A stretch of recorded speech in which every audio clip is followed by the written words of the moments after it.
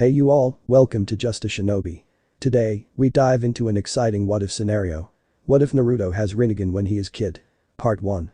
If you enjoy this, hit subscribe for more thrilling content. Explore my other videos, share with friends, enjoy them too, and drop your thoughts in the comments below. It motivates me. Let's not waste any time. Jump into today's what if.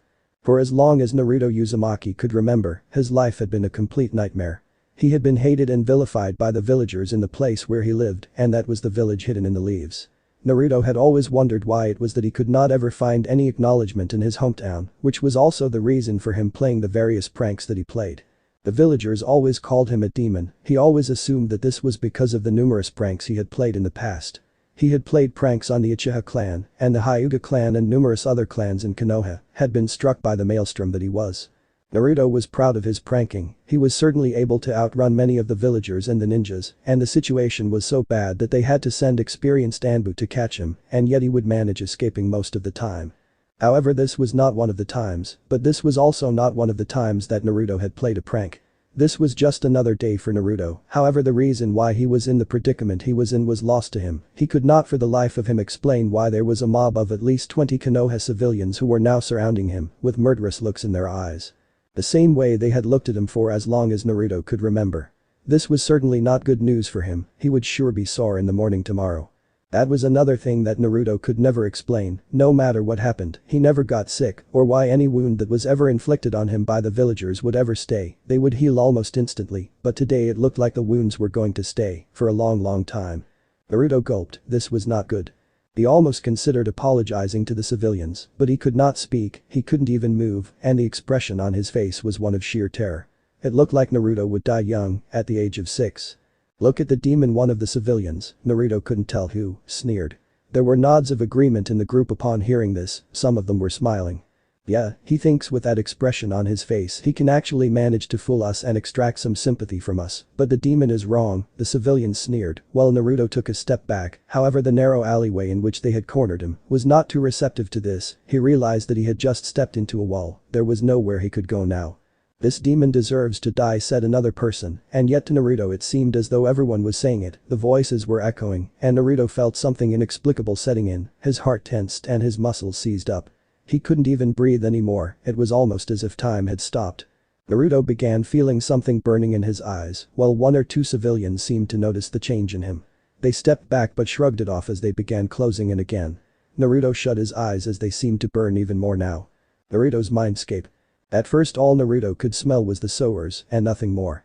It almost smelled like the dank underground of Konoha did. Actually, it smelled exactly like that. Where am I? He wondered aloud as he began fumbling in the darkness looking for a source of light that would tell him where he was better than he could right now, and yet he couldn't find any. Come closer, a voice seemed to call him, and Naruto had no other choice but to follow it. It was like he could not refuse the voice. It was filled with intent and sounded really menacing, almost as though not following it would kill him. He moved in the direction of the seal before coming across a giant cage with 9 bars and a center, which was circular with the kanji for seal engraved on it. What he said to no one in particular. The eyes, the voice said, clearly coming from beyond that cage. Those eyes, I don't recall you having those eyes, the voice said, the menacing tone gone, replaced completely with a curious one. It was as though the voice was interested in him, and Naruto did not like it one bit. And then it was as though the voice had all his doubts answered. Of course, Kushina was in Uzumaki, that explains it, it seemed to say, and this caused Naruto to look at him with interest now. It was as though someone had hit him with the stomach. Kushina was in Uzumaki. That meant there had to be another family member existing somewhere. Who are you? He asked, looking in the direction of the voice, and it had taken more courage than one could think was possible for a 6-year-old boy to possess. The voice behind the bars seemed to laugh as suddenly the whole cage began illuminating. Slowly light began creeping in, and Naruto could see that the thing had tails, actually 9 of them, and he looked like a fox.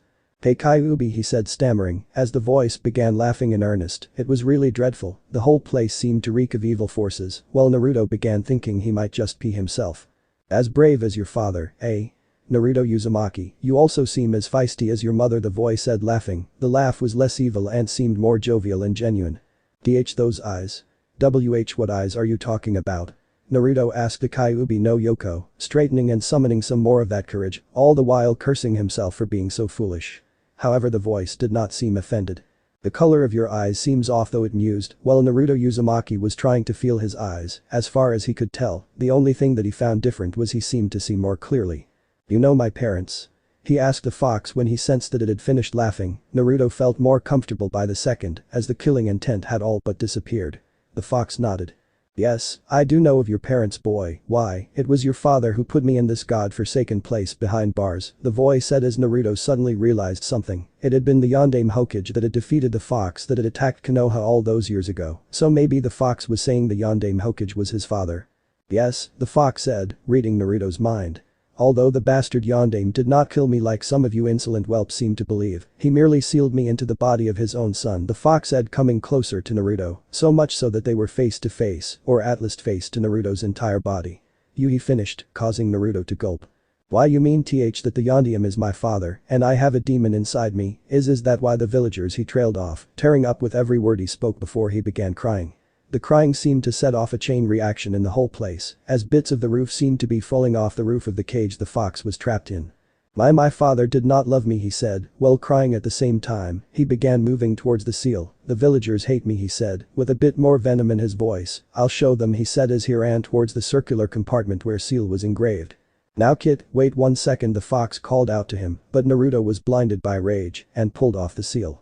Naruto, the voice called out to him, much calmer than the one before, not even a quarter as rough as the fox's voice. Naruto, come here, the voice called out to him again. The whole place was covered in bright light, and Naruto was awestruck at what he was seeing. Standing in front of him was a tall blonde man. The resemblance was uncanny and eerie. It almost looked like it was a grown-up version of himself. The man was wearing a long cloak which had Yondaime Hokage written on it. Naruto realized who it was. You, he said, causing the Hokage to smile. It was just like Naruto's smiles, but Naruto did not know that. Yes, it's your father. Before he could finish the sentence, however, he was punched in the stomach by Naruto, which knocked the wind out of him and brought him to his knees. The man got up and smiled. I deserved that, he said, causing Naruto to get a funny look on his face, one of extreme puzzlement. It also seemed to calm him down. Why? Naruto asked him. The man smiled. It was unfair, wasn't it? Why I had to seal the damn fox in you, but Naruto, there was no way to beat him. The only way I could have done it was by sealing it in someone. However, I couldn't just go and ask for a baby. It had to be someone I trusted, and there was only one person I trusted enough to keep the fox in the seal, and that was you, he said, pointing a finger at him. Trusted? Why would you trust someone to seal a demon in them? Naruto asked his father, who just smiled. Of course, my son is too young to understand all this, that is why the seal was almost taken off. However, I will explain it to you, he said. Naruto nodded. You see, he continued, there are 9-tailed beasts in this world, and the Kyuubi is one of them. These beasts are sealed in a person, and this person is called a Jinchuriki, he said. The power of human sacrifice, he said, explaining the meaning of the term to Naruto. Jinchurikis are the power of human sacrifice, Naruto, because not only do they take on a lot of danger by sealing a beast within them, they also have to bear with the treatment you received at the hands of the villagers, and I couldn't understand that, he said sadly, shaking his head as he did so. What does that mean? Naruto said, sitting down and crossing his legs. Listening to his father like a child listens to a fairy tale. I expected the villagers to treat you like a hero, for you made an ultimate sacrifice by holding the Kyuubi within yourself, but they saw you for what you held inside you, not what you actually are. It is disappointing, I know, but that is ignorance, isn't it? He asked Naruto, who nodded. The villagers really did not know any better. Naruto, the trust I have in you was the fact that you could control what is inside you so that one day you may use the power as a shinobi of Konoha, he said, smiling. Naruto nodded. Wasn't that his dream? It had always been that way. Naruto, I love you, and so did your mother. We are proud of you, and we will always watch you from above. Trust me on this. I will fix the seal this time, but this is the last time I will do this, he said, causing Naruto to nod. Now, I have some time left. I think I should figure out those eyes of yours, he said, and Naruto wondered what was wrong. This was the second person, although calling the Kyuubi a person would be stretching it, had told him his eyes were different. Suddenly a mirror materialized in front of him. He walked up to the mirror and looked at his reflection. His eyes were different. There was a ripple-like pattern around the pupil, and the iris and sclera were a red color. That is the Rinnegan, Naruto, and strangely enough I think I know what caused you to have the Rinnegan, his father said as Naruto stared transfixed at the mirror. Naruto, he said slowly. Naruto turned around.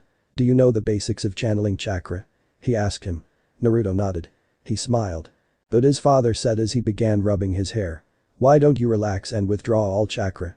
He asked Naruto, who nodded and turned to the mirror while calming down and withdrawing the chakra from his body. His eyes returned to their normal piercing blue color. His father smiled. What do you know, you have my eyes too, he said, causing Naruto to smile. Dad, why do I have this Rinnegan thing? He asked his father, who looked pensive upon being asked that question. I think we need the fox to explain that question to us, he said, as the bright light immediately receded and they were back in the familiar dark and smelly sewer again. Yondaime, a voice screamed, killer intent flaring, causing Naruto to feel unsettled again, however his father held his hand, stabilizing him immediately. Come here, you insolent human, how dare you? Shut up, his father screamed, and that earned Naruto's respect. He was petrified of the damn thing, but his father was having a shouting match and Kyuubi was actually listening. I know you were not in control of yourself, but I had to do what I had to do, so stop shouting at me and listen and explain why he has these eyes. The fox smiled. The Sage of Six Paths possessed a jutsu, and only a person with Uchiha and Senju chakra can unlock the Rinnegan, it said. That is correct, but where is the Uchiha chakra from? He asked the fox. You know, the person who took control of me, after you freed me from it, I was left with some traces of that infernal chakra of the Uchihas. It was not enough to control me again, but it was there. Today it melded with the Kitsuzumaki chakra, which is a clan that is related to the Senjus and my first ever host itself, it said. No wonder he unlocked and I can't even explain why the Rinnegan is slightly different for him, that is because of my own chakra, it finished. You mean to say some of that Uchiha chakra was mixed with your own and leaked into Naruto's chakra stream, mixing with his normal chakra and thus giving him a that is different and is something he can deactivate? The fox nodded its giant head. That does not make any sense whatsoever, Naruto piped in, causing not only the Yondaime but also the Kyuubi itself to laugh. Your son, Minato, he has spunk, I have to give you that, the fox said, laughing at the same time. Minato nodded. Naruto, focus some chakra to your eyes, will you, once more, let's see if you can do it again. Naruto nodded, forcing some chakra to his eyes, however the pain did not come this time, there was no burning sensation in his eyes. Minato looked at Naruto with a triumphant expression in his eyes. You can actually activate and deactivate this thing, that is certainly very useful, he said, causing Naruto to feel puzzled. Why would that matter, Dad? He asked Minato, who smiled. You will have some people after you for this taijutsu, Naruto, so it's a good thing that you can hide it at will, he said, causing Naruto to look at him wide-eyed. Is it really that powerful, Dad? He asked his father, who nodded. No one knows what the Rinnegan can do, Naruto, it generally is said to bring goodness or chaotic evil, you are going to be an exceptional shinobi someday. Naruto smiled, it was good to hear that from the man he was idolizing, who turned out to be his own father. Naruto, I am fading now, Minato said, smiling, not a lot of time has passed outside, barely a second, so just react on your instincts, okay, I think you will be alright. I know I couldn't stay too long, and I know that you would love to know a lot of things, but that is your mother's story to tell, he said, causing Naruto to look at him again. Yes, Naruto, did you expect only your father to be able to talk to you? Your mother is a lot more feisty than you, and she made sure that she would see you when the time came, but that is some ways away, son, he said. Naruto was tearing up again, while even Minato seemed to have teary eyes. I love you and I hope you can forgive me for this, he said, causing Naruto to nod. Deep down even Naruto knew he couldn't stay mad for long at his father for what had happened, and he understood the reasons for the fox being sealed into him. Minato began flickering. Ask the Sandaime to give you Minato's scrolls, he will understand clearly, he said, no matter what happens, do not blame the villagers, Naruto, rise above that hate and focus on making friends and earning respect. Remember, the people who have responsibility thrust upon them are the ones who are strong, just like you, make sure that the village is your responsibility, okay? Naruto nodded. Minato, the fox said, interrupting the conversation that father and son were having as Minato began flickering. He has the eyes of our father, and he is of strong heart, so the day he is capable of taking my chakra, I will offer to meld with him, he said. The great Kyuubi no Kitsune will make sure that he stays alive, he said, causing Minato to smile. You know, you aren't that bad, Minato said, the flicker was getting stronger now. The fox laughed, it's time, leave Minato, I consider you worthy enough of knowing my name. It is Kurama, he said. However, Minato had disappeared. Naruto was about to turn off the Rinnegan when the fox spoke to him. Naruto, not much time has passed outside. Those eyes should give you some form of control over gravity, so just focus your chakra on pushing when the mob comes close, you should be able to fend them off, it said. Naruto nodded. One more thing, when you need to talk to me, just meditate, this is your mindscape, you can meet anytime. You don't have to come here to talk to me though, we can do that telepathically also, it continued. Telepathic? Naruto scratched his head. What is that? Kurama shook his head. You are a stupid kid, now go, it said, pushing Naruto outside the mindscape. It was almost as though only a breath had been taken in the world outside, the civilians were still closing in, however some seemed to have noticed the color of his eyes had gone from blue to red. They stepped back, however Naruto was just doing what was coming to his mind, however he felt instincts take over as he gave a push of his chakra. "Shinra Tensei," he whispered. The effects were immediate, a huge pulse of energy was sent out from Naruto's hands, and the whole mob of people was pushed right back. Naruto cringed as he saw a person hit his head against the wall. The narrow alleyway had become wide as the walls surrounding them had been destroyed. Some of the civilians were cringing at what had happened. There were moans of pain heard from some sides, as Naruto realized that while he might not be as tired as he looked, there were a lot of things that had happened, and everything had changed. He sighed as he fainted, deactivating his Dojutsu as he did so. Weasel of the Anbu had seen villagers lying about in pain, he did not know what had happened. He sighed as he realized that the idiots had tried attacking Naruto Uzumaki again. He decided the boy needed a hospital while Sandaime needed to know about this. He walked over to the exhausted 6-year-old and sunshined away. Naruto spent the next day in a hospital recovering from what the Hokage had declared was some severe trauma that was caused due to an attempt on his life by the villagers, and many of whom had not managed to get away before the Anbu had shown up were arrested, and at least a couple who had swords in their possessions were in jail, awaiting their fates. The Hokage had decided that 2 people would be executed as they had violated the direct orders of the Hokage himself by attacking Naruto Uzumaki. Once Naruto had recovered he was let out, however the Hokage had silently put an Anbu on his trail, as he was worried that this was not the last of all the horrible incidents that seemed to happen when Naruto was around. However, once the villagers seemed to have been scared away from Naruto, he took the tail off and just had them guard his apartment at night. The old man had been so busy that Naruto did not even get a chance to ask for the scrolls like his father had instructed him to. He decided to do that another day, well he would now work on trying to figure out how to use his eyes to their full effect. This was proving to be more difficult than Naruto had expected it to be. For one thing, the fox did not seem to know much about the eyes. The things he did know, he wouldn't tell Naruto as the Kyuubi was of the opinion that attempting those kinds of things would for all intents and purposes finish off Naruto for good, so for the moment Naruto was just working on his gravity manipulation. He had discovered that not only did he have the ability to push things away, called the Shinra Tensei, he also had the ability to attract things to himself. This was the Bansho Tenon. Naruto had not quite perfected the abilities yet, however he was getting better at it. Presently he was training with his gravity manipulation. The fox had him go away from the village, as he did not want anyone to know about the powers his container had. Naruto had decided that this was a good plan of action, as this would keep people in the dark. He was also sure that the attempts on taking his life would escalate if he was found to be so powerful, and those eyes of his would be hunted down. Even the old man was not told of those eyes. Naruto couldn't ever use those eyes in the village because the fox had detected something that had been watching them and had deemed it not safe enough to be trusted, so that had put a rest to Naruto's aim of showing off his talents to anyone in the academy. The academy was another cause of concern. August had approached and they were in the 2nd year of studies. There would be only 4 more years before Naruto would be able to participate in missions and would finally take a shot at accomplishing his dream of becoming Hokage. However, the teachers he realized were the real problem. Not only had they discriminated in their opinions of him, he wasn't really thought by anyone, all of them just ignored him when he tried some sort of a prank, or they just let him do his own thing. No one cared if he showed up or not, no one cared if he slept in class. They just gave him a cold shoulder. Well, the laziest boy in class, Shikamaru, was scolded all the time for sleeping. This only made Naruto really sad as this was not what his father had wanted for him. His father had hoped that he would be treated as a hero for keeping a demon fox within him, and yet that never happened. Instead he was just ignored and not acknowledged or helped. Oh man, he thought. If they knew who my father was, I bet they wouldn't treat me like the way they do now. Naruto, a voice called out to him, "Come into my seal, just close your eyes now, the teachers will not mind anyway." Naruto nodded before entering the seal. "What is Kurama?" he asked the fox. The fox snorted. He had told Naruto that he preferred being called the Great Kyuubi no Kitsune, however it hadn't worked on the blonde. The kid just insisted on calling him Kurama. This angered him a lot, however this was important and he had decided that for now, he wouldn't pay any attention to this minor mistake. "I hope you are not thinking of doing something as stupid as telling all these stupid people about your father and mother," it said. Naruto smiled upon hearing that. "Why the hell would I do that now? I am not dumb, Kurama," which is surprising because just a few days ago I would not be able to say that about myself, he said, shrugging.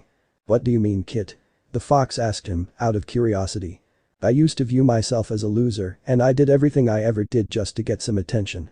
I became a class clown because I thought I could get Sakura's attention, but deep down even I knew that the villagers hated me because I was a useless piece of trash. But ever since I learned about my father and the legacy I have to uphold, everything has changed. I feel more alive, I feel different," he finished.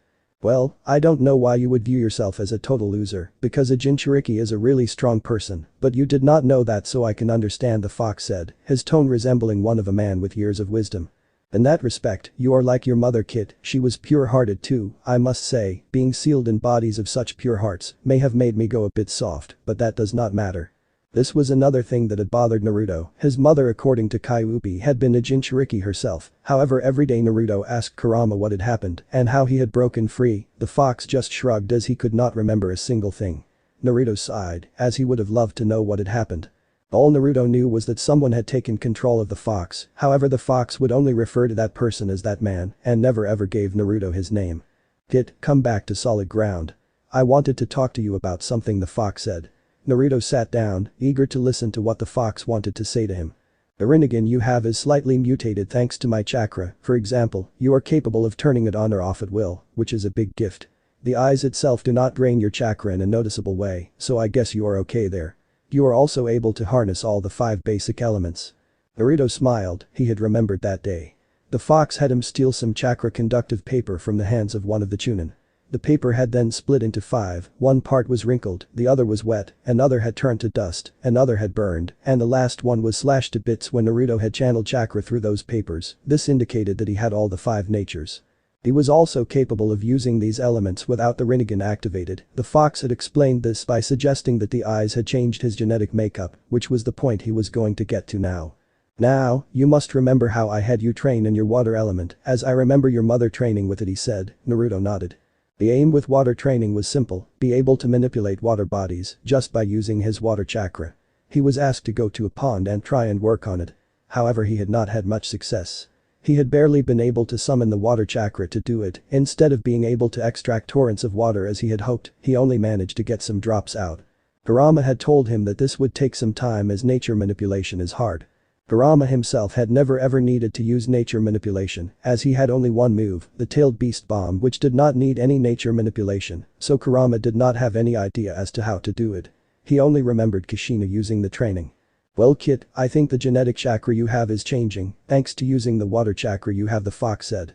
What does that mean? Naruto asked him.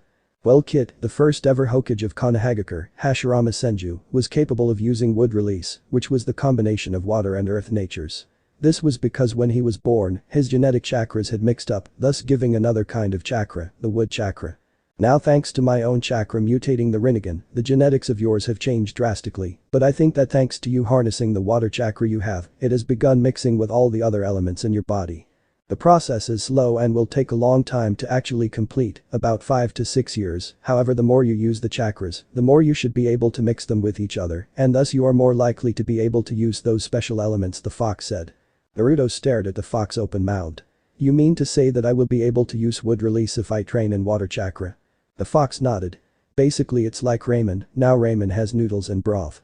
Noodles and broth both taste good separately, but they get better when they combine, don't they? Now similarly, by using the water chakra you have, you are forcing the chakras to combine, and thanks to your redefined genetic makeup, this is not going to affect you in the way it should have.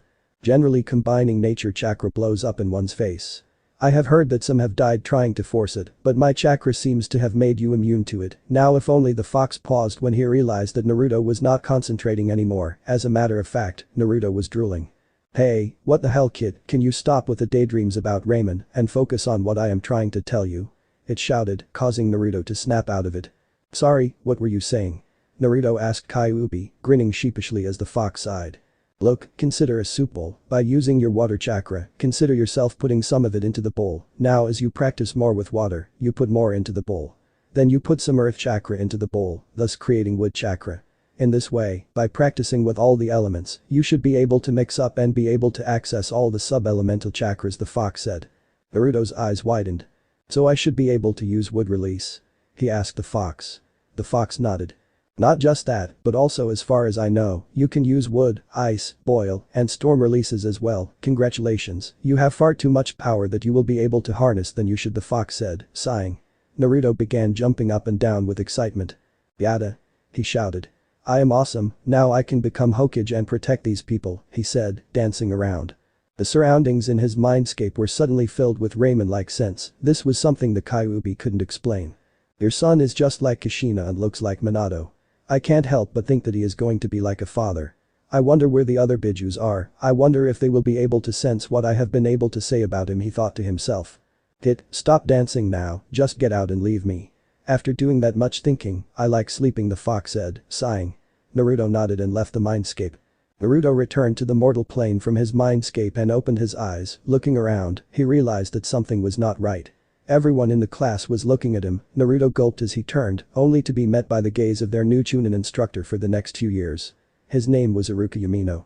Naruto sighed, this instructor was not looking too happy about Naruto napping, but he knew that just like every other instructor he ever had, this one would just ignore him too. However, that did not happen. Naruto Uzumaki, Iruka shouted, if I catch you asleep in my class again, I will hit you harder, Iruka said, threateningly. Harder than what? Naruto asked, genuinely curious. Harder than this, Iruka said, before bonking Naruto on the head and leaving him with a lump. The class laughed, while even Iruka seemed to have cracked up a little at the scene that had ensued. This guy is different, Naruto thought. He actually did something, he acknowledged me, wondering why he did that. I mean, he had taught us before, so why was he so concerned about me sleeping now? I wonder what is up. He mused, scratching his head. Now focus on Naruto, this is very important, he said. Naruto sighed and decided to act like the class clown again, as this was going to be his mask for the next few years.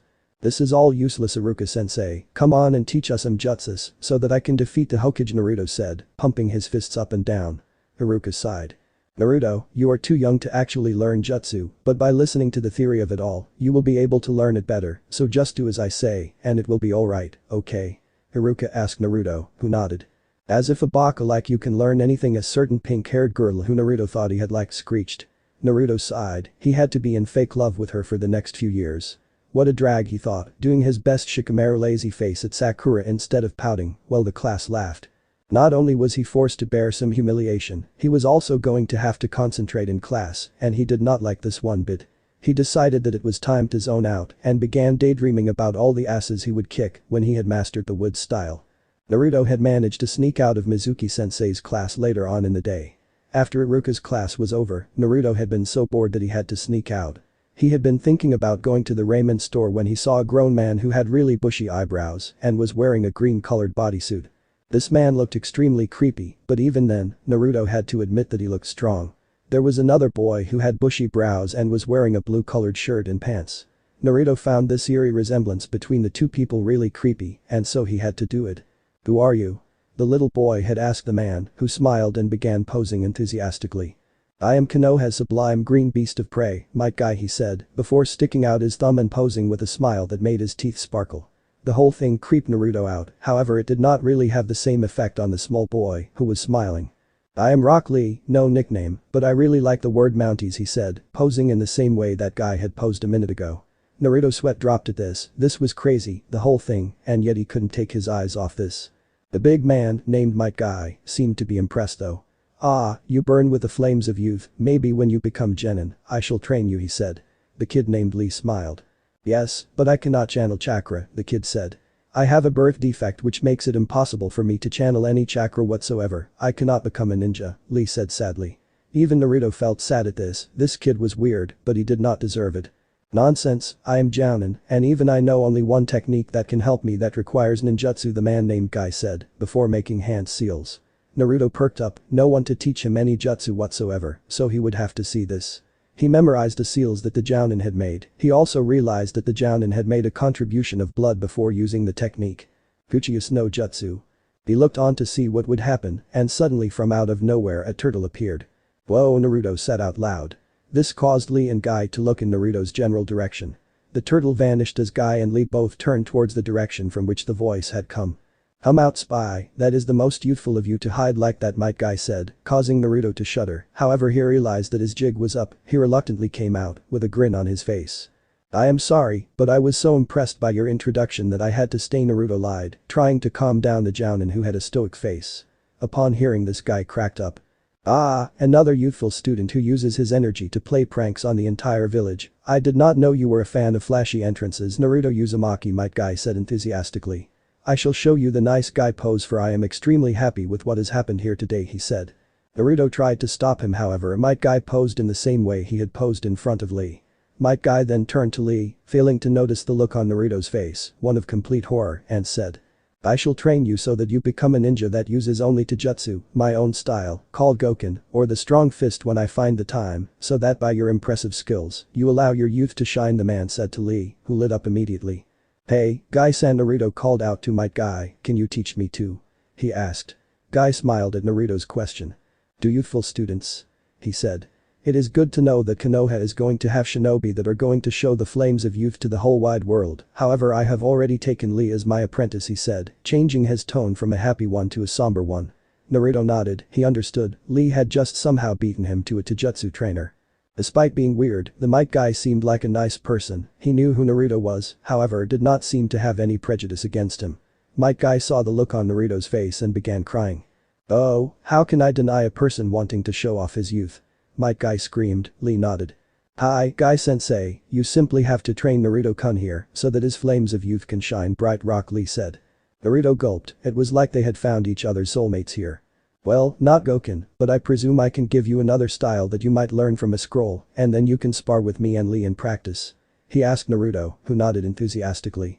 Ah, yes, this is a very admirable solution indeed, as a matter of fact, I have just the style for you, you seem to be the kind of person who will be athletic, so you need something that allows you to flow in battle. This is the flowing palm style, Guy said, in a way that sounded really regal.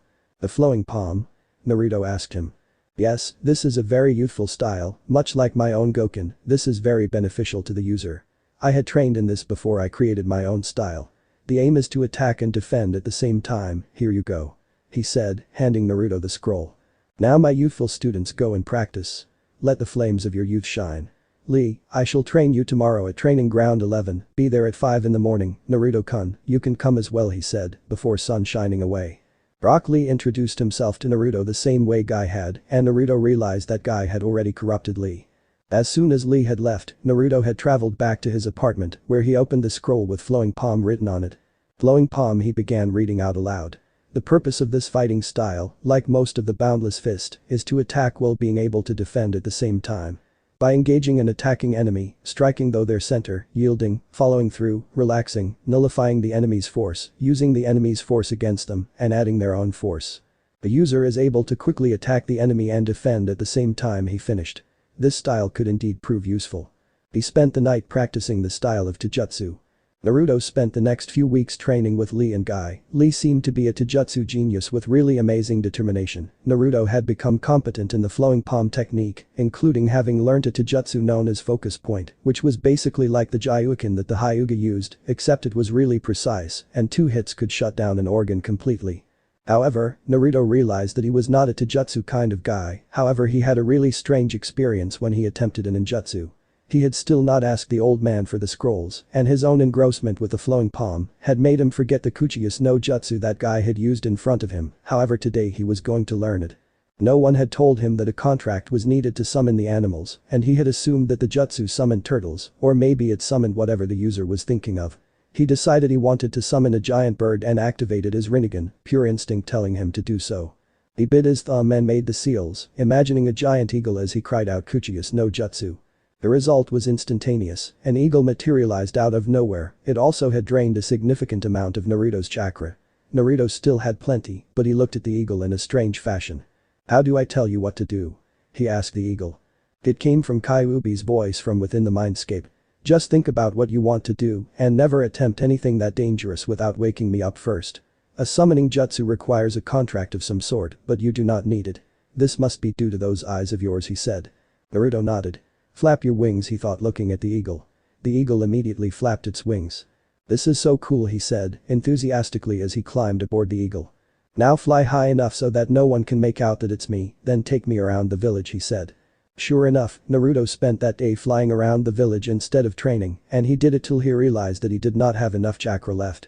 The eagle vanished as soon as he hit the ground, and Naruto slumped over, unconscious. Naruto realized that the advantages of the Rinnegan was that he could summon any animal he wanted and could control it with his thoughts, which he began training himself in. He also began working on his reserves, which were already cage level, but he wanted to be able to use the summoning jutsu to his full advantage, and he did.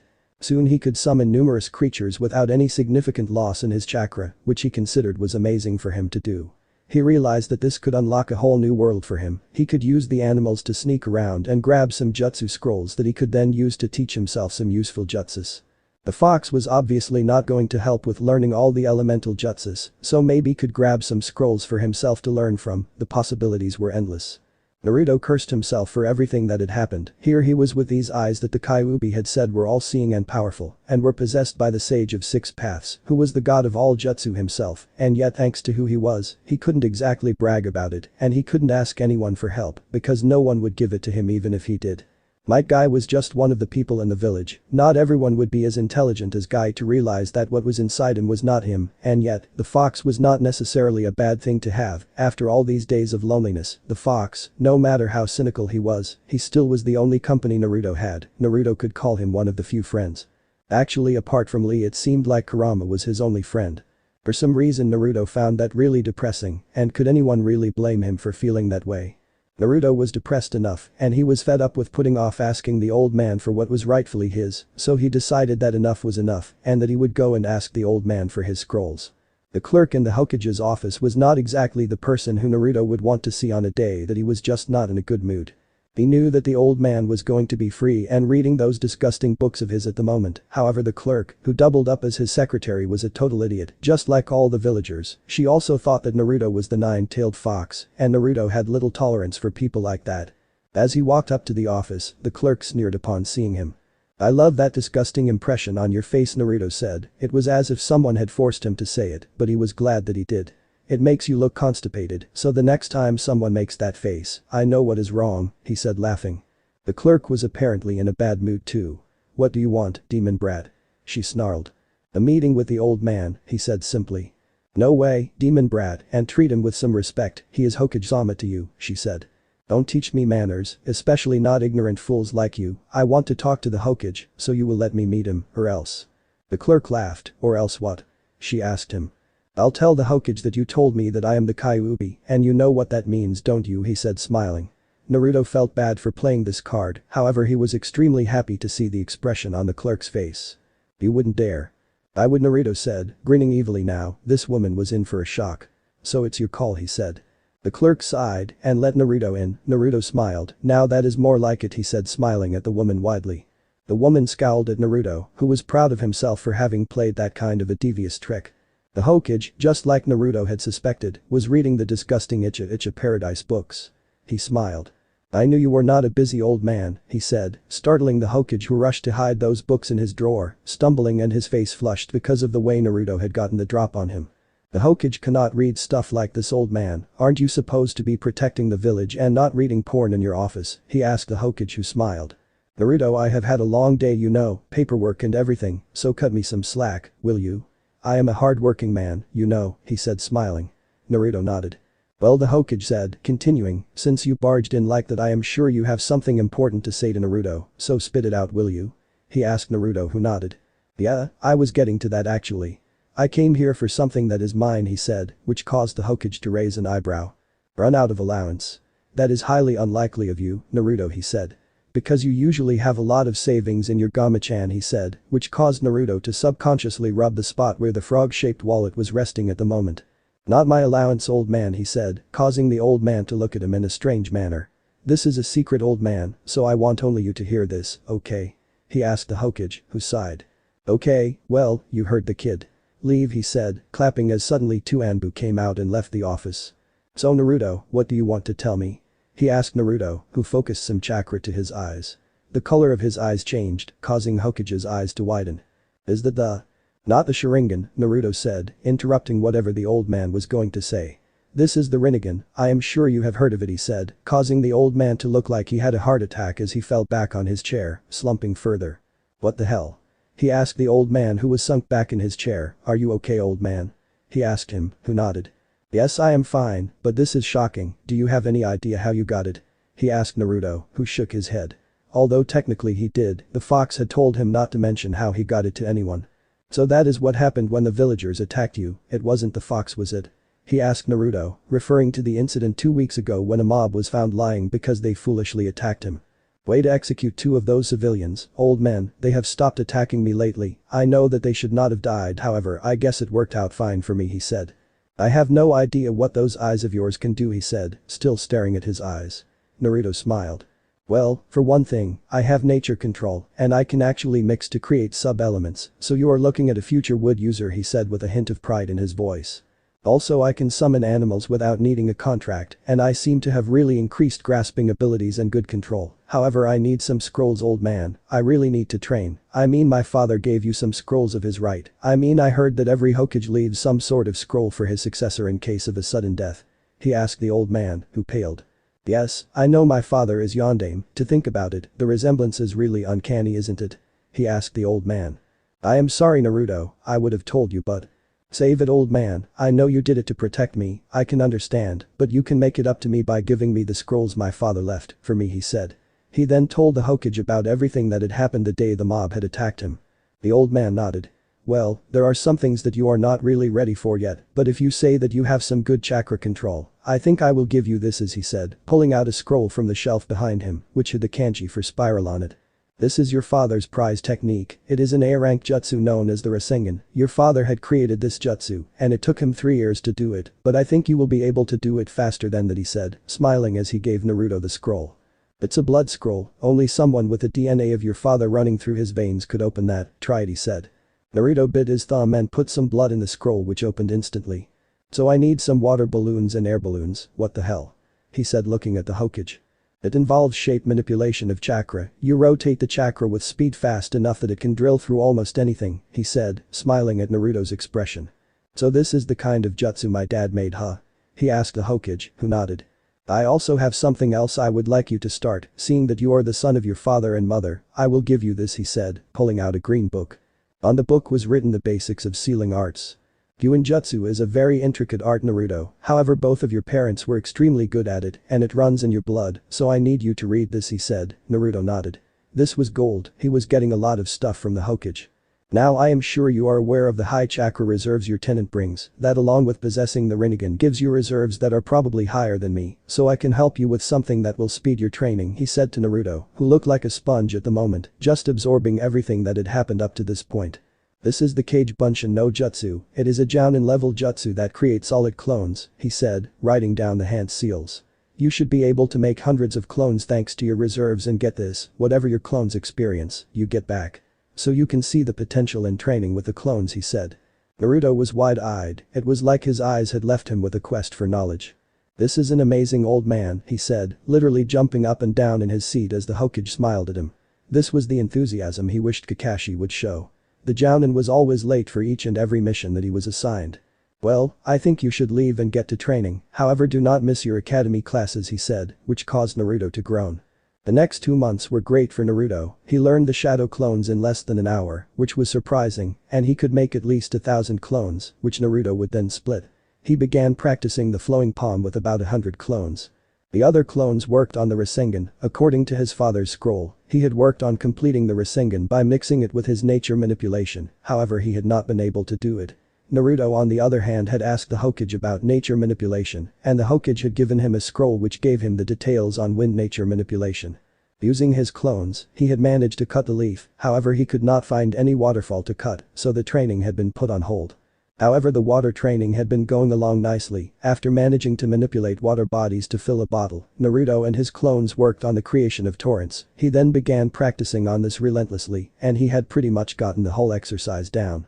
Kurama had told him that thanks to the use of wind and water chakra, Naruto had finally managed creating some ice chakra. Thanks to the chakras mixing, Kurama had told him that by using the clones, he had speeded up the whole process.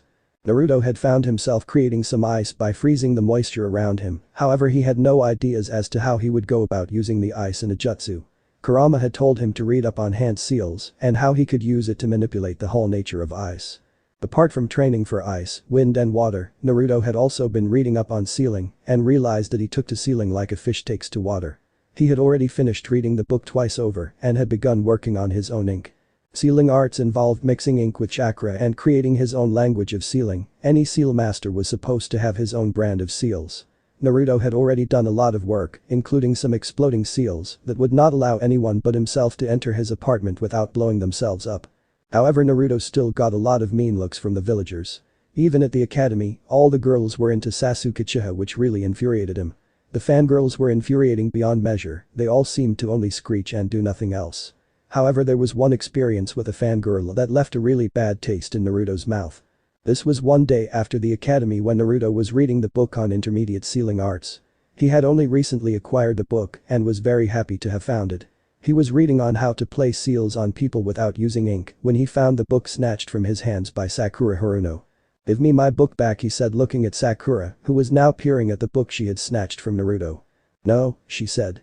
"A baka like you does not deserve to know about Fuinjutsu, only Sasuke-kun may read about it," she said. "Give me my book back," he said, not in a mood for any of this, however Sakura refused. "No, only Sasuke-kun may have it," she said, taking off with his book. Naruto sighed as he activated his Rinnegan. "Bansho Tenin," he called out as Sakura came flying right back at Naruto, who deactivated his eyes immediately.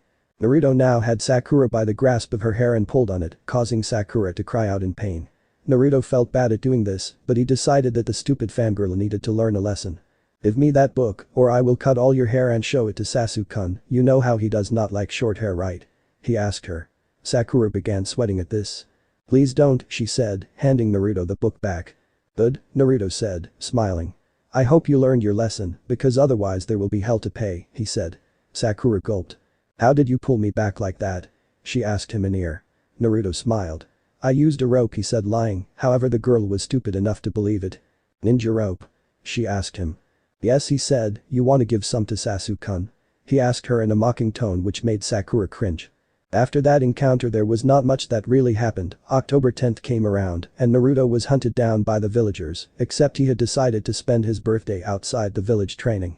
He had finally managed practicing his earth-style element and had managed to produce wood chakra in his body. The wind and earth had also combined to form crystal release, which was simple enough to use and master as it just crystallized everything in the surroundings as it was used. Naruto realized that he would need to start working on the other elements, namely fire and lightning, as they would make a really good potent combination for him to use, however at the moment he was happy with possessing different types of nature combinations. "Kid, shouldn't you be celebrating your birthday?" the fox asked him. Naruto shook his head. "No, those bastards really look for excuses to hunt me down, and I will be damned before I give them a chance," he said. "What I really need to focus on is the Rasengan," he said. He had been working on combining the Rasengan with a nature type, he had actually moved all his clones into trying to work on it, however nothing had actually come off it. "Kid, I think you should try combining wind chakra, you seem really proficient with it, maybe that was your strongest affinity before the Rinnegan came along," the fox suggested. Naruto nodded. He began working on practicing wind diffusion into the Rasengan with his clones. The practice went on for about 2 hours before Naruto called the clones to halt. He then dispelled them one by one, which took an hour in itself. "Okay," Naruto said with a determined look on his face. "Let's do this." He began infusing his wind chakra with the Rasengan, and finally, he could feel it. The blue sphere had some sort of visible wind blade coming in and out of it, that was apparently the wind chakra that was infused. "Complete," he said. "Fuetin.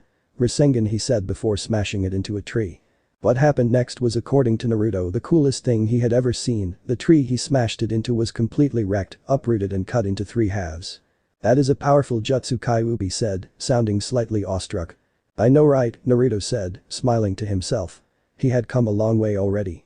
He had accomplished his father's dream of completing the Rasengan, and he did it aged 7. "Those eyes of yours, kid, you show the talent to succeed the Sage of 6 Paths, dare I say I am proud of my container," the fox said, with a hint of pride in his voice. "Thanks, Kurama," Naruto said, smiling. "I guess we need to start working on our wood release," he said.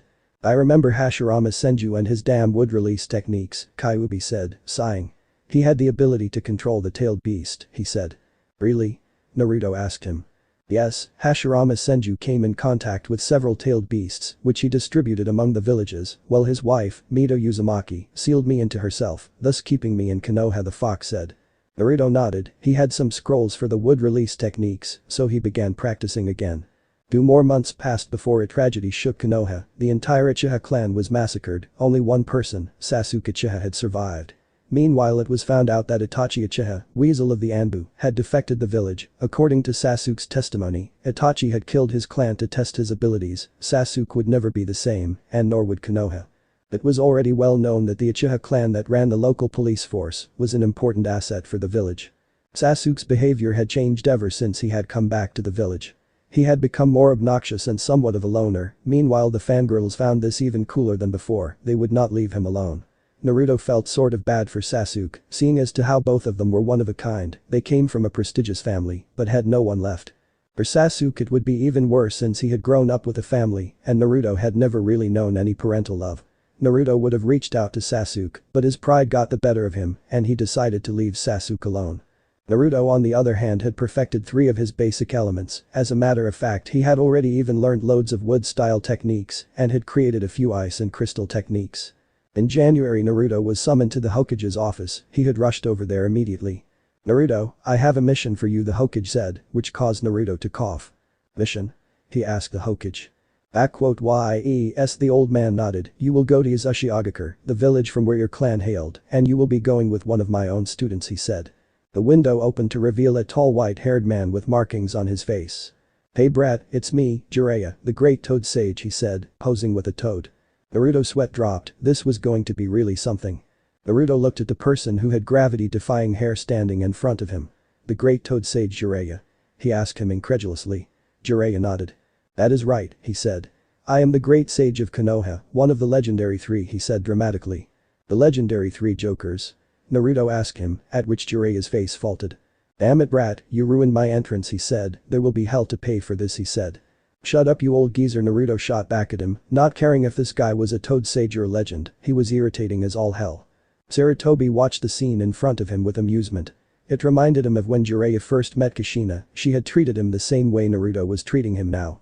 He has come a long way already, Kushina Sarutobi thought, smiling as Naruto and Jiraiya continued their back and forth.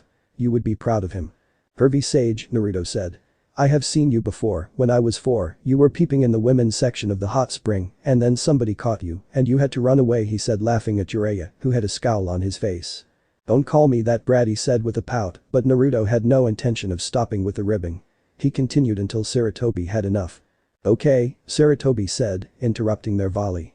"I am tired of this now, Naruto, will you listen to this mission I have for you?" he asked Naruto, who nodded. "Sorry old man, it's just that this pervy sage is a real idiot," he said, sighing. "And I thought you interrupted my training just so I could meet this man here," he said. Sarutobi smiled. "Jiraiya can be like that, but I am getting to my point now," Sarutobi said.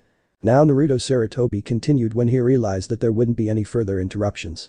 "You hail from the Uzumaki clan, which is a clan well known for having been allies of Konoha in the Shinobi Wars, however the whole clan was wiped out some years ago," he said. "They lived in Uzashigakure, the village hidden in the whirlpools, the symbols most Konoha shinobi wear on their shoulders, the one of the spiral is actually the symbol of your clan, it was done to signify the alliances of the 2 villages," he said. The Uzumaki were infamous for their proficiency in Fuinjutsu, they were highly feared, and the Uzumaki ninja were also master swordsmen. They could turn any battle in the favor of the side they were participating in the battle for, and for that reason many villages wanted them taken down. They did that by allying against your village. Iwa, Kiri and Kumo were all involved in the taking down of your village. There was a fierce battle fought for 3 days with all the shinobi forces against the Uzumaki, however after 3 days the battle turned in the favor of the alliance between the 3 villages, and yet the Uzumaki had managed to wipe out all of their forces. That combined with your own father taking out thousands of Iwa ninja, had turned the battle in Konoha's favor, and the battle had finally been won." Sarutobi finished. Naruto smiled. It was good to know where he got all his determination from. "The Uzumaki clan," said Jiraiya, standing up and walking towards the window. "They were known for their amazing lifespans, Uzumaki clansmen would live on for years and years. They were also known for their stamina which was godlike in some respects," Jiraiya said. "I can say that I myself learned some of the sealing from the Uzumaki, they trusted me enough, and the reason I am the seal master is because of that," Jiraiya said. Naruto's eyes widened. This guy was a seal master. "Naruto, you can visit the village, you always need to be within Uzumaki to get in, or you need to be allowed. I am sure you will be allowed to go in too, there are a lot of possessions there, including some tips on sealing, I want you to go there and recover it. Not only you, but also Konoha can use it to become stronger, and then in the future we can train our ninjas in Fuinjutsu. There is also a high probability that there might be some weapons there, you can pick one to train with," Sarutobi said smiling. Naruto grinned, maybe he could find a cool sword to fight with, he had always wanted one, and now he could have one. "Really old man?" he asked Sarutobi, who nodded. "Yes, finally I can have a sword for myself," Naruto said, pumping his fists in the air. Jiraiya smiled. "Don't get too excited brat, I am accompanying you, and I will train you," Jiraiya said in the same pompous tone that he had taken on when he had first met Naruto. Naruto scowled. "Oh yeah? You don't need to, I can train by myself, he said to Jiraiya, who sighed. Naruto, Sarutobi said. Are you sure that is a good idea? I mean, he did train your father, he told Naruto. Naruto looked at Jiraiya with a funny expression which made Jiraiya feel like a monkey in the zoo. What are you looking at? He asked Naruto. Are you telling the truth, old man? This pervert taught my father. He asked Sarutobi, who nodded. Jiraiya sighed. You know, you might think I am an incompetent loser, but I am actually pretty strong. Your father was one of my most promising students, he said, sighing. He had a future till the Kyuubi attacked, Jiraiya said sadly. Do you know? He continued. You were named by me? He asked Naruto, whose eyes widened again. Yes, Jiraiya said, smiling at Naruto's expression. You were the name of the lead character in my book, The Tale of the Utterly Gutsy Shinobi, he said, taking out a green-colored book and tossing it to Naruto, who caught it. This book was horrible, it barely sold. No wonder I had to write Icha, he said, sighing. Naruto stiffened. This guy wrote those books. I did not know you had such a tough life, kid. I mean, the one time I visited the village after you were born was to deliver a report and I didn't even meet sensei, he said sadly. But now that I am here, he said, his tone doing a complete changeover, I will train you in your father's technique, the Rinnegan, he said, flashing a smile. I learned that already, Naruto said, which caused Jiraiya to fall over. What the hell? Jiraiya asked Sarutobi. This kid learned the Rinnegan at 7 years of age, now you will tell me he completed the technique too, Jiraiya said, at which Sarutobi nodded. As a matter of fact, he said smiling, he did. Jiraiya was completely shocked at this, he could not believe it, this kid had completed the Rinnegan, something he himself couldn't do. Naruto, Sarutobi said. Channel some chakra to your eyes, he said. Naruto nodded and did what was asked of him. No way that is, Jiraiya said, stammering. The Rinnegan, Sarutobi said simply. Yes, but it looks different, is that because of the fox, he asked Sarutobi, who nodded. That is what Kurama says it is, Naruto said. Kurama? Jiraiya asked him. Oh yeah, Kyuubi's real name is Kurama, cute huh? He asked Jiraiya, who stared open-mouthed at Naruto like he was some kind of an alien. Listen, you two are catching up at Ichiraku Ramen Bar, I have loads of work to do, he said, dismissing both of them. Leave for the village tomorrow, it's in the land of whirlpools, not too far away from the land of the waves, he said. Jiraiya has been there so he knows where it is, he said. Naruto nodded. The two soon left the office, leaving Sarutobi with his paperwork.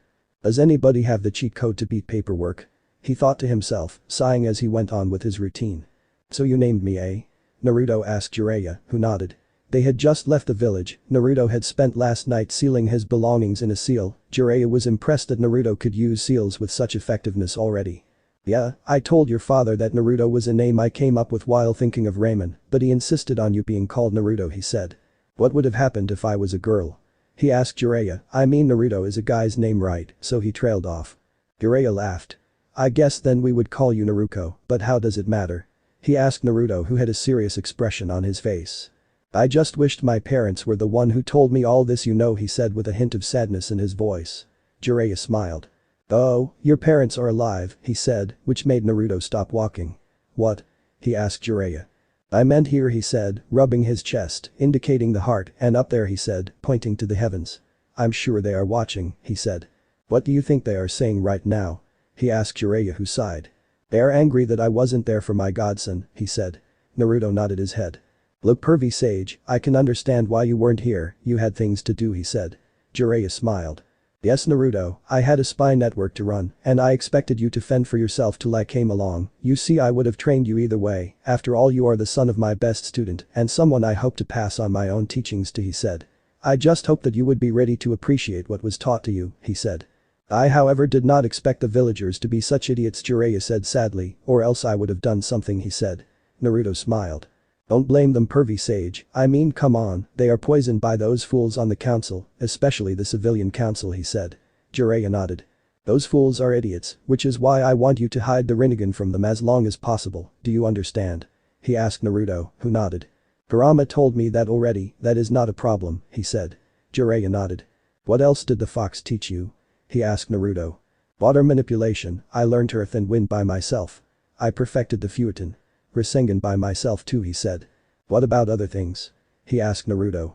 Oh, that reminds me, he said, biting his thumb and making the hand seals for the Kuchiyus no Jutsu, he called out, hitting his hands on the ground. Jiraiya wasn't sure if Naruto had a contract, however a giant bird was summoned nonetheless. Jiraiya stared at the bird open-mouthed.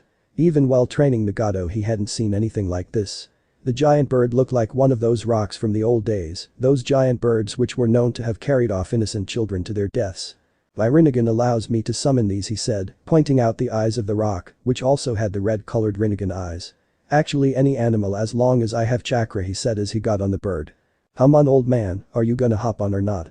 He asked Jiraiya, who nodded and rushed over to the bird. So you tell me the directions and this bird will fly us there, keep in mind my limit with this bird is 5 hours, beyond that I get tired, he said. Jiraiya nodded, they were outside Konoha, 5 miles away from the main gates. Wave country is to the west, he said as he sat behind Naruto, who nodded. The bird took off immediately and to Jiraiya's delight, they were going pretty fast. This is a useful skill, Jiraiya told him. Naruto nodded. I know, I actually practiced for something like this, I had to build up my chakra reserves for all that, he said. Lots of water walking and tree climbing, he said. Jiraiya smiled, Naruto was taking his training really seriously. Hiruzen Sarutobi was back in his office staring at the moon, the paperwork had kept him in the office for a long time, but it wasn't like he had anyone to go back to. Only Konohamaru was the relative he had in the village, his son was still working for the Fire Lord. Sarutobi sighed as someone knocked on the door.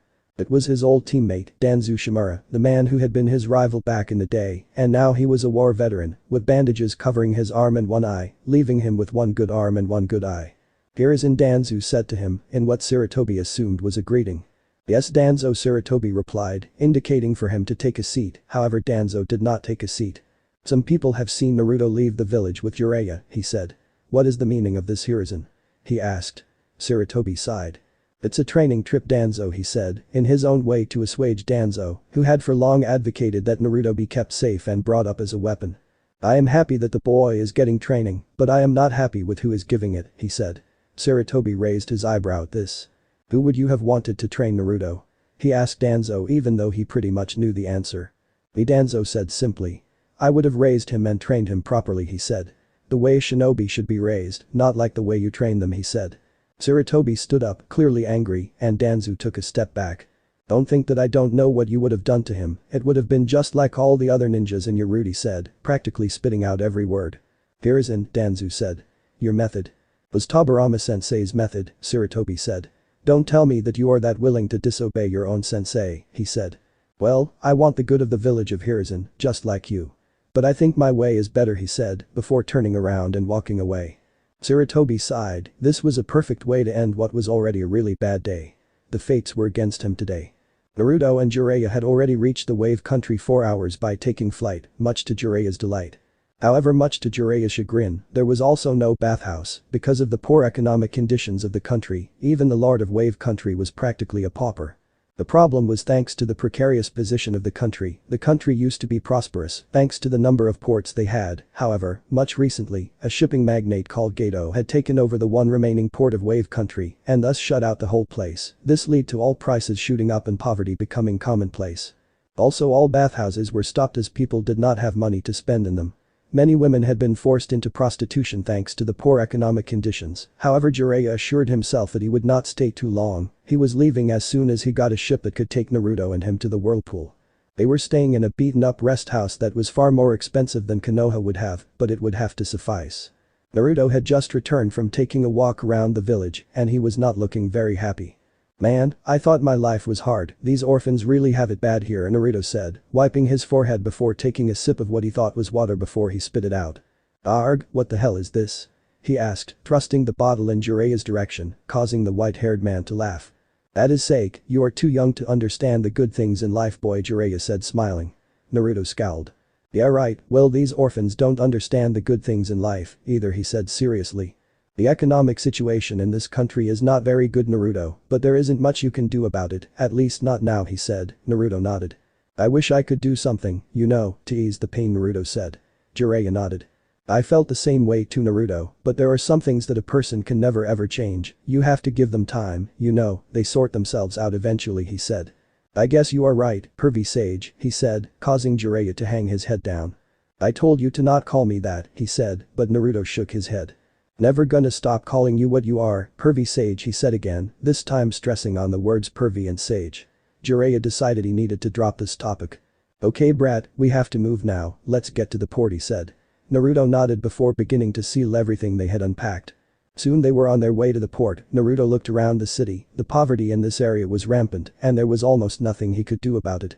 He still thought back to his own life, and he could sympathize with these people. They had gone through what he had gone through, except there wasn't an entire village that was after the lives of any of these orphans, while Naruto was ostracized because he contained something that reminded the village of all the destruction and death that had been caused due to it. At least no one here has to be accused of being a demon, he thought as he saw a boy and a girl fighting over a rice cake.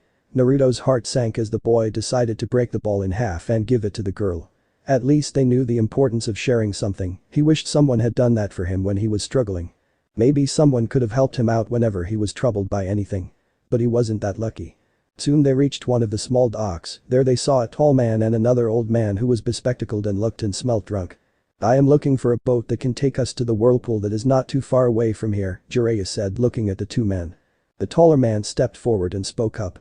"I am sorry, but I do not row. I am a farmer and my father is a bridge builder. However, I have a friend who can take you there," he said in an apologetic tone. "That's alright, I don't mind at all," Jiraiya said. The taller man began walking towards one of the other boats on the dock when the drunken spectacled man stopped him. "Kaiza, for all we know these could be Gato's men," he said. "Why should we help them?" The man named Kaiza shook his head. "Father, it looks like you have had too much to drink. Tsunami will be unhappy again," he said. The old man shook his head and moved away, grumbling as he did so. Kaiza came back 5 minutes later with a man in the hat. "This man here is good, he will take you to your destination, but be careful, do not venture in the whirlpool. Many people have died trying to go there. There is an island near the whirlpool which is the only safe place," he said. The rower stepped forward and shook Jiraiya's hand. "It will be a pleasure to take you there," he said. Jiraiya nodded. "If you don't mind me asking, why do you want to go there anyway?" Kaiza asked Jiraiya. "I am sorry but that is confidential," he said. Kaiza nodded. "Very well, I wish you a happy journey," he said. Jiraiya nodded and bowed, so did Naruto. Soon they were on the way there. "You know, pervy sage, maybe we could have flown there, this boat thing wouldn't have been necessary," Naruto said. "Naruto, it would be impossible to fly there because of the mist that surrounds the place," Jiraiya said. "Mist, was that done for some additional protection?" he asked Jiraiya, who merely nodded. "Yes, your clansmen were very clever," he said. "Of course they were," Naruto said, smiling. 3 hours later they found themselves close to a giant whirlpool. There was an island that was just on the edge of the vortex, and the rower had to make a complex turn to land them there. He then left after Jiraiya paid him more than what was necessary. Now Naruto and Jiraiya found themselves on an island that was not too wide. "Naruto will use your blood," he said. Naruto nodded before biting his thumb and spilling some of his blood on the ground. The effect was immediate. The whirlpool stopped and was replaced with a bright light. Space-time barrier ninjutsu. Uzumaki clan accomplished stuff like this thanks to a seal. Only the members of the village could access it, and since you are a blood relative, you can too, Jiraiya said. They stepped through the white bright light and found themselves in another place altogether. The village of Yuzushi. "Welcome to your home village, kid," Jiraiya said, smiling at the look on Naruto's face. The place was beautiful. It was built on a water body, and houses and buildings were on small islands, much like the one that Naruto and Jiraiya had stood on. However, the islands were connected by planks of wood that were tied together to make a bridge of sorts, crude but effective. There were fortification seals on the planks, thus maintaining the sturdiness of the whole bridge. "This is amazing," Naruto said in an awestruck tone, causing Jiraiya to laugh at him. "It is, isn't it? Now let us go to the place where the leader of the clan lived," Jiraiya said as they began walking towards a huge house that could be spotted even amongst all the buildings. The buildings themselves were largely not damaged, however they had the feel of a place that had been abandoned for a long time. That was obvious, no one had lived there for a long time. As they came in front of the large house, they noticed that there was another requirement of blood. Naruto obliged again and the gates opened, revealing a huge house. "Naruto, I have to stop now," Jiraiya said. Naruto looked at him with a puzzled expression on his face. "This place might be booby-trapped, and only Uzumaki can be safe navigating this place. I think you should go on your own," he said. Naruto nodded before leaving. Naruto explored the whole place and there was not much of note, except that he really liked the way the place was designed. However, he found a diary in one of the rooms and flipped open a page. "I just got news that my daughter has found herself a lover, and I am extremely happy today. It is a person who is worthy of being in Uzumaki, after all he is known as the Yellow Flash for a reason. The war has taken a toll on us, and we have lost so much that I don't think we will make it through this. I hope she can forgive me, I don't even have the time to write these days, and she seems really worried about me too. I hope they have a kid, I will leave all I have to him or her." Naruto looked at the cover of the diary, many pages were missing. The cover read Diary of Clan Leader. He turned more pages and looked back at another entry. The day I had to send Kushina away, the saddest day of my life. I wonder if I will see her face to face again. I promised that I would send some letters, but I can never ever see my daughter again. I hope Mito-sama takes care of her. Naruto smiled, so the clan leader was his grandfather, which made him the pseudo-leader of the clan that had one person in it. He flipped more pages till he found a letter that fell to the ground, along with it he also found a key, he opened it, and he read the letter. Dear grandchild. This is for the future as I am not sure if I even get to have a grandchild, however I know what the blood of your father and mother is like, and I can predict what your blood will be like. I want to entrust to you my sword, I call it the butterfly, however, it doesn't really have a name. This sword, which you will find in the vault behind the room which can be opened only with a key and a blood donation, is called so thanks to it being so light, it is strong, but it feels like you are holding thin air. This is thanks to all the seals that have been used in the making of this blade. You can also channel elemental chakra through it. I don't know if you will ever locate this blade, but I want to make sure that if you don't, no one does. Love. Your grandfather. Naruto wiped a tear away from his eyes, the letter was short, but it made sense and was all that was needed. He found the vault behind the room and opened the lock, then made a blood donation. The door opened and there it was, the sword in all its glory. It had a greenish hue, and the hilt was golden while the blade was long. Naruto reached out and held the blade in his hand, however he was surprised to see what happened next. Naruto found himself in a dark room. He stared as a giant dragon stared at him. Uzumaki Naruto, the dragon said to him. You seem to be of a pure heart, let us see if you can prove it to me. Naruto nodded. His grandfather hadn't said anything about a test, this was news to him. However he expected there to be one. I don't understand you Uzumaki Naruto, why would you stay in the village that shunned you for what you hold inside you, why would you do that the dragon asked him. Because it's my job, Naruto said, making it sound really simple. Job? What job? My father sealed the fox in me because he trusted me to wield his power. Once the villagers realize that I can safely control the power that I have been blessed with, they will come around, till then I will strive to prove myself to the world, Naruto said with a determined look on his face. Nice answer, nothing less from the great Uzumaki, fine, I shall entrust myself to you, I know you know what I can do, I sense that you read the letter the dragon said. Who are you? Naruto asked the dragon who smiled. The personification of the sword in your hand, as you can see, I take the appearance of a dragon, Naruto-sama, now it's time to return to the ordinary plane it said. Naruto found himself back in familiar surroundings. However he realized that he could hold the sword and he waved it around, it felt really light, it was like he was moving air with his hands. He decided to channel some chakra through it. He tried wind first and realized that the sword was elongated. He yelped in delight, he had a really useful weapon. And also a very cool one. The sword of the butterfly huh? He wondered out loud. Actually, I like being called something cooler, like the dragon wrath, came the sound from the sword. What the hell, even the sword can talk? Naruto asked, looking at the sword. It's called sentience, look it up in the dictionary brat. I know what sentience is Naruto scoffed, to which the sword let out a small shocking which pissed off Naruto. I had to pick up a sentient sword, didn't I? He said, furious with himself. Actually, it's good to have a sword to talk to, it can teach you kenjutsu and other techniques, and also, no one can ever take the sword away from you till you are alive, I see to people like that, only you may carry it, and if you have given permission to someone else, that person may also carry it, however only you may use me in battle the sword said. Only I can hear you right? Naruto asked if the sword would have face-palmed if it was possible. So, sword, tell me about my grandpa, Naruto said. Are you going to call me sword? The sword asked Naruto, who nodded. That name is cooler than butterfly, although I have to question the sanity of a person who decides to name a sword that personifies dragon's sword, but anyway I am going off topic, your grandfather was Takeshi Uzumaki, who was also nicknamed the Timekeeper, as he was one of the few people to have designed a seal that could alter space-time, although he had pathetic control over it. He gave birth to Kushina Uzumaki, who was chosen to be the Kyuubi Jinchuriki, just like you the sword said. Naruto nodded, I wasn't chosen to be Jinchuriki though, my dad had to seal it in me he said. Why? No idea, he was forced to do it, that is for sure. Someone had wrenched the control of Kyuubi, and no one knows who, apparently that secret died with my mom, and my mom as you can tell is dead he said. So I will never ever know who did it, he said. Well, that is too bad, I presume that you will try finding out the dragon said, which made Naruto laugh. What would my grandpa have done? He asked the sword. Uzumaki are brave and noble-hearted people, I think any Uzumaki would have wanted to find out who it was, however before we do that, there are some things your grandfather had told me to do the sword said. What? Your inheritance, Naruto-sama, you have a lot of it, I think you deserve it, plus there are some books on sealing, your grandfather knew that you would have a natural affinity to sealing, and there are some really complex ones in the vault, all of which belong to you, the sword said. Lead the way, sword, Naruto said. Okay, although Naruto-sama, maybe you shouldn't talk out loud, you have to think of me to communicate with me, otherwise people will think you have gone cuckoo, the sword said. Alright, I guess, but stop calling me Naruto-sama, it's weird. Just call me what I am, Naruto. Very well, the sword said. Naruto opened his mouth. So did Jiraiya, except Jiraiya's mouth was much wider than Naruto's. What the hell? Jiraiya shouted. Naruto was stunned, speechless. It was an hour after Naruto had taken over his sword and it had led him to the vault with all the seals. There he also found a way to deactivate all the booby traps in the house, which he did, and promptly called his godfather to check up on him too.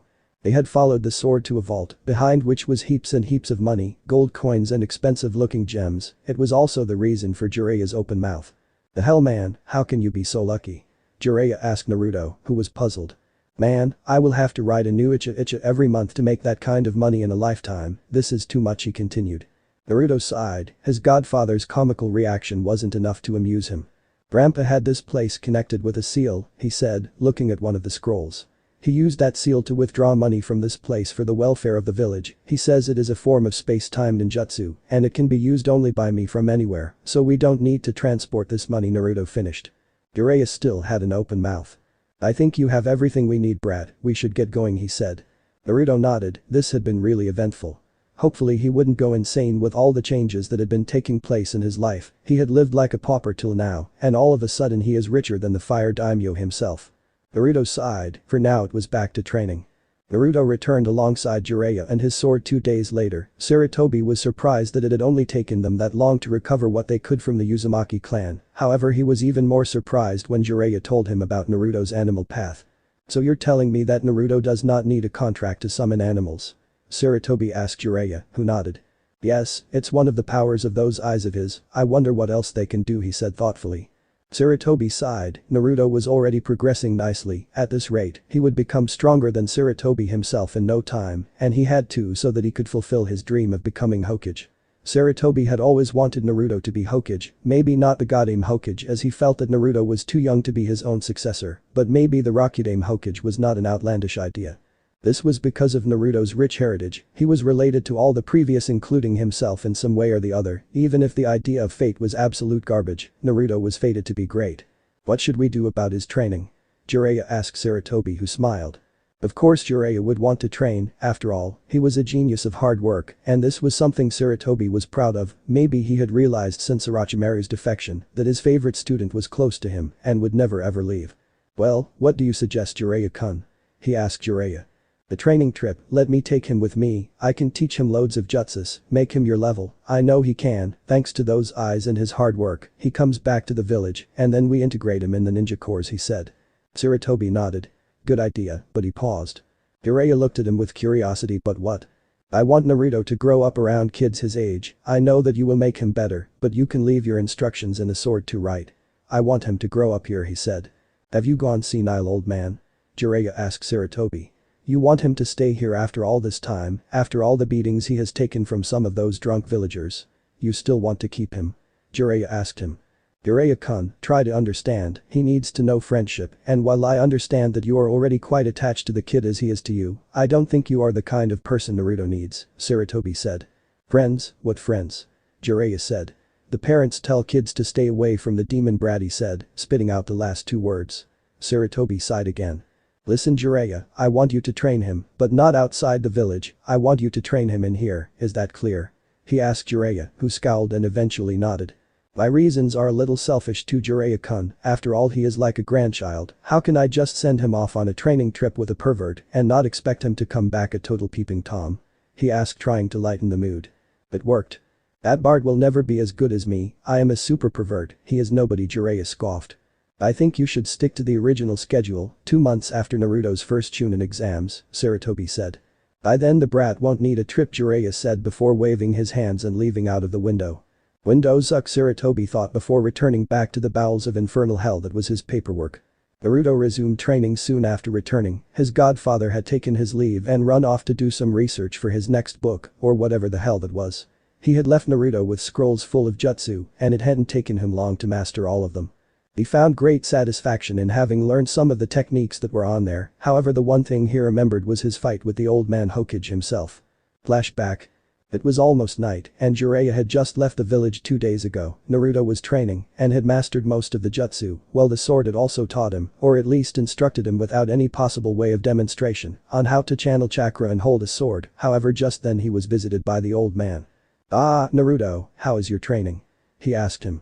"Excellent, old man, I think I can beat you," he said smiling. Sarutobi "Ud. Really? Well, do you want to spar? Ninjutsu and Taijutsu only. I am afraid I cannot really keep up with Kenjutsu anymore, I am too old, plus you don't look like you can still properly use that sword," he said. "Alright, let us begin." And thus it began. For Naruto, he had to prove that he was now talented, he just had to beat the Hokage. He charged towards the Hokage and began laying in some punches and kicks, all of which were blocked. The old man moved on pure instinct, and yet he was blocking everything. How the hell was this even possible? "Naruto-kun," he said as he blocked a palm aimed at his heart. "Instinct gets better with age. When you grow up to be my age, you will know what I mean," he said, before laying in a fist of his own, which Naruto blocked. However, he stumbled, which allowed Sarutobi to lay a flurry of kicks on him. Naruto blocked all but one, which pushed him back. Naruto flipped and landed on his 2 feet. "Nice," he thought as he began hand seals. "Fire style. Phoenix Age Fire," Naruto called out before blowing multiple projectiles of fire towards the old man, who made some hand seals of his own. "Water style. Water Fang Bullet," he said as he himself shot out some projectiles of water from his mouth which neutralized the fire. "I see you took fewer hand seals than most, that is good control, Naruto-kun," he said, making Naruto smile. "Well, that's not the only thing I have which is good," he said as he formed shadow clones, about 50 of them. "Let's see you dodge all 50 of them on instinct, old man," he said with a smug look on his face as he charged, but to his chagrin, Sarutobi just stood there before. "Fire style. Flame flower," the old man then jumped and spewed some fiery meteorite from his mouth that landed among the clones, effectively wiping out all but 3 of them. "Great," Naruto thought, "I will have to bring out the big guns now." "Naruto-kun," the old man said. He had already gone through hand seals in the time that Naruto had wasted thinking about taking this to the next level. "Never ever ponder in the middle of battle, you are too young to do that," he finished. "Fire style. Great dragon fireballs," the old man said as he launched really devastating looking fireballs in Naruto's direction. Naruto froze up for a second before. "God damn kid, just get your head in the game, will you?" It was the fox to save the day. Naruto realized that he had one way of defending. "Crystal style. Crystal dome," he called out as he was surrounded in a dome of crystal. The fireballs hit, however they could not do much to the barrier. Naruto smiled. He had won, now all he had to do was Earth release. Double suicide decapacitation. The old man had somehow emerged from underneath the ground in the dome and had stuck Naruto in the ground, who had only his head sticking out. "Not bad at all, Naruto," he said, smiling. "Although you are a bit green, I can tell that in a few years you can defeat me without breaking a sweat." The dome receded as Naruto smiled. "Who said I haven't beaten you now, old man?" he asked him as the Naruto stuck in the ground poofed. Shadow clone Sarutobi thought as another Naruto emerged from the bushes. "This is it, my instant kill jutsu," he said. Sarutobi's eyes widened. It took only one hand seal. What kind of control did Naruto have over this jutsu? What was he going to use? "Warwick no jutsu," Naruto called out as he transformed into a naked girl with smoke covering only the barest of her parts. Sarutobi was knocked out thanks to a nosebleed. "I win, and you are a perv," Naruto thought. Then flashback. Even though Naruto had technically knocked out the Hokage, he had lost, plain and simple. Any other opponent would have blown him away, and he knew it, and all the power he had would be useless, as long as he did not have a brain to go alongside with it so that he could use that power properly, so he decided that he would learn and practice being a tactician. Even though it was something that would take ages, he decided to up the process by playing tactical games such as Shogi and Go, and there was one person that was willing to play with him. Shikamaru Nara was the heir of the Nara clan, and even though he was the laziest person in the class, it did not take too much scoping to realize that underneath that was a highly proficient brain that could think up strategies effortlessly. Naruto found himself asking Shikamaru for more games of shogi as the days passed, and thus he formed a friendship with both Choji over their competition of eating more ramen and Shikamaru. Soon they became as close to bosom buddies as possible. The two were also close to him in a way because their parents did not discourage them from hanging out with him, they were really cool about it, and this was something Naruto did not understand. He had thought that he would have to earn the admiration of each and every person in the village, but that was not the case. Some people admired him for being as brave as he had been. And that's when Naruto came to a realization that the shinobi families did not particularly mistreat Naruto, they treated him like a normal human being with feelings, and Naruto was gratified that they would do that. 4 months had passed since Naruto had battled the Hokage, and even though he had fought him to the best of the abilities, he had been curb-stomped, and Naruto was itching to get another shot. However, the Hokage was now busy with what was the Chunin exams, and did not have any time for Naruto to spare, which made Naruto really angry as he was getting bored. He had finally picked up on elemental manipulation and had mastered the fire element, or at least attained moderate competence in it. He would practice daily just in case. He also found a scroll on the Scorch release, fire and wind combination, and the Boil release, fire and water, which Naruto found extremely useful as it produced highly corrosive liquid that he knew would come in handy. He had also taken up lava release and was getting better with it. However, Naruto found that having to pretend to be a loser in the academy was taking a toll on him. It was unlike him to actually stay hidden as he was a show-off by nature. However, the stupid fox had forced him to keep his identity a secret, and that bothered Naruto a lot. To his credit, at least now he could think about the cool Uzumaki sealing techniques that he was learning at nights when he couldn't practice. He had set up an intruder seal that blew up in the intruder's face in the apartment and marked the intruder with a special dye that could not be taken off, and thus the intruder would be subject to humiliation. He got by the academy by simply pretending to sleep or actually sleeping without ever giving a damn as to what the teachers had to say to him. He found that this method had worked in the best way. He also became friends with Hinata Hyuga, who had a really bad stuttering problem, at least Naruto thought he did, because she could never ever speak to him without that infernal stammer. He was also friends with Kiba and Yuzuka, who was along with Choji and Shikamaru and Hinata, one of the few people whose parents did not tell them to stay away from him. Naruto smiled, he was training to be the greatest ever and with any luck, he would get there. The sword also instructed him whenever possible. However, Naruto did most of his training from the scrolls that had been provided to him by Heiichi Eko, who along with his girlfriend Yugao Yuzuki, was one of the few Anbu assigned to protect Naruto when he was young. Heiichi had become some sort of a sparring partner, and Naruto loved it. He loved training with Heiichi, and Yugao helped out from time to time. Very soon Naruto made a name for himself, at least among the Anbu of the village who really liked the kid, and being shinobi were able to understand where he came from. However, very soon he was going to change the opinion of some of the civilians too. On Naruto's 8th birthday, the villagers looking for him had significantly lessened, some because they knew that the Anbu had taken an interest in the boy, some others because they thought that now that his pranking had been dialed down, the influence of the demon fox had worn thin, and the boy was fighting, and some others because of the rumor that had been spread not many days ago. Sunio Hattori was one of the richest merchants of Konoha, and his daughter Ayumi was the apple of his eye, but while traveling with her father and on their way to the capital of Fire Country, they were attacked by bandits, and Ayumi was taken. Naruto, who had been authorized by the Hokage to take on some small C-rank missions for real-world experience, was the one who single-handedly wiped out the bandit camp and rescued a traumatized but otherwise unharmed Ayumi. At first Sunio, who had been one of the most stringent haters of Naruto, couldn't believe his ears that Naruto had rescued his daughter. However, the Hokage had sworn him into secrecy and told him that the details of the rescuer of his daughter were to be kept quiet until the Hokage himself said so.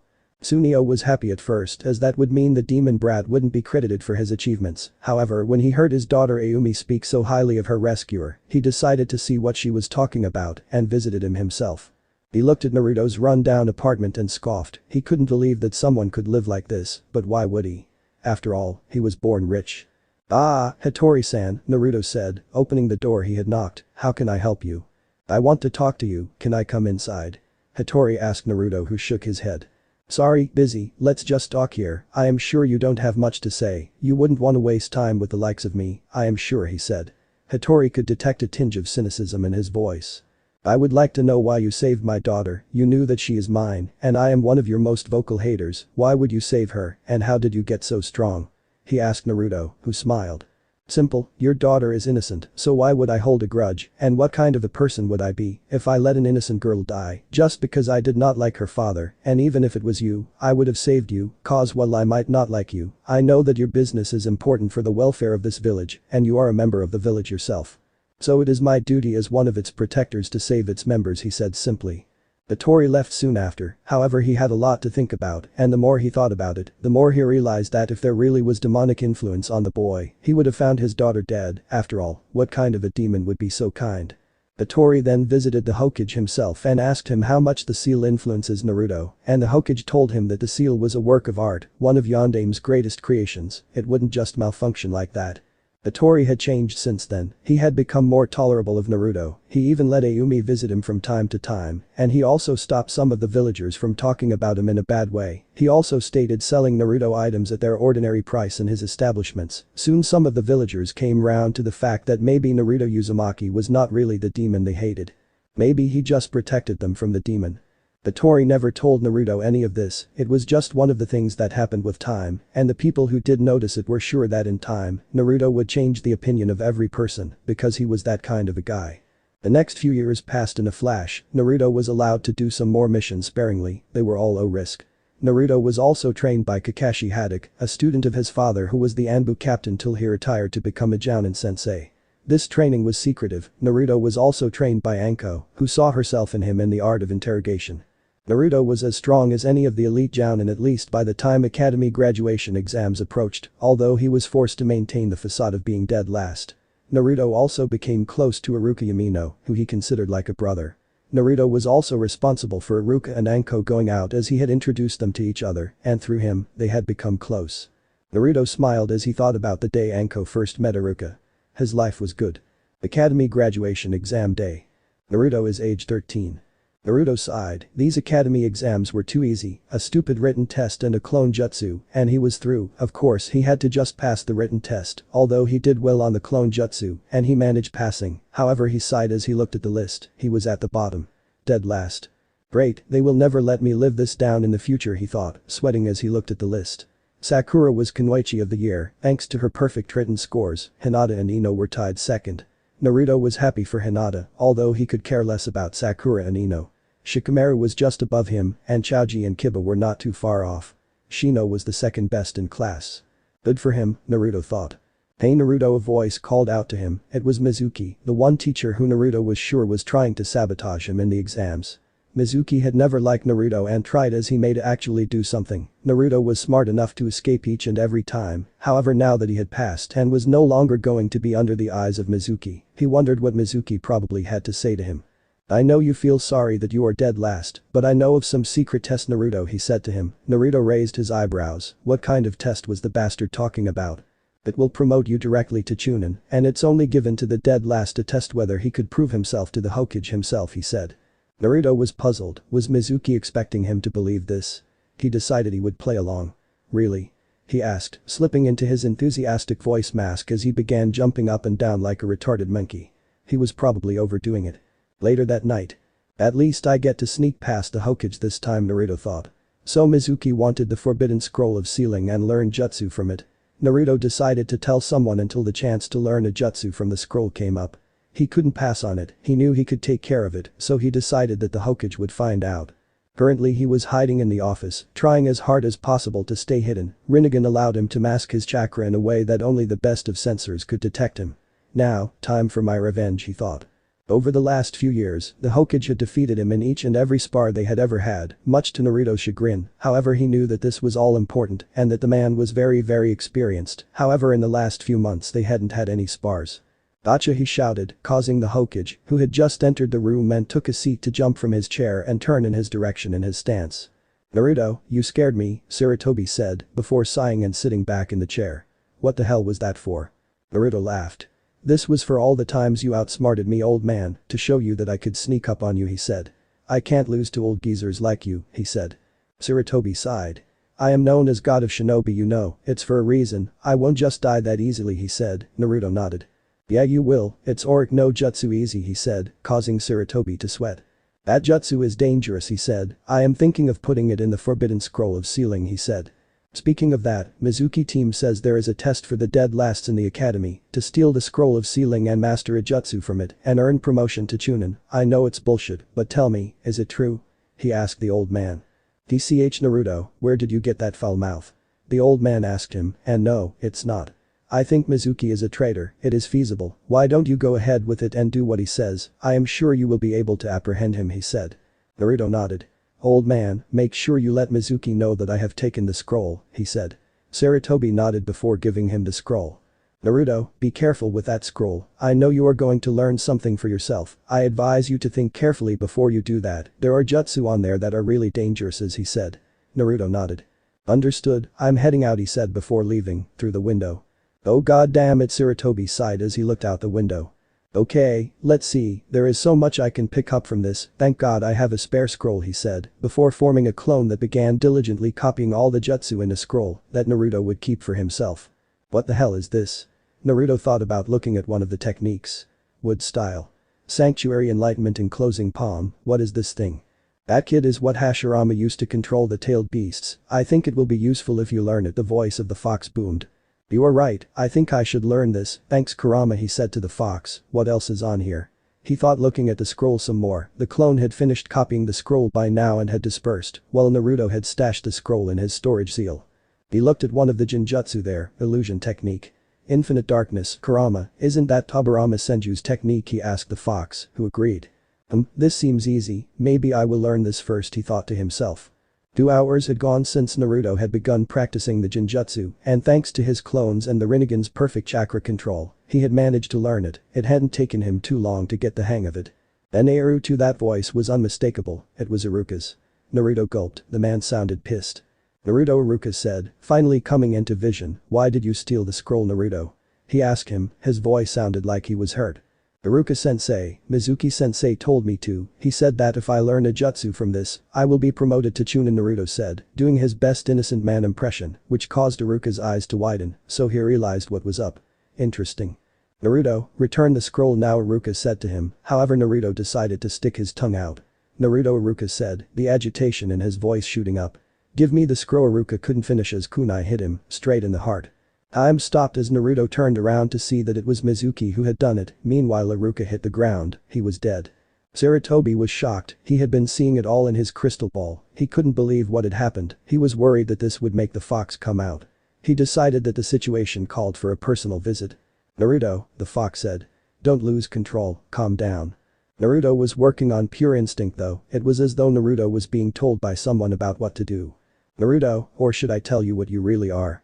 Mizuki asked him, Naruto's eyes turned red with Tomo, the Rinnegan had been activated. Mizuki seemed to take a step back when that happened. I will deal with you personally, Naruto said, slowly and menacingly, which took Mizuki by surprise, however Mizuki recovered. Oh sure, a dead last loser like you will take care of me, Chunin, I believe you alright, he said mockingly, however Naruto had already activated the hand seals. Illusion technique. Infinite darkness, he said, as Mizuki's eyes rolled, before he was surrounded by what Naruto would imagine was complete darkness. Mizuki began thrashing around trying to break the genjutsu, however, it seemed too strong for him to break. Naruto on the other hand was taken over again by something that seemed to control him. I will save you, Iruka-sensei, he said before doing the hand seals. Naraka Path, he said, is a giant statue that could only be described as demonic, came out of nowhere, it had Naruto's special Rinnegan eyes on it. The statue extended its tongue and took in Iruka. Green light surrounded the statue as Iruka was taken inside. King of Hell Kyuubi said with fear in his voice. How? Iruka was in the dark. I can't believe it. What will I tell Anko when she gets here? She is going to kill me again, and what about Naruto? I had wanted to be there when he would become Hokage, but now that will never happen. Iruka, a familiar voice called out to him. Ages seemed to pass as Iruka turned and looked at the source of the voice. His father along with his mother. Mom, Dad, Iruka said stammering, so I am dead, he said. Not yet, just in limbo, the death god will come soon and take you away, however where you will go we do not know, his father said sadly. Iruka began crying. I am sorry, Iruka, both of us are, for dying on you like that, however I am very proud of you, so is your father for what you have become, his mother said. Iruka lost it as he began bawling, he couldn't believe what had happened. However just then something seemed to pull him. Green energy. Wow, Iruka's father said. Looks like you have work to do soon, I guess you will not join us here yet, he said. I am proud of you, Iruka-kun, his mother said.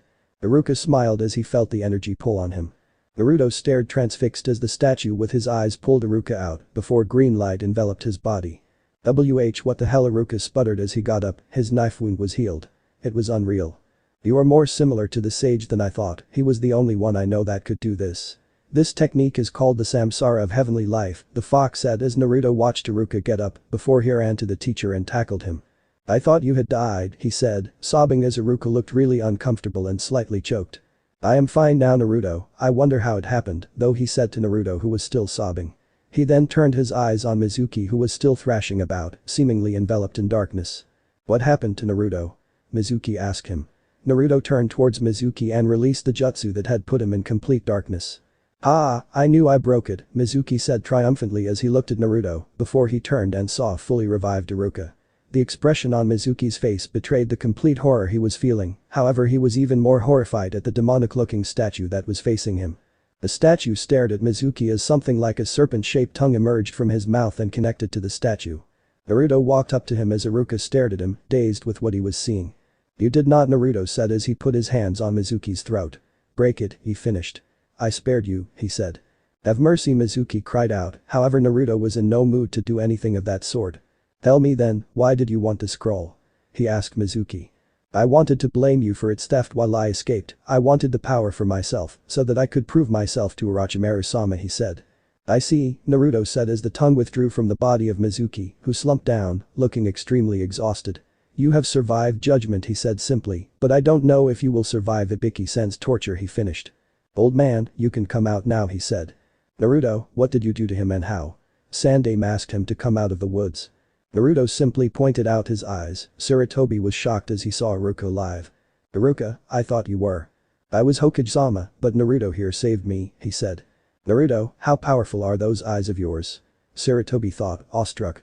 "I would have cut the head off this bastard, but I left sword back home," Naruto said. "You need to get this bastard interrogated, man. I have to prepare for my ninja orientation that is day after," he said, before sun shining out of sight. "Paperwork," Sarutobi thought, sighing as Naruto left behind a confused Iruka and an unconscious Mizuki. "Ah, ninja teams," Naruto thought, smiling as he stared at the academy building. It was 2 days after the Mizuki incident and things were back to normal, except for the fact that Anko had punished Iruka in her own way. For some reason when Iruka was asked by him about it, he turned red like a tomato.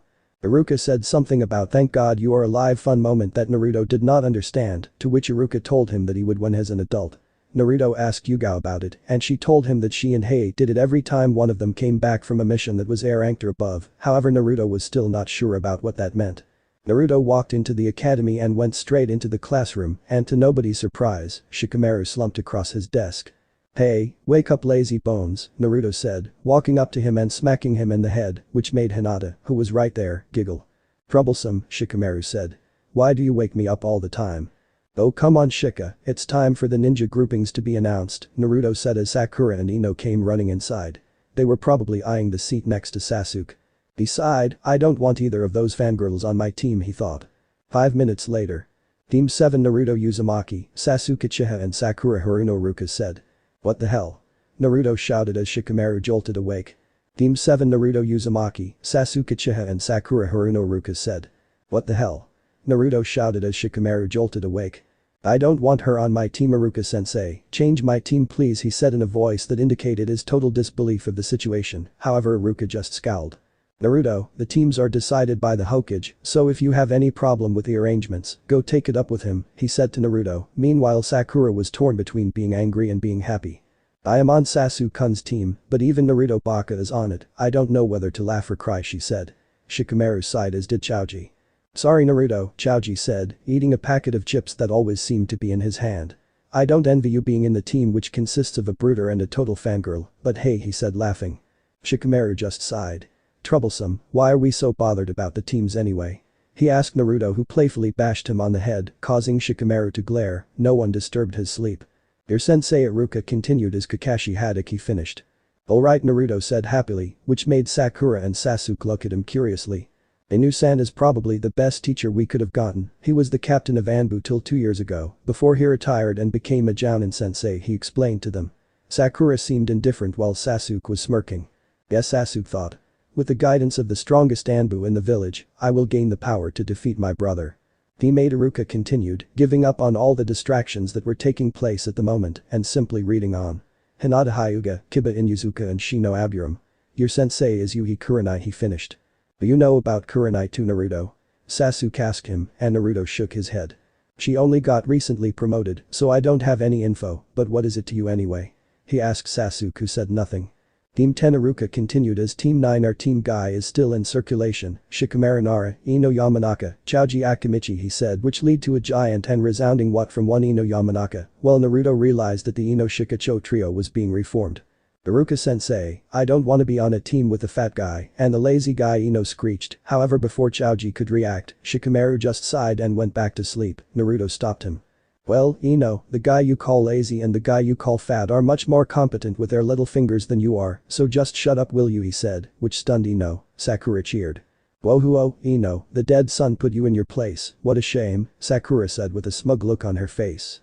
You're no better, Sakura, actually you're worse than me, or anyone, or even Konohamaru, who is an 8-year-old kid, even he can beat you in a one-on-one, he said, shrugging. Sasuke smirked. However, Naruto was not finished. You didn't actually think that Sasuke would go out with you, did you? I mean, look at him, he wants more power to kill a certain someone, weaklings like you will just slow him down, he said. Plus you have a really wide forehead, so he finished before walking away. Naruto called out. That was uncalled for, she said, however Naruto shrugged his shoulders, he was at the door now, while Iruka was watching him with a shocked look on his face. He had thought that Naruto secretly liked Sakura. Class, Naruto said, your senseis will pick you up after lunch, team 7, ours will be 3 hours late, screw this, I'm leaving, he said as he exited the room. Iruka took 5 seconds to recover from that before saying like he said, class, dismissed. Naruto. It was at the Ichiraku ramen hut and Naruto was midway his 5th bowl of ramen when Sasuke called him. Naruto turned, scowling, he did not like being disturbed while eating ramen. Yes, Sasuke, what is it? Naruto asked him. I know you are stronger than you let on, he said. Naruto raised an eyebrow. Huh? He said, feigning ignorance. I saw you in the training grounds yesterday, tell me, who taught you that Bansho Tenin jutsu, I want to learn it too, he said. Naruto smirked. No, he said simply. Sasuke glared at Naruto. I am rookie of the year, you are dead last, how can I not learn this strong jutsu while you can? He asked Naruto, who decided to put him out of his misery. Listen Sasuke, you can't learn it, it's my bloodline limit, he said, which caused Sasuke's eyes to widen. You have a clan? He asked Naruto, who nodded. Yep, Uzumaki clan from Yuzushiogakure, they were wiped out some years ago, my mother was the last survivor, we had the jutsu that attracts everything towards ourselves, so sorry I can't teach you, he said, no one taught me either, I just know it, he finished. Sasuke said as Naruto pulled out a chair for him, asking him to sit down. Sasuke looked at him before deciding to sit anyway. When your family died, I was really happy, he said, which made Sasuke glare at him, and Naruto realized what he had just said. Oh no, not like that, I mean I was sad that the whole clan was wiped out, but I was secretly happy that you survived, cause I thought I would have a person who knew the same loneliness I have known all my life, he said. Sasuke looked at him puzzled. What do you mean? He asked Naruto. I mean I was always lonely, like you, I was in the orphanage, and then I was kicked out, for 2 days I was on the streets till the old man gave me a place, he said sighing, so I thought we could be friends or something. Then why didn't you say anything then? He asked Naruto, who shrugged his shoulders. I thought the obsession with revenge won't let you have friends, he said simply, to which Sasuke nodded. Listen, we have to be cooperative with each other to be a fully functional team, he said to Sasuke, who nodded again in agreement. Good, you are smarter than the Banshee, okay, tomorrow we will be given a test, no matter what it is, we have to work as a team, trust me, I know Kakashi, he stresses on the importance of teamwork, so we will work together, understood? He asked Sasuke, who just nodded. But Naruto said smiling, old man, give him another bowl, he said enthusiastically. Sasuke stared at him, this guy was different, if he was as lonely as he said he was, why did he smile so often, why did he not brood much like Sasuke himself did? I will have beef ramen, Sasuke said to Am, who smiled and nodded, telling him that it would be coming right up. Anko, someone might see us, Iruka said. Anko Mitarashi smirked. That's what makes it so interesting, she said, smiling. They were in Iruka's office, Iruka was on the desk while Anko was on his lap. Do you know how scared I was? She asked him. When I had heard that a kunai was buried in your chest, I thought they were true, thank God the rumors were not true, she said, twirling her finger across his cheeks. Iruka smiled, they hadn't told Anko that he was brought back to life by Naruto, who apparently had a bloodline limit. He shuddered as he thought what Anko would do if she ever found out. Anyway, Anko said, I am glad that you are alive, so I will reward you, she said, getting up from his lap and kissing him wildly. Anko, Iruka said, stammering. Stop it, please, he said, getting worked up. Anko shook her head. Now the desk was facing the door, so all someone peeping through the door could see was Iruka, a really flustered Iruka. That is exactly what Kurenai and Asuma saw as they came into his office, without knocking. Anko went under the desk in a flash, trying to hide. Hey Iruka, Asuma Sarutobi said, the resemblance to his father was undeniable, he was the spitting image of his father when he was younger. Kurenai was a beautiful woman with wild hair and red eyes, she was the object of desire of many men in the village, however the object of Iruka's desire was under his desk pleasuring him.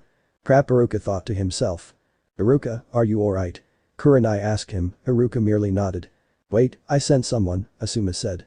At that moment many things happened. Naruto's sun shined straight into Iruka's office from the window, while Anko stiffened under the desk which caused Iruka a great deal of pain as he let out a large ow. Iruka-sensei, what is Anko-chan doing under the table?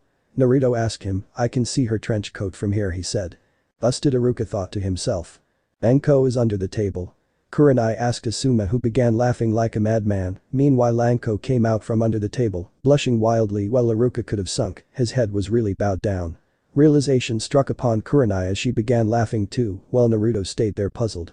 What the hell, man? He asked them. There was a moment of silence before everyone in the room except Iruka and Naruto began laughing. Screw this, Iruka-sensei.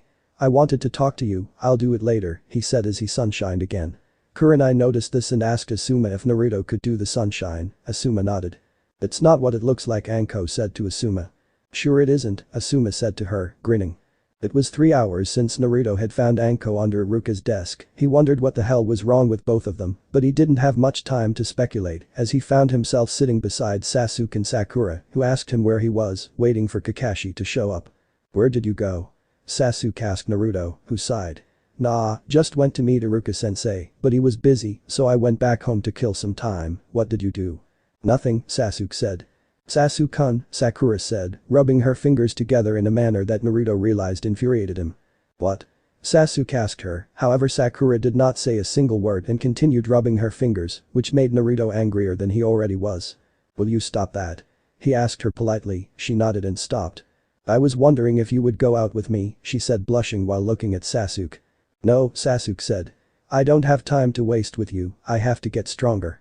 I will help you, Sasuke-kun, with me you can grow stronger, Sakura said pleadingly while Naruto snorted. Please, he said, which made Sakura glare at him. Naruto baka, you say that I am weak, but you aren't any strong either, I can easily defeat you, she said with confidence. This time Sasuke snorted.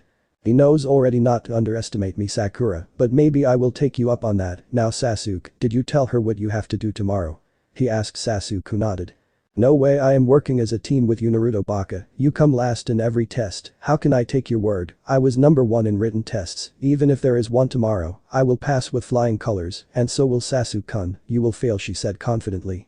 Sakura, you will never make it anywhere, I think you dying on our first mission is good for you, I don't want to see you get humiliated as time wears on, Naruto said, immediately regretting saying that while Sakura was visibly looking shaken. What do you mean by that? She asked him, too bothered by what he had said to actually pretend to be angry. Sorry, but if you think that written skills are important while being a ninja, you will die on our first serious mission, I think you should just give up and become a teacher or something, because people like you are the ones who die first, he said. Sakura did not speak after that, while Naruto looked guilty for having indirectly wished for her death. Sasuke, who was watching the whole thing, merely had a puzzled expression on his face. That is when Kakashi Hada came in. Team 7. He called out. The whole room was empty, but the 3 people nodded anyway. Kakashi sweat dropped, these guys looked really glum. I am sorry I am late, he said, hoping that that was not the reason for their sadness. So, Kakashi-sensei, what happened, lost on the road of life? Naruto asked him. Kakashi smiled, or at least his eyes did. I see you have learned some things from me, eh? Naruto, he thought, now all I have to do is give him an orange book to read, and corruption will be complete, just wait, Jiraiya-sama, the boy will be my image, not yours, Kakashi thought, which brought a weird goofy grin on his face, which did not go unnoticed by the team itself. Hey, sensei, stop daydreaming about those pornographic books and do something, Naruto said. Sasuke and Sakura nodded. Kakashi thought I was sweating. My first impression of you guys, you are all annoying, meet me on the roof, he said before vanishing in a swirl of leaves. See you guys on the roof, Naruto said, before vanishing in a sparkle of electricity. How did he do that? Sasuke thought. That was so cool, Sakura thought. The two made it to the roof and found Naruto sitting there adjusting his headband. Kakashi was sitting there looking really bored, it looked like the two were having a conversation. What do you mean, electricity looks cooler than leaves, I won that one, Naruto said, however Kakashi shook his head. Nope, I still think leaves are cooler, he said. What are you guys talking about? Sakura asked them, and they shook their heads. Nothing of importance, Pinky, now we all introduce ourselves, our likes and dislikes and our dreams for the future, Kakashi said. Sakura was glaring at the Pinky remark, while Naruto was smirking. You first, Inu-sensei, he said. Kakashi let out a small hum which indicated his displeasure of being called that. Okay, I am Kakashi-sensei, I like a lot of things, I dislike a lot of things, my dreams for the future are none of your damn business he said, which made Sakura and Naruto's seat drop, all he told us was his name Naruto thought. You first Sakura Kakashi said.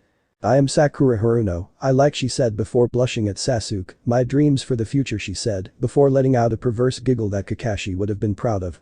I dislike Ino and Naruto Baka she said, hoping Naruto would be disheartened, but the effect was the opposite, Naruto was really pleased at this for some reason. Blondie goes next, Kakashi said. Naruto Uzumaki, I like Ramen and my friends, I dislike a lot of things, wide foreheads with pink hairs are included he said, looking at Sakura who was seething upon hearing this. Dreams for the future, I want to become Hokage and protect the village, for it is my duty, and also restore my clan to greatness he said. Naruto Baka, you don't have a clan, why are you lying?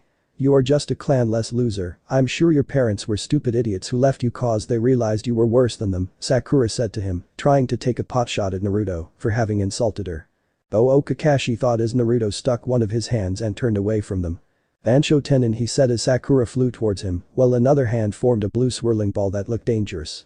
Sakura came and his hand landed straight on her neck as the other hand with the blue ball came very close to her head, however at the very last moment, the ball disappeared and Naruto simply smacked Sakura on her forehead. You could have died, Sakura-chan, he said, spitting every word. Be glad that you are a comrade Naruto finished, while Kakashi was sweating, he thought for sure that Naruto would finish her off. Do not insult my family, ever again, do you hear me he said, tightening the grip on her neck. Sakura nodded, the message received loud and clear. This guy Sasuke thought. How much is he hiding from all of us? Sasuke thought. Sasuke, are you going to introduce yourself? Naruto said as he released Sakura who was coughing and looking at Naruto, eyes full of fear. I am Sasuke Uchiha, I don't particularly like or dislike anything, my dream is to restore my clan and kill a certain someone. Okay Kakashi said, meet me at training ground 10 tomorrow, at 5 am, for your final test before you become a genin he said, sighing when he realized that they already knew that they were going to take a test. Don't eat breakfast he said, you will puke it out if you do he finished. Team 7 nodded. Dismissed, Kakashi said, Naruto, you stay back, I want to talk to you. He said. Sasuke and Sakura left while Kakashi stared at Naruto, there was almost a 5-minute long silence between them before Kakashi spoke up. What was that? Why? He asked Naruto. She insulted my parents, I can stand it if she insults me, but she insulted my mom and dad, the reason she is alive right now he said. Kakashi sighed. Naruto, I know, but in your life as a ninja you will find that many people will try to goad you into getting a reaction, are you going to foolishly be goaded into doing something reckless? He asked Naruto who shook his head. Remember, Kushina and Minato-sensei were very close to me too, they meant everything to me ever since my teammates had passed away, and I was angry too, but did you see me prepare a Chidori to shove down her chest? He asked Naruto, who shook his head. I know you are still a little green, but you need to learn to control your emotions, he said. Okay. He asked Naruto, who nodded before smiling. I guess I will apologize to her tomorrow, he said.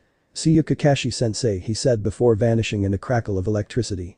That was cool, I wonder how he did that Kakashi thought before leaving.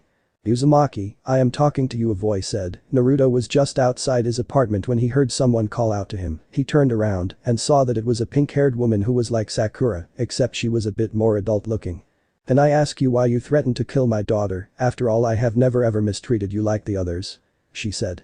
It was true, Sakura Haruno knew that Naruto was different from the monster, because she knew his mother, Kushina Uzumaki, she was one of the few civilians aware of Kushina's Jinchuriki status, and Kushina was one of her best friends, alongside Hitomi Hyuga. Who are you? Naruto asked a woman, who was clearly Sakura's mother. Sakura Haruno, she said. Well, she insulted my parents, you know that. He asked her, she shook her head. Sakura had left that bit out. I can't stand anyone insulting my parents, and so I lost control of the situation, I will apologize tomorrow he finished.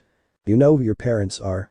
Sakura asked him, how, your parents died on the night the Kyuubi was sealed into you, I mean so many deaths on that day, no one actually knows who exactly are your parents she said.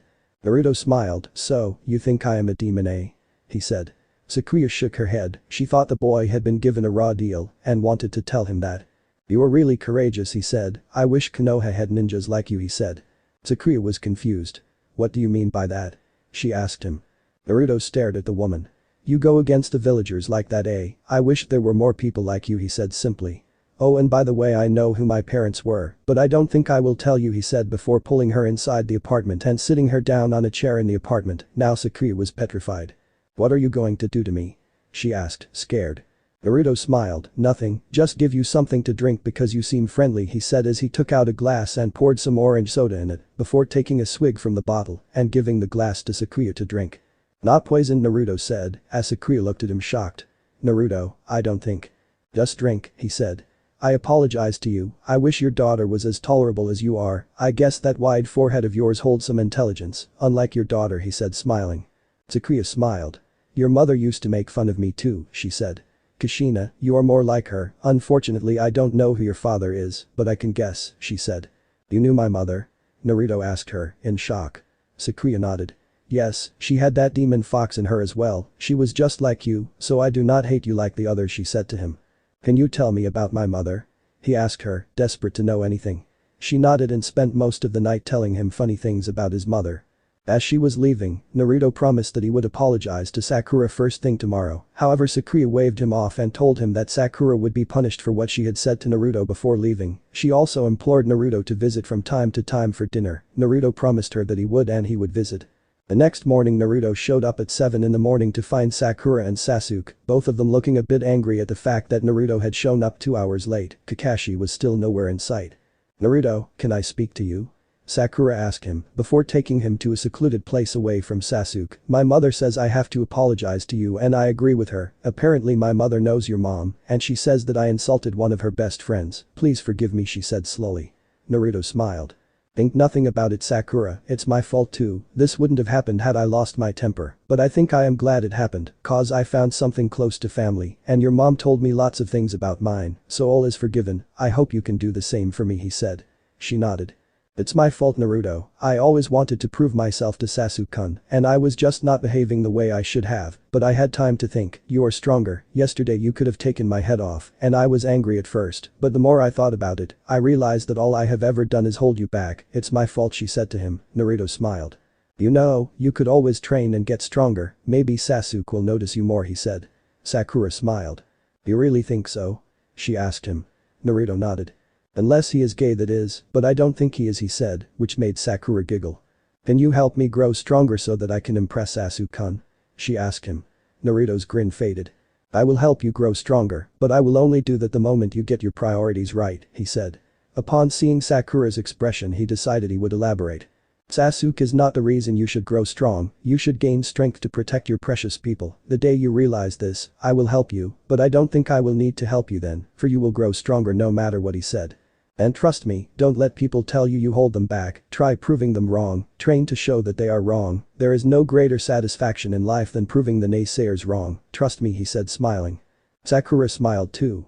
"Friends?" she asked him to extend her hand. Naruto smiled. "Sure, just try not to fangirl too much and we will be fine," he said. Taking her hand and shaking it. Sakura scowled at that, before smiling again. Naruto saw Sasuke coming towards them and smiled. "Alright people. Whatever this test is, we have to work as a team, so as long as we do that, we will be fine, ready?" he asked them. They nodded. Just then Kakashi materialized out of nowhere and saw Team 7 sitting together, they looked united. "Ah, looks like they will pass, I hope they stay this way, we might have one of the strongest teams to come out of Konoha ever since the 3 legendary Sannin themselves." "Good, sorry I am late, I was helping an old woman with her groceries," he said. Naruto smiled.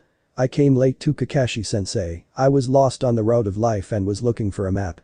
"Good, now for your test, all you have to do is take these bells from me, if anybody does not do that by lunch, I send you back to the academy," he said simply.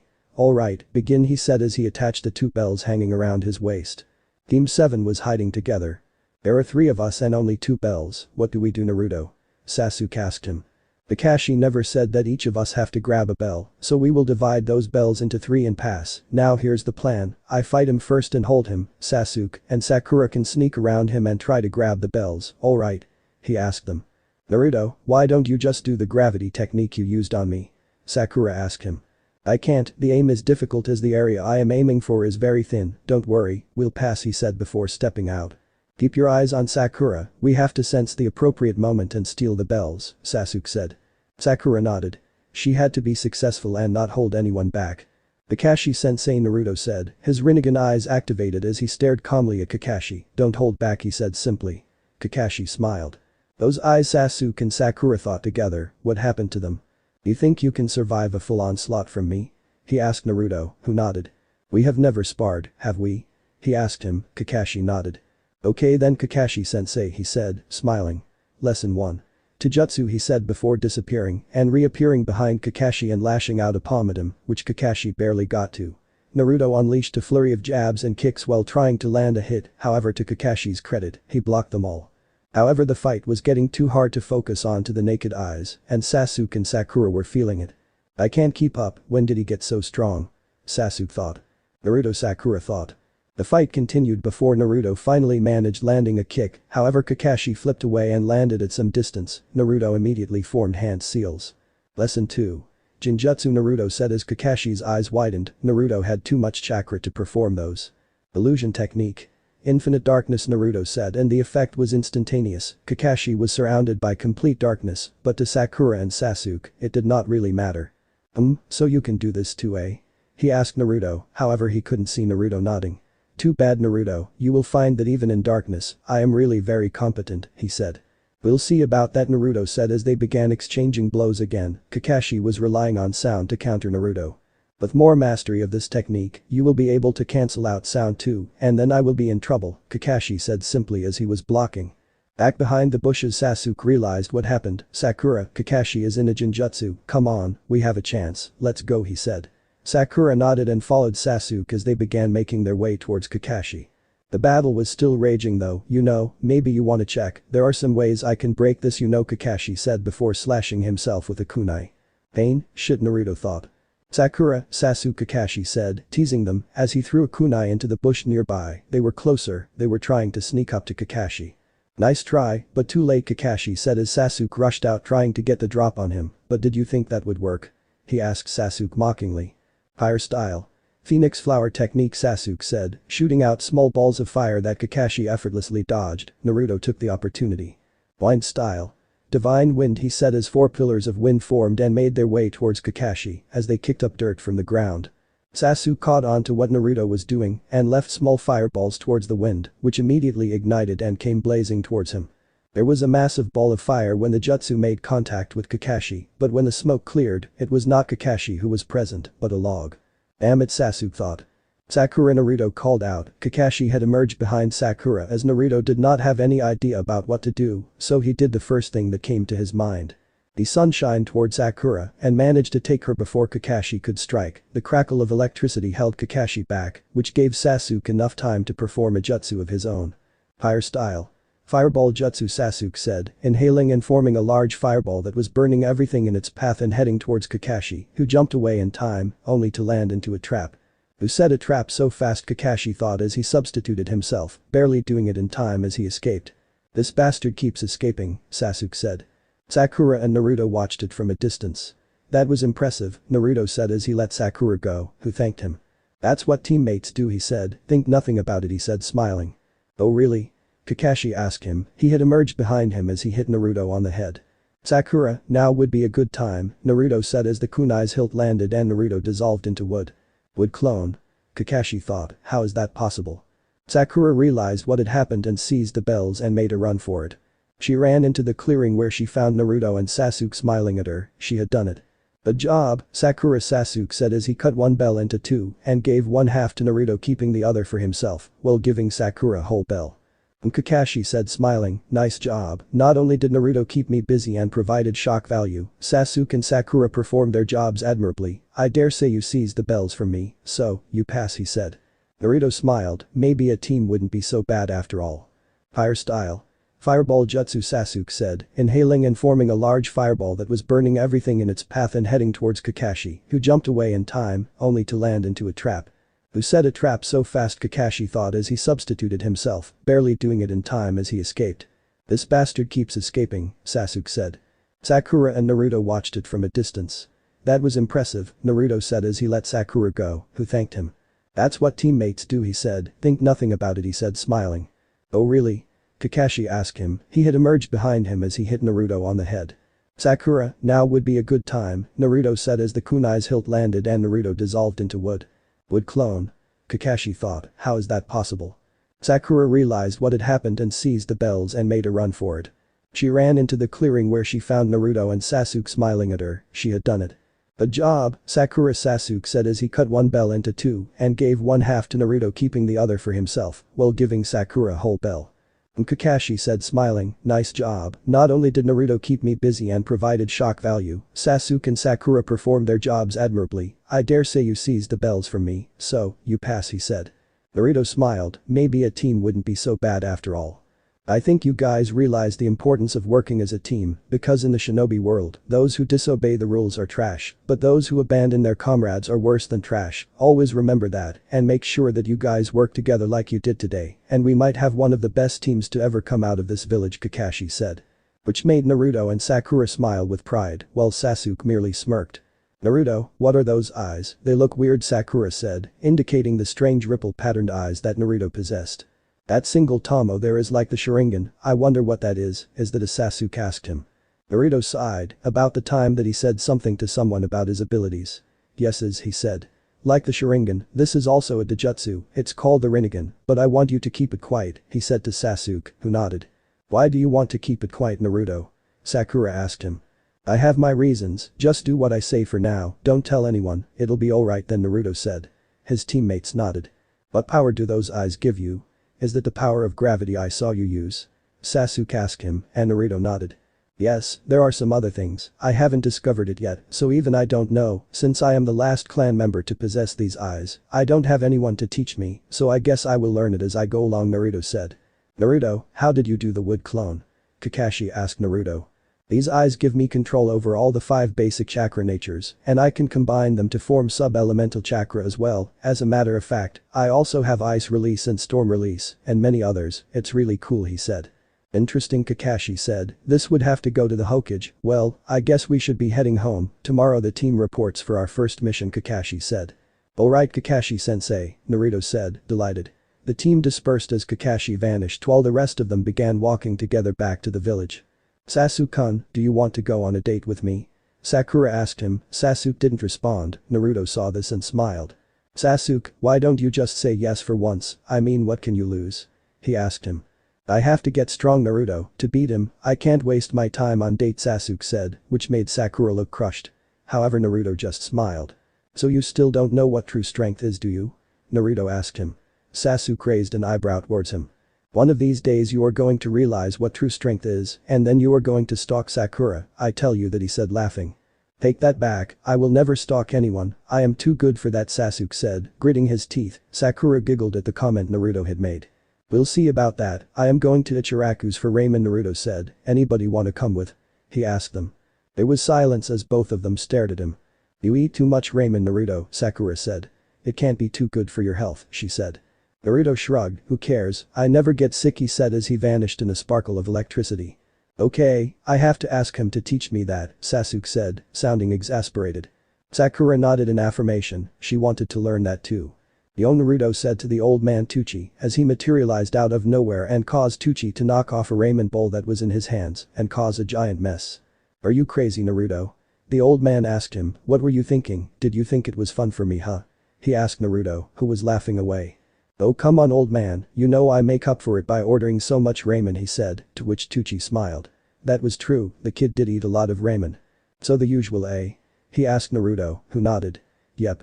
Naruto sat down and began the wait for what he considered was food sent by Kami itself, ramen. He began looking around town. There were some familiar people he recognized, one of which was Rock Lee and his teacher Might Guy. He waved to them, which brought them over to the ramen place. "Naruto-kun," Lee said, sounding extremely excited, "I am looking forward to sparring with you one of these days, I hope that they are as youthful as every other spar we have ever had," he said. Naruto smiled, the enthusiasm that Lee displayed was contagious. "Sure, maybe someday," Naruto said, before looking at his other two teammates. One of them looked like a panda with buns instead of hair, the other one also looked effeminate, thanks to long hair and a girlish presence, however this was a Hyuga. "Naruto-kun," Might Guy said pompously.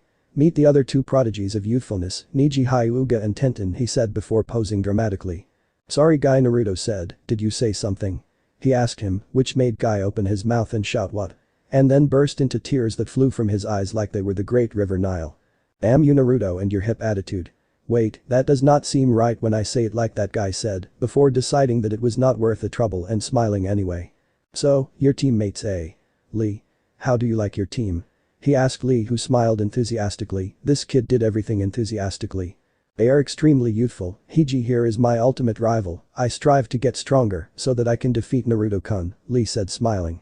Naruto nodded. I think having an ultimate rival is a great thing, Lee. I am sure you will be able to defeat Neji without any problem, Naruto said. Lee smiled, however, upon hearing this. Neji stiffened. What did you say? He asked Naruto. I said Lee can easily defeat you if he works hard enough, Naruto said to Neji, detecting the tone of Neji's voice and staying on alert. However, Neji did not do anything foolish. He just stepped back and smiled. As if a person who can't even channel chakra defeats me, fate has dealt Lee the wrong cards. You know, he can never beat me, just like a dead last loser such as you can never beat me, he said to Naruto with a smug smile on his face. Neji Tenten said in a tone that indicated warning. Guy and Lee were too shocked to say anything. You're a Hyuga, aren't you? Naruto asked Neji, who nodded. No wonder you are so pompous. Well, let me tell you something, Neji. There are some eyes that are better than that Byakugan of yours, Naruto said, smiling. Neji snorted. The Sharingan is no match. Not the Sharingan, Naruto said. There is a better, but I don't think I will tell someone as meek and lowly as the Hyuga about it, Naruto said. Now it was his turn to wear a smug smile on his face. You dare insult the Hyuga clan? Neji asked Naruto, who simply nodded. I don't care what clan it is, people like you who believe in fate and not even work towards changing it cannot be considered proper shinobi or even human beings, but keep thinking that way, Naruto said to Neji, who was now visibly angry. My sister, Hinata-sama, Neji said, spitting out Hinata's name. Told me about you a lot. She said that you never give up whatsoever and keep trying, but what is the point of trying if you don't even have any talent? You are just a big loser, like my sister Hinata, Neji said. Don't call her Neji, Naruto said. Just because she is a good human being who shows compassion, don't you dare insult her, she is 10 times the person you can ever be, Naruto said. The conversation was slowly heating up. Lee, Guy and Tenten did not seem to bother with stopping it. Good human being, eh? Neji said with disgust laced in his voice. We'll see if that helps her become a strong shinobi, Naruto.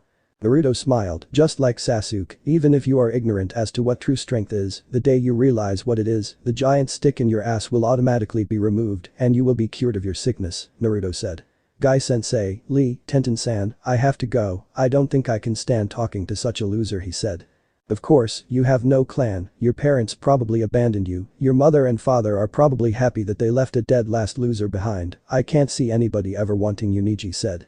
Neji, take that back and apologize, Guy said. He knew Naruto's mother and father, although the kid himself did not know, and he knew that Naruto would find him touchy. It's okay, Guy-sensei, it's alright, I know how my parents died and where they are right now, I know it. But at least they didn't die like Neji's father here, Naruto said. How dare you? Shut up. Naruto said, unleashing a wave of Kai, upon which Neji paled, even paler than what he actually was.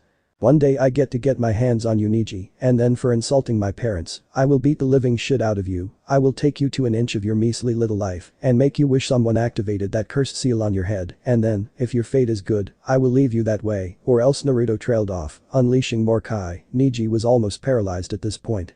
Naruto was using some of his demonic chakra, and that was seriously high grade, killer intent like that was not pleasant for anyone to ever experience.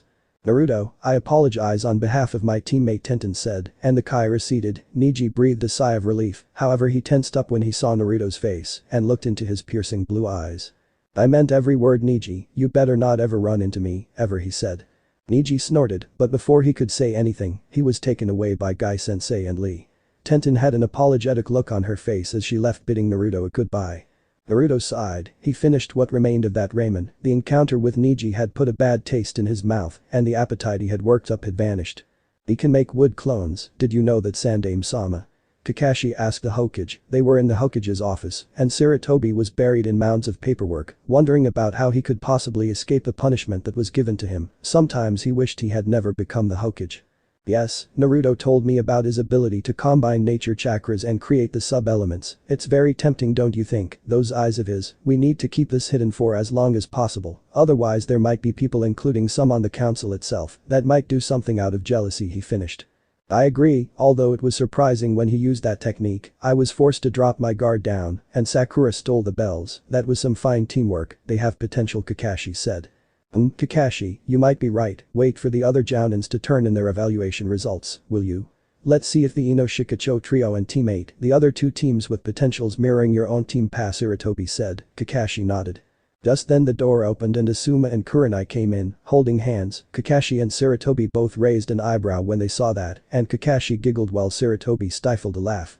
Kurenai blushed as she detached her hand from Asuma's and stood away. The public display of affection was not intentional and completely by accident, as even Asuma seemed to realize that maybe that was not the best idea. About time, Asuma the Hokage said, "So, how did your team do?" Brilliant, Asuma said. They realized soon enough that they had to work as a team, and Shikamaru has potential. He is just very lazy. Choji is loyal to Shikamaru and Ino is a loudmouth, but when forced, she worked fine with them together. Looks like they had it in their genes to be a good team, Asuma finished. Sarutobi smiled before turning to Kurenai. "Oh, yes," Kurenai said.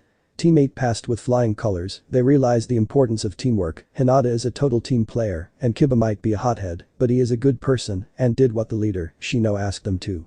Shino has the potential to be a strong squad leader. I think we as a whole unit make a fine tracker team, with dogs, bugs and Byakugan, Kurenai finished.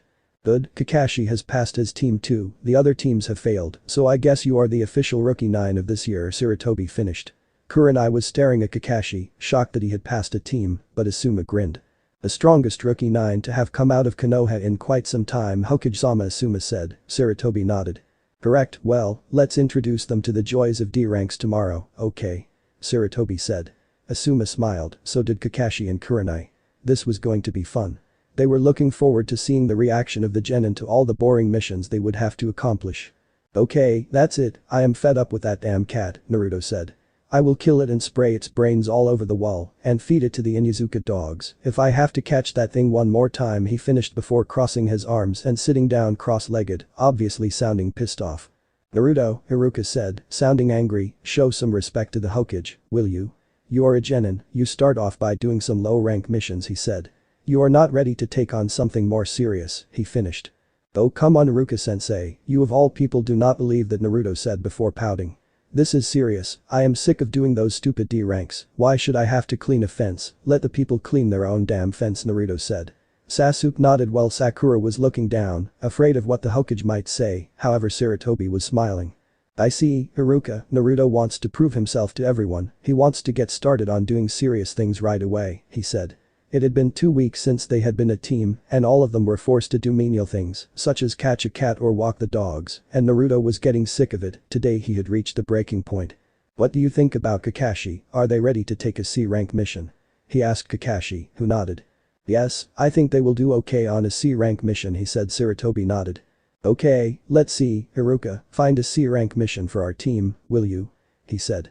Iruka was stunned. Hokage-sama, Iruka said in protest, you can't possibly. Trust Naruto, Iruka, Sarutobi said, effectively silencing him. Naruto is strong, he will be fine, don't worry, plus he has to start sometime, right? Yeah, Iruka-sensei, don't worry about me, I am awesome, I will do it, he said confidently. Sarutobi and Iruka smiled. Okay, Iruka said, going through the files on the table in front of him. There is an escort mission to Wave, he said. That should be a nice starting mission, Hokage-sama, Iruka said. Ah, Tazuna-san, eh?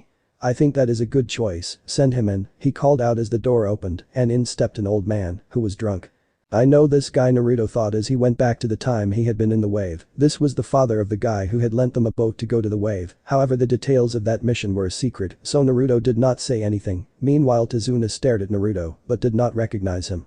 The guy was drunk then too, he wouldn't have recognized me no matter what, Naruto thought. This is good, I can stay hidden, he thought.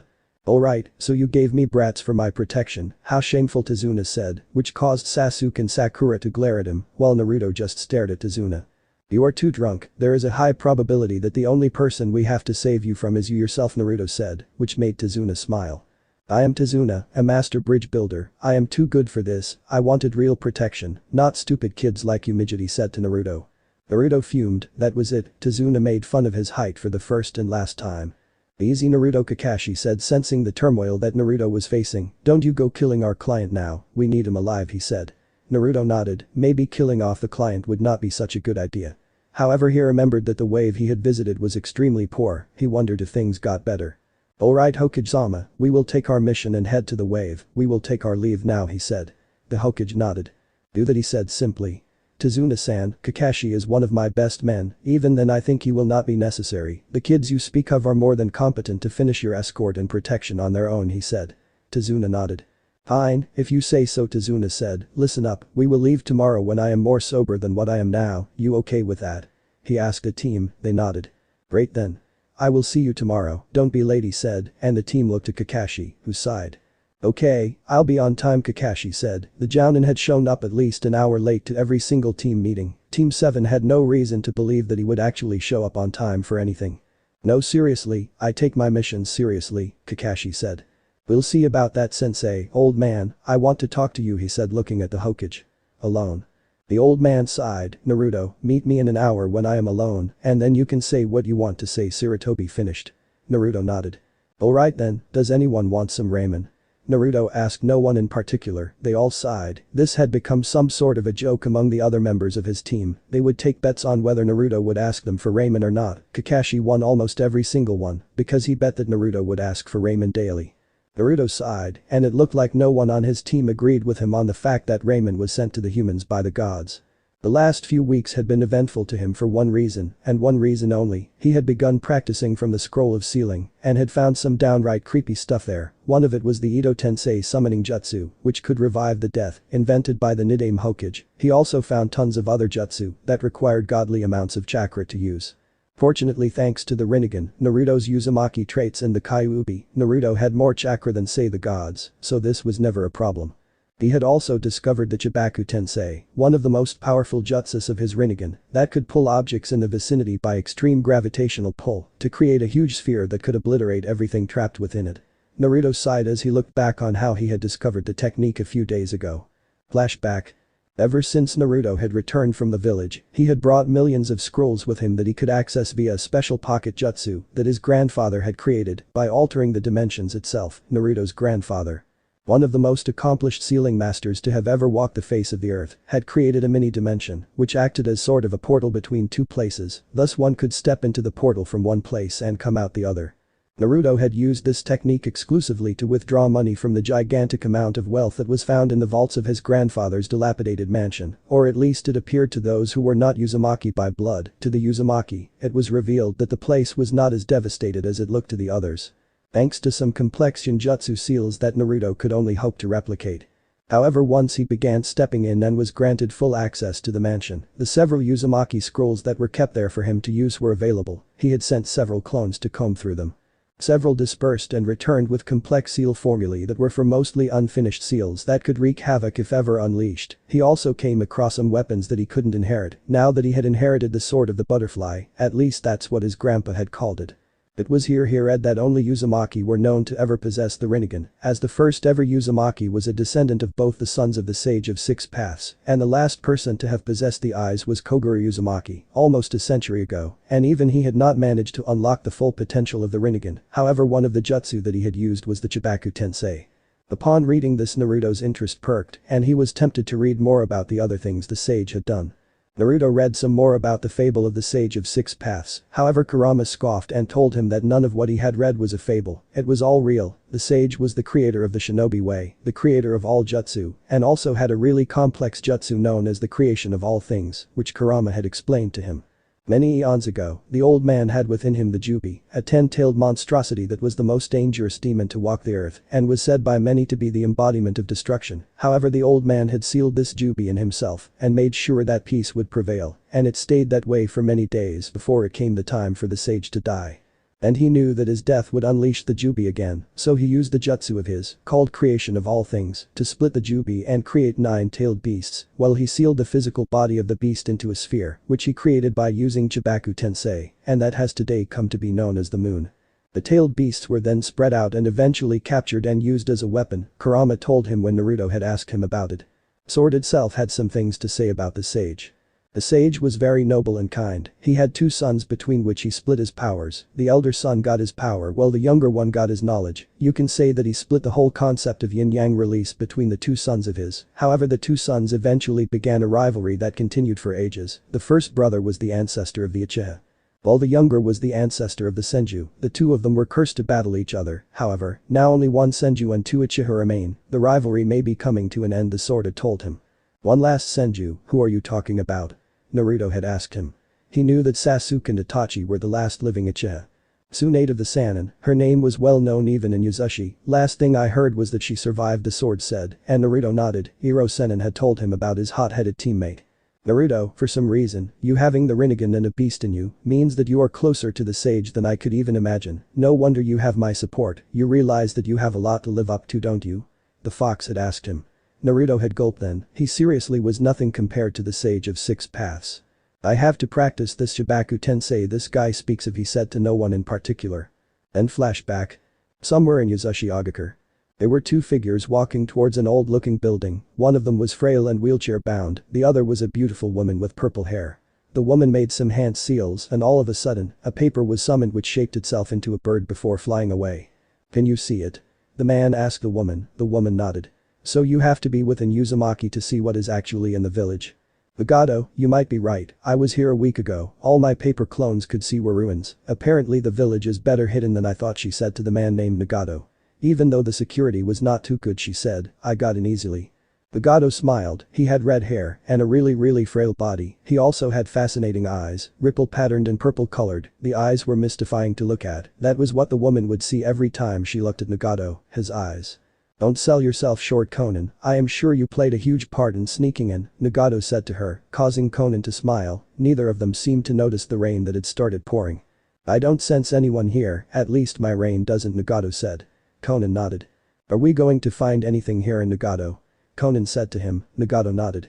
If what I dreamed was correct, then the last of my relatives is alive, and he is here somewhere. He has been here, I can feel it, I know he was here, he said. We can find him and take him with us. Can you imagine, if I were to teach him myself, how strong that child would be? Conan nodded. If you teach him, I am sure he will be a strong Nagato, she said smiling. Unfortunately you won't be teaching him, a voice said, appearing out of nowhere. It was a masked man. He wore something that had swirls on it and was orange colored. Conan stiffened, but Nagato held his hand up. Your relative is safe for now, Nagato, you can pursue him later. For now, I want you to come with me, the man in the mask said. Who are you? Nagato asked the man. Uchiha Madara. Land of the Waves.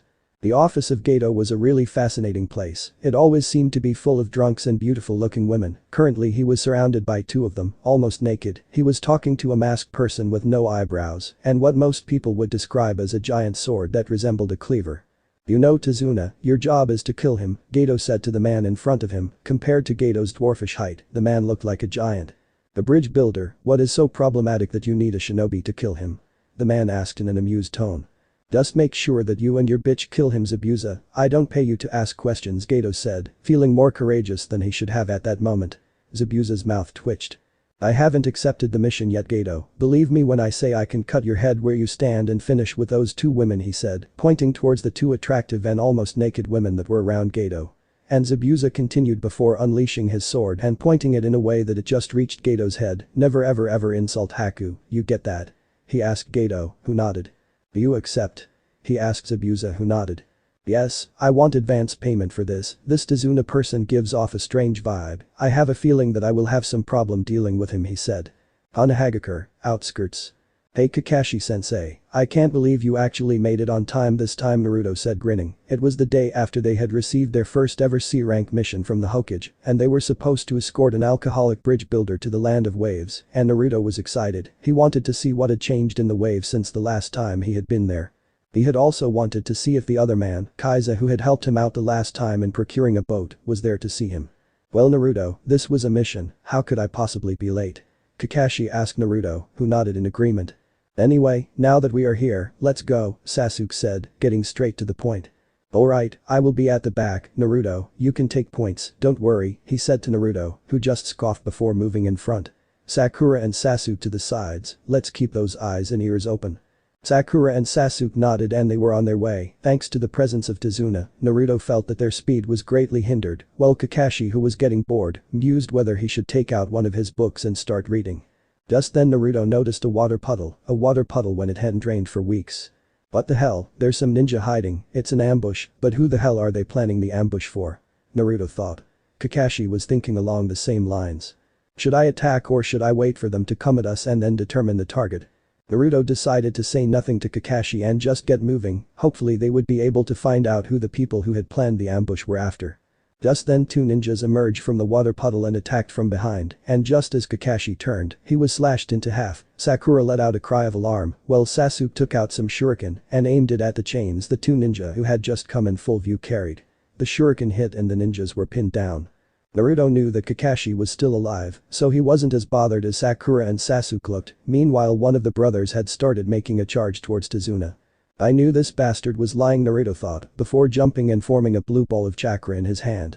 Rasengan, he said, smashing that ball into one of the ninja's faces, while Sasuke was engaged in a taijutsu battle with the second. The Rasengan hit and drilled the ninja's face. He was dead instantly. Upon seeing the first ninja dead, the second lost his orientation, and Sasuke managed to land a kick on the guy's head and promptly knocked him out. Wait, nicely done Sasuke, Naruto said to Sasuke, who nodded in acknowledgement. You didn't do too bad yourself, Naruto, he said, who nodded as he formed some hand seals. Summoning technique. King of Hell. What the hell? Sasuke thought, summoning technique, what is this guy doing?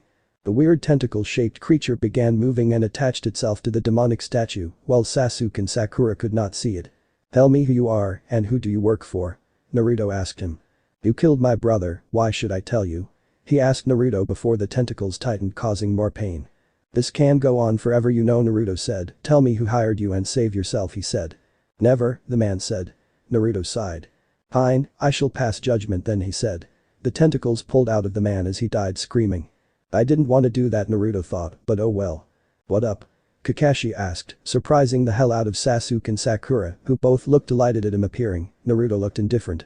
I knew you were alive, could you get a read on their moves? I am sure they were after Tazuna, but I need a confirmation, he said to Kakashi, who nodded before turning towards Tazuna. You want to explain, Tazuna-san? He asked him. Okay, I live in the land of waves and am building a bridge that will connect to the mainland, and I am worried that this bridge, which is an important one that will connect two countries and thus boost waves trading and decrease prices, will be hunted down by Gato, the shipping magnate. I knew he would put some ninjas on my trail, but you have to believe me. I put in all the money I had, and all I could afford was a C-rank mission. Please help me, Tazuna said, almost tearing up. Naruto sighed. He had been haunted by the poverty that existed in the wave and wanted to do something about it. He figured that by ending Gato's influence, he would do a whole lot, so he looked at Kakashi. We can do this, sensei, come on, he said to Kakashi, who was still pondering. Sasuke and Sakura too decided to tell Kakashi to continue the mission. Fine, Kakashi said, sighing, I will send these bodies to Konoha. Since you killed them, you can claim the bounty on them. Naruto, it will be a big help to your financial situation, he said. Naruto nodded. Alright team, we are going on with this mission, he said. However, he could not shake off the feeling that not everything was right. Sing a song, rower, come on, Tazuna said to a man rowing the boat. Team 7 and their client were well on their way to the land of the waves. It had been about 3 hours since they had been attacked by the demon brothers of the mist, and they were well on their way towards the country. The plan was to first stay at Tazuna's house and then think about where to go from there. For all Kakashi knew, there were more people that Gato had hired to go after Tazuna. Tazuna, the rower said, you're drunk again. I need you to shut up now, everybody nodded. Tazuna had brought a bottle of sake with him that he had been drinking from after the encounter with the brothers of the mist, and it was now getting on everyone's nerves. Naruto had almost punched Tazuna, while Sakura and Sasuke hadn't been so physical, but were also fed up with the man's behavior. I need everyone here to stay as quiet as they can be. For all we know, Gato can have eyes and ears everywhere. That scumbag, the rower said. Everyone, even Tazuna nodded. 5 minutes passed before they hit the shore. There you go, the rower said to them. Kakashi thanked him. The rower shook it off, telling him that he would be doing the whole nation a favor by getting the damn bridge built. Kakashi nodded. He told the rower that he would work towards getting the bridge built. They were soon on their way towards Tazuna's house. The mist that seemed to be in the air had relatively cleared, leaving a relieved Team 7, as they could see more clearly now. However, Naruto had other ideas. Wait, he said suddenly. They had been walking on the path for quite a while now, with Tazuna telling them where to go. However, Naruto suddenly asked them to stop, while hurling a kunai in the bushes. A squeak told everyone that someone or something had been hit, and sure enough, it was a rabbit that had just begun darting across them. Obviously his progress impeded thanks to the kunai in its throat. Naruto, Sakura said in a tone that really suggested admonishment more than anything else. Over the last few days she had warmed up to him. He was also apparently friends with her mother. All this worked in the favor of their friendship, and soon Sakura was also quite close to Naruto.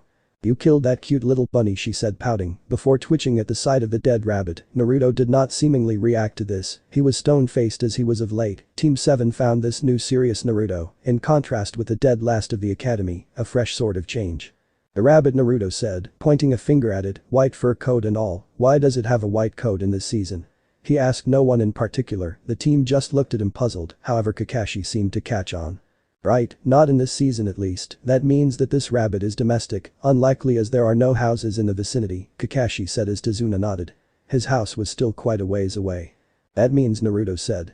Everybody down now, Kakashi and Naruto both yelled simultaneously as Team 7 ducked, Sakura pulling a dazed Tazuna with her. Tazuna lost balance, and the result was him being comically sprawled on the ground, somewhere above them, a kunai had barely missed its mark. Trouble, again, Naruto whispered as he wordlessly formed a shadow clone. Sasuke and Sakura stared at him in awe, not many people were actually known to do any jutsu, apart from maybe Kawarimi, wordlessly, and this came as a slight shock to them, this shadow clone, much like Naruto was also down on the ground, waiting to spring up like a wild cat, at that moment. As much as Sakura hated to admit it, Naruto looked very cool.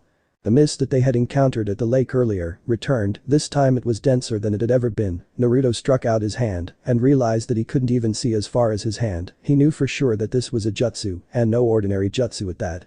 In one of his clan books he had read about this form of killing, using the mist to disguise one's movements and sounds. Naruto had found the idea ingenious, and it was something the legendary Seven Swordsmen seemed to excel in. It was known as the silent killing technique. Naruto also found out that the air around them was getting heavier. It was like somebody had flared some killing intent in their direction. Naruto saw Sasuke and Sakura stiffen. Tazuna looked like he could have pissed his pants. Naruto was awed by the fact that the so-called master bridge builder, who was also drunk, judging by his antics on the boat, was still wide awake. Naruto realized that despite not being a shinobi himself, Tazuna had probably seen and felt a lot in his time. After all, he had spades of life experience over Naruto and the rest of his team. A team of brats and a famous ninja, the copy-in, Kakashi of the Sharingan, a voice called out. Sasuke and Sakura flinched at it. Naruto couldn't help but notice the eerie similarities that this voice had to Kurama's or even his own sword. The mist cleared, not by much, but by enough that Naruto could make out a man, and the outline of what he could only describe as a cleaver strapped to this man's back. The face seemed bandaged, based on the muffled sound that this man had made, and to Naruto's amusement, he did not have any eyebrows. Naruto felt that he had seen this man before, and Kakashi answered his doubts. Zabuza Momoichi, Kakashi said, demon of the hidden mist. The air was silent, no one was making a sound, you could probably hear a pin drop. The only sound that was actually decipherable was the sound of Tazuna's wheezy breath that had the stink of alcohol on it. Naruto and the rest of his team, it seemed, had forgotten to take a breath. It was like they were all holding it for something to happen. Something big, something, dare he say, exciting. Kakashi had recognizes me, the man named Zabuza said. I am so pleased right now you wouldn't believe it. I thought that those eyes of yours would have made you arrogant, much like the other Uchihas, he said. But I guess not. Or am I right? He asked Kakashi, who shook his head. Unfortunately, I don't think that I resemble the Uchiha. I am a whole different kind of person, you know. Maybe you shouldn't be underestimating me, he said simply. Even in the mist, everyone could make out that Zabuza was smiling, a sick, twisted and demented smile worthy of someone who was a demon. 8 points.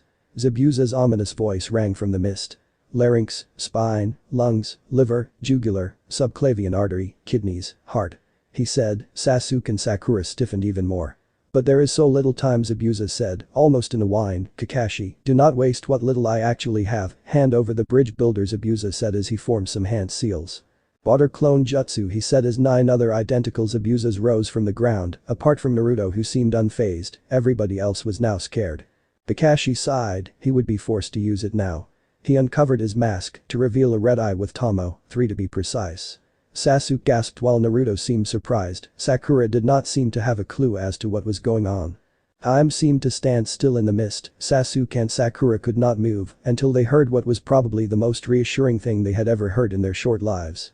Naruto, Sasuke, Sakura, do not panic, you are comrades. I will not leave my comrades, I will protect you. It was Kakashi. It was obvious that he would say something like that, even though the genin in his squad did not know it. Kakashi knew the pain of losing his teammates. His own sensei had sacrificed his life, and one of his teammates, an Uchiha of all people, would always live through him. He was in his eyes. His other teammate, the only person Kakashi had ever loved, had been driven insane thanks to the torture of the war. If anyone could say things like this to his teammates and fully understand them, it was Kakashi. Such drivel, Zabuza said as from nowhere he vanished before slashing through Kakashi, who dissolved. Zabuza smiled. Already used the Sharingan to copy my clones, eh? Zabuza said, the tinge of disdain clearly present in his voice. God, I hate that eye, don't you realize that nothing ever beats the original? He asked no one in particular, however if someone would strain his eyes to look into the mist and its depths, they would see Kakashi behind Zabuza, kunai at his throat, ready to slash it in a moment's notice. It's over, Kakashi said to Zabuza, who laughed, even the laugh was slightly maniacal. No, it isn't, Zabuza said before dissolving, this had been a clone too. Another Zabuza clone emerged from the ground. Naruto groaned, it looked like he would need the eyes to keep seeing in the mist, and he wanted to fight. How, puny, Zabuza said, turning his attention to the kids. Are these the brats you swore you would protect, Kakashi, these wannabe ninjas? He asked him, in a mocking tone. Kakashi glared at him. What do these kids even know? Zabuza continued. The sacrifices you need to make, for being what you are, a shinobi is nothing more than a tool. With one and only goal, to kill whoever the client asks to kill, in my opinion, none of you puny little brats are ninja, till you make my bingo book, he said, and then began laughing, which unnerved everyone around him. Enough of this, Kakashi said before charging and engaging Zabuza in a taijutsu. Naruto had to admit that he had found respect for his teacher, after seeing what he had been seeing. Not only did Kakashi manage to fight his way past the impending mist, he did so by using a kunai to go through and try evading Zabuza's massive cleaver-like sword. And Kakashi was surprisingly holding up too. They fought for another minute, Kakashi not making any significant progress, thanks to the giant cleaver that the man was carrying, stopping him in his tracks. Kakashi jumped away into the water body nearby, not noticing the wicked grin that had crept up on Zabuza's face. However, Naruto did notice it, but could not make out why he had that grin. Was it because of the chance to use ninjutsu, or what was it? I will end this, Kakashi said. Here and now. Zabuza laughed, oh Kakashi, I am way ahead of you, he said as the Zabuza that was speaking suddenly dissolved and another Zabuza emerged from the water, right behind where Kakashi was standing, and before Kakashi could react, a water body had surrounded him. Everybody knew what that was, water prison jutsu. Kakashi had fallen for something really basic, and it was something Zabuza did not flinch once in pointing out. The man of 1,000 jutsu, done in by a technique so simple, he said laughing. Are all Yukino Jounin like this, he asked the genin who were now even more petrified. Sasuke and Sakura were. Naruto was still not as scared, even though Kakashi's capture had done the trick, it had unnerved him. That was the grin on his face, it was his plan all along, and Kakashi-sensei could not see it, Naruto thought. This guy is good. Now, your turn, Zabuza said, I won't need much to deal with you losers, a clone will be enough, the real Zabuza said, his one hand holding the water prison. Naruto realized that that was the hand that needed to be targeted. One of Zabuza's water clones stepped forward and stood facing them. Don't you think you shouldn't be underestimating us? Naruto asked Zabuza, who laughed. Again, the mist made it seem much more demonic than it actually was. Naruto was, however, unfazed by the whole thing. Aren't you afraid? He asked Naruto, I mean come on, this is probably your first real mission, to die on your first real mission is a bummer, I know many who died on their first mission ever, I killed them myself, Zabuza said. You could tell he was grinning like a madman. Naruto, Kakashi called out, finally gaining some sense, this is madness, don't stay here, run away with the team, the water clones can't go too far away, don't worry about me, he said to Naruto, who scoffed. Kakashi was asking his teammates to abandon him, he had seen this all the time in the movies, however Kakashi's story wasn't gonna end in death. Zabuza, Naruto said, I know that you have a comrade here, I just found out, he said. It was true, the clone he had silently created had found a masked-wearing individual who had hit it with a senbon and dispelled it, thus returning its memories to Naruto. Zabuza's eyes widened, it seemed like this was the first time he was surprised today, however knowing Naruto, there would be some more. How could you possibly know, brat? Zabuza asked Naruto, who laughed, not much like a maniac, but still, good enough. Naruto decided that he was going to mess with Zabuza's head and try angering him, hoping he could make a mistake so that Naruto would be able to free Kakashi without revealing much. He was already thanking his stars that Zabuza did not realize that his eyes were extremely powerful. What are you, the dumb demon of the mist? Naruto asked Zabuza, who looked enraged at that. I just bluffed, you took the bait, Naruto said, lying and watching Zabuza seethe, angry at having been outsmarted by a kid. You are a good kid, it's a shame I will have to kill you, he said. Naruto, however, smiled. Really, actually I was looking forward to having to battle that sword of yours with my own, Naruto said before taking out a sealing scroll and instantly passing some chakra through it, thus bringing out his sword. Zabuza paled, it was evident that he recognized that sword, after all, it was the sword that had blown away so many Kiri shinobi with its sheer power. Zabuza could not believe it. Kakashi and the rest of Team 7 were even more surprised, since when did Naruto have a sword? Sakura was thinking about how cool Naruto had suddenly become, while Sasuke was wondering if having a sword like that could help him beat Itachi, and was thinking about asking his teammate about where he could pick up one of those. The sword of the bloody butterflies, Zabuza said, that was in the possession of Takeshi Uzumaki, Brad. There is no way something so majestic could come into your hands, and anyway, what do you know about handling an Itachi? Zabuza asked him, mockingly. Naruto smiled. Naruto-sama, so you finally use me, and it's against the Kubikira Bacho. I shall enjoy this fight, do not forget to channel chakra, and remember that I can also be used long range, the sword said. Naruto nodded, but was amazed at the fact that Zabuza's sword was that famous, but then again, being the demon of the hidden mist came with its perks. Alright, but first let's get all the clones out of the way, except one, Naruto said. Shinra Tensei, he said as a huge invisible wave seemed to erupt and knock out all the clones, except the one on the front of the water prison, protecting the original Zabuza, who wasn't so sure now about facing the kid. He knocked out all the clones in a single sweep. What the hell is this guy? Sakura and Sasuke had similar thoughts. How strong is this guy? And he was the dead last too. I can't slack off, Sasuke thought. Sakura had almost identical thoughts. And to think that I used to vilify him so much, I used to think he was a nobody, but by the looks of that move, only I am a nobody. Enough talking, let's fight, Naruto said as he suddenly disappeared from view thanks to high speed and reappeared just before the water clone. The clone barely got its sword up in time to defend itself from the inevitable slash of that sword. The atmosphere resounded with a huge clang indicating the meeting of two swords. To the credit of Zabuza, his superior strength ensured that he stayed steady.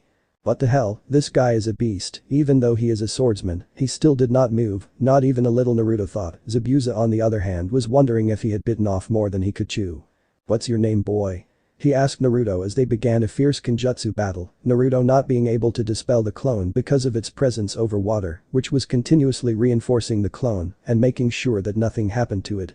Zabuza was really good at it, but Naruto was able to fight at Zabuza's level, he was fast gaining some respect. Sakura and Sasuke were too wide-eyed at what Naruto was doing, but somehow they managed to cover their client. I thought I wasn't good enough to be in your bingo book, Naruto said as he slashed again. Zabuza kicked him away, something that required excellent timing. Naruto recovered and decided to show him what the sword of his could do. Alright Zabuza, enough, I grow weary of this, time to end it. Naruto drew back his sword and channeled chakra through it, the sword had a green tinge surrounding it.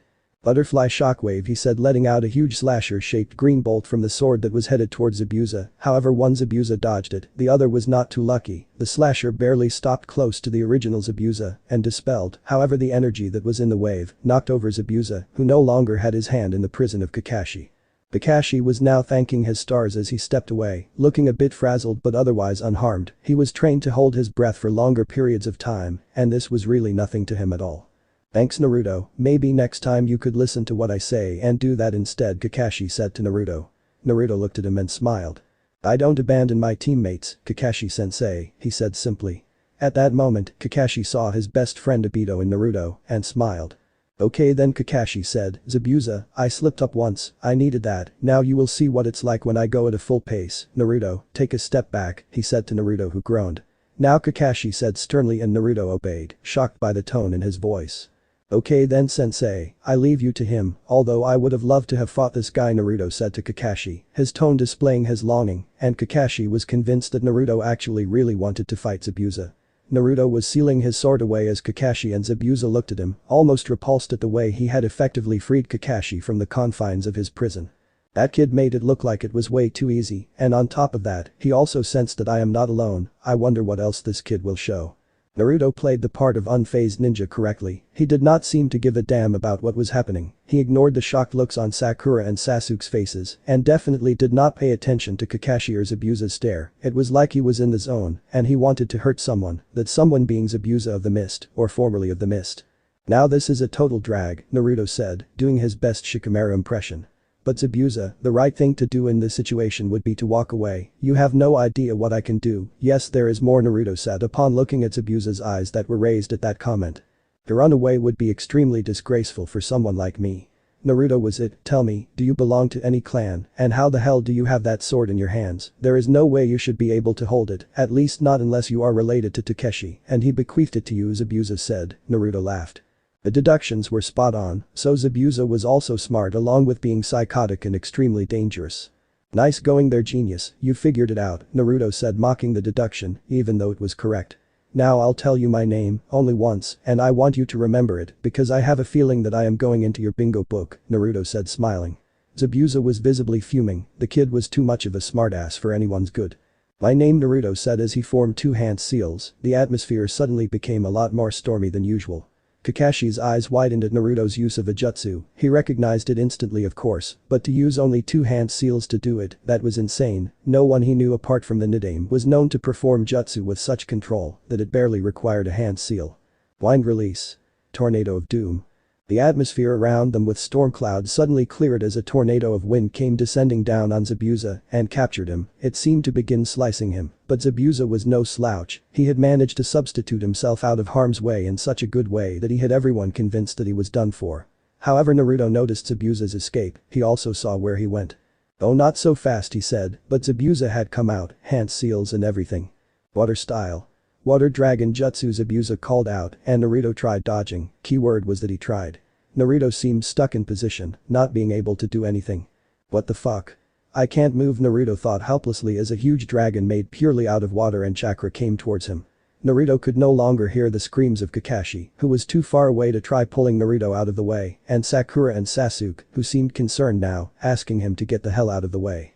Zabuza himself was shocked that the brat was not moving, and just then, Naruto, purely on instinct, formed a hand seal. The effect was immediate. It formed a sphere of energy around him that absorbed the water dragon that had just reached him. Just absorbed everything. Naruto could not believe his luck, however he realized what had happened. His eyes were using another technique, and he realized that they allowed him to absorb ninjutsu. That was really a fearsome technique. "What the hell?" Zabuza cried out, in shock. He could not believe that nothing had happened to the blonde brat. He had made it unscathed. A barrier had absorbed the jutsu. What on earth was happening? "Enough," Kakashi said, seemingly fed up. No one seemed to have noticed that Kakashi was taking the advantage the moment had presented him and had formed a huge water dragon that rivaled Zabuza's and had sent it right back at him. The last thing Zabuza remembered was being knocked unconscious due to hitting a tree. And soon enough, Kakashi had the hand seals done. His hands seemed to crackle with electricity. The target was floating in and out of consciousness. Zabuza, however, before he could do anything, a senbon struck Zabuza, who was dead. The person in a hunter nin mask was standing among the trees and charged towards Zabuza and got there in an instant. Recognition passed Naruto's face as he knew where he had seen the person before. "Stop," he called out, rushing towards the nib, but the ninja had taken Zabuza's body and disappeared. Naruto turned around to see an angry Kakashi looking at him. "We need to talk." "What the hell were you thinking? Not only did you disobey me when I asked you to run, you also jumped into a battle I told you to stay away from. I thought you were smarter than Naruto. What the hell is wrong with you?" Kakashi asked him. They were at Tazuna's house, where they were greeted by Tazuna's attractive, to Kakashi, daughter and a really moody grandson that no one seemed to know how to behave with. Inari apparently, ever since his father's death, was really fragile. Being around him was akin to walking on eggshells, and no one wanted to deal with that kind of thing. On the other hand, Tsunami, Tazuna's daughter, was an attractive young woman who had already seen enough trouble to last a civilian a lifetime. Naruto's heart sunk when he realized that the father Inari had lost was actually Kaiza. Tazuna then told them about Kaiza's tale, and how he was publicly humiliated by Geto, and how Inari was never the same. Kakashi had put off all discussions about Naruto's actions on the battlefield for later, and now at night, when Sakura was not present, she was in the other room, and Sasuke was only pretending to be asleep. The two were talking. "Wake up, Sasuke, don't insult me by pretending to be asleep, you need to hear this, because I doubt Sakura would do something like this. You on the other hand I don't trust," Kakashi said. Sasuke gulped, partly out of amazement that his acting had been caught. He needed to work on that a little bit more. Power is supposed to be used responsibly, and what the hell were you thinking not trying to dodge the water dragon? Do you have any idea what could have happened? Do you have a clue? Kakashi asked Naruto. Naruto nodded. "I was stuck, sensei, you know, these eyes, they do that whenever I discover something new happening, and did you really expect us to abandon you?" He asked Kakashi, who softened upon hearing this, though he remained a bit stern, telling Sasuke and Naruto that they needed to be stronger because the next time they would face Zabuza, he would have his accomplice with him. Kakashi had then left, leaving Sasuke and Naruto in the room all alone. Sasuke was staring at Naruto, which was causing Naruto to fidget. "Sasuke," Naruto said, "are you in love with me or something? Quit staring at me like that," he said to Sasuke, who looked pissed off when Naruto raised doubts on his sexuality. "Naruto, I need a sword like yours, where do you think I can find one?" he asked Naruto. Naruto raised his eyebrow. "I thought you were gonna ask me for mine, or demand it," he said to Sasuke. This was exactly what Naruto felt would have happened. Sasuke, however, looked puzzled. "You know, I am proud that I am Uchiha and everything, and I do think that my clan was the best. I really don't think I should be allowed to have whatever I want," Sasuke said. "We aren't that influential, no one is," he said. Naruto nodded, smiling. Well, to tell you where to get a sword like that, well this one was my grandfather's, I can't tell you where I got it since I don't know, Naruto said, lying. But I can tell you that if you deserve a sword, you will get one, Naruto said to him. Sasuke looked puzzled at Naruto. Sasuke, I know you want to kill your brother, Naruto said, but I need you to consider the cycle of revenge. You see, revenge will only beget revenge. You won't be satisfied once you do kill him, which I know you will, Naruto said, causing Sasuke to smile at Naruto's confidence in him.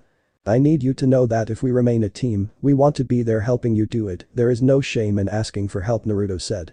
Sasuke looked at Naruto, wondering where this was all coming from. Anyway, sweet dreams, I gotta go hit the hay, Naruto said as he jumped into his bed. Sasuke continued staring at him. This guy is weird. Today we are going to learn how to climb a tree. Kakashi said to the assembled Team 7 in the forest. They had made it there after eating breakfast and trying to ward off Kakashi from flirting with the tsunami throughout. Now they were in the forest, and Kakashi had asked them to be more ready to face Abusa and his accomplice, and decided to do so by teaching them. Tree climbing? Sakura asked Kakashi, but sensei, we already know how to climb trees, Sakura said, scratching her head in puzzlement while Sasuke, who was definitely considering this to be a total waste of his time, nodded. He means without your hands, look, Naruto said before walking up the tree and walking right back down. Kakashi gasped, but realized that knowing Naruto, he had probably done this a long time ago. Focus chakra on your feet and try climbing the tree, it's really easy, you guys will get the hang of it in no time, Naruto said before giving Sakura and Sasuke kunai and telling them to mark their progress. Kakashi stared at Naruto. You know, I would appreciate it if you let me teach my students, Kakashi said, glaring at Naruto who smirked. Oh come on man, I know water walking too, so why don't you sit down and read your orange book, I'll take a walk, he said to Kakashi, who smirked, realizing that this was a rare opportunity to catch up on his reading on the mission. He sighed constantly as he pulled out his book and began reading it, happy that Naruto had given him the chance to do that. Naruto on the other hand had taken a walk and came rather far away, he was almost considering going back to his native village and checking it out one more time, but realized that that would take some time. He decided that he would do pretty much nothing and just lounge about and consider this to be his free day. He sat down cross-legged and began wondering about the abilities of his eyes so far. He had control over gravity, he could summon animals, he could bring people back to life and interrogate them, and he could absorb ninjutsu. He wondered what else these eyes could let him do. Naruto found it scary, but realized that he had a lot to live up to and an unknown enemy to face. His father had said that Naruto would find out in due time when his mother would meet him, but when would she meet him? It was all really unclear at this point. Kid, maybe you should consider training in that demonic chakra now, I mean as far as I know, you can go to about 3 tails before giving in, we need more than that, Kurama said to him. Naruto nodded. You are right, time to get started on that, he said. He got up and was getting ready to train when he saw a beautiful looking girl walk into the clearing he was in, she looked at him and smiled. Naruto began sweating, holy shit, she is better than all girls in the academy, it's scary what Ino or Sakura would do to me if they found out that I had seen a woman who I thought was prettier than them, he shuddered. He could hear the fox inside him laughing. Just then recognition struck, the girl in front of him felt familiar, and he knew just who it was. Hello, the girl said to him, Naruto smiled and hello Ed right back. Are you new here? I haven't seen you in the wave, she said to him. Naruto did not say anything but looked at her. Oh, but you have, didn't you manage to dispel my shadow clone with an ice enban? Naruto asked her, and the girl in front of him stiffened. Easy, Naruto said, you won't defeat me so easily, you know, plus I don't want to take you with me, actually I do, but not in the way you think I do, Naruto said to her. The girl raised her eyebrow. Tell your master that I want to cut a deal, Naruto said to her, the girl looked at him puzzled. Somewhere in a megacur. A man in an orange mask with swirls on him was on one of the tallest buildings in the village, staring impassively at the surroundings. The man was absolutely still, not moving even a little bit, just staring into the sunset. Just then, from the ground beside him rose a creature that was half black and half white, with a Venus flytrap-shaped thing on his head. Tobi, the man said to him, the orange masked person turned and nodded his head. What have you found, Zetsu? Tobi asked the flytrap. All of them are alive, one is in Konoha, one is in Suna, one is in Taki, 2 are in Kumo, one of them is Yugura of course, the Mizukage himself, the rest are all exiled, and locations vary, but they are easily traceable, Zetsu said. Tobi nodded upon hearing this was good news. What about members? I did my job, I have Nagato and his girlfriend working for me, they were hard to convince, but I did it, he said to Zetsu. I have 2 more potential members, Yugura himself and Itachi Uchiha, who I helped with killing off his entire clan. Yugura would do something like that willingly, and what about Sasuke? I thought the plan was for him to destroy Konoha, Zetsu said to Tobi, who nodded. It still is, but when you plan for that long, things go all south sometimes, and we need to take some precautions. Itachi needs to join us, and I know that he is working as a spy, but he will be dead long before he can actually do something to hinder our goals. Why do you think I am moving so late? Toby asked Zetsu, who began laughing. Conniving, Toby, that is just like you, Zetsu said, grinning. Let's hope that our old friend Orochimaru does exactly what we think he is going to do, Toby continued. Zetsu stared at him without saying much until Toby spoke again. I mean, he has to move after Sasuke can bite him, we have to make sure that he does that, and if he doesn't, we need to make sure that there is backup, he said to Zetsu who. I will go and try finding Sasori and Kakuzu, they might be interested in this organization after all, Zetsu said, and dissolved upon seeing the masked man nod. Toby stared at the moon that had just begun its rise. You wanna cut a deal? Haku asked Naruto, incredulous that the blonde ninja would even suggest something like that to her. She and her master Zabuza had no reason whatsoever to accept whatever Naruto had to say to them. Naruto merely nodded, ignoring the disbelief in Haku's voice. It seemed like he was pretty desperate. I know about your defection, I know about your bloodline purges in Kiri, and I know about your clan, the Yuki clan, well known for their ice release techniques, Naruto said. I think we can help each other here, plus I know about people like Gato, and I know that he is just waiting to screw you over when there is nothing you can do about it, so how about it? Would you shake my hand, Naruto said before extending his right hand towards Haku, who looked at it like it was an animal in the zoo. No, I cannot trust you, she said simply. Naruto smiled, shaking his head. I knew it wouldn't be so easy, but I can be very persuasive, Naruto said smiling, and was puzzled when he saw Haku blushing. What the hell? Why is she blushing? Naruto thought to himself, his puzzlement increasing with every passing second. Haku recovered quickly though. What do you mean by that? Haku asked Naruto, who looked at her like she was not from this planet. Well, maybe I should tell you what I can do, but you already know, the way I trashed your master around like he was a nobody, Naruto said, sounding more smug than he had hoped to come off while saying that. Plus, you know I can kill you right now and then who will go and wake up Master Zabuza, eh? I am sure Gato will pay no attention before finishing you off and get his job done for free. Do you know how much you guys charge him? Naruto asked her, her eyes widened, both of them knew that she was in no condition to take him on right now. She did not have her senbon, and she did not want to show off her bloodline, but maybe she would have to bring it out right about now. Now, Konoha is the place both of you want to go to, they respect bloodlines, unlike your Mizukage, and you will be welcomed with open arms, you know. Zabuza can finally have a place to call home, and you can be with him. He said. Can you prove that Gato will kill us? Haku asked Naruto. I mean, you could be lying for all I know, and I don't want to be the one to lead my master to his death, thanks to you and your treacherous ways, she said. Upon hearing this, Naruto began laughing loudly, like a crazy person, and Haku began staring at him, almost scared. Fine, Naruto said, pausing, see for yourself, Gato is not too far away, and maybe, just maybe he can be scheming against you guys, you know, I know where he is right now, Naruto said casually. Haku looked at him, curious as to how he found out where the shipping magnate was. Naruto just shrugged when she asked him. Haku decided that following him was worth a shot. Naruto was smirking, he had gotten extremely lucky. Flashback. It was 3 hours before Naruto had met with Haku, and Kakashi and Naruto were having a conversation about her, although they did not know who it was till then. I have my shadow clones, you know, they are combing the whole goddamn place, they will find the accomplice and then tail him, and I will try talking to him, because I know that they have good intentions. I know Gato is going to double cross them, I will prove it to them, and all the fighting will be avoided, Naruto said to Kakashi. It was doubtful whether Zabuza and his apprentice would switch allegiance and come without a fight. Kakashi had asked Naruto if establishing a friendship was what they should do in a situation like this, and Naruto agreed. He said that peace was all that mattered, and Naruto needed friends, so that he could hope to someday establish that peace.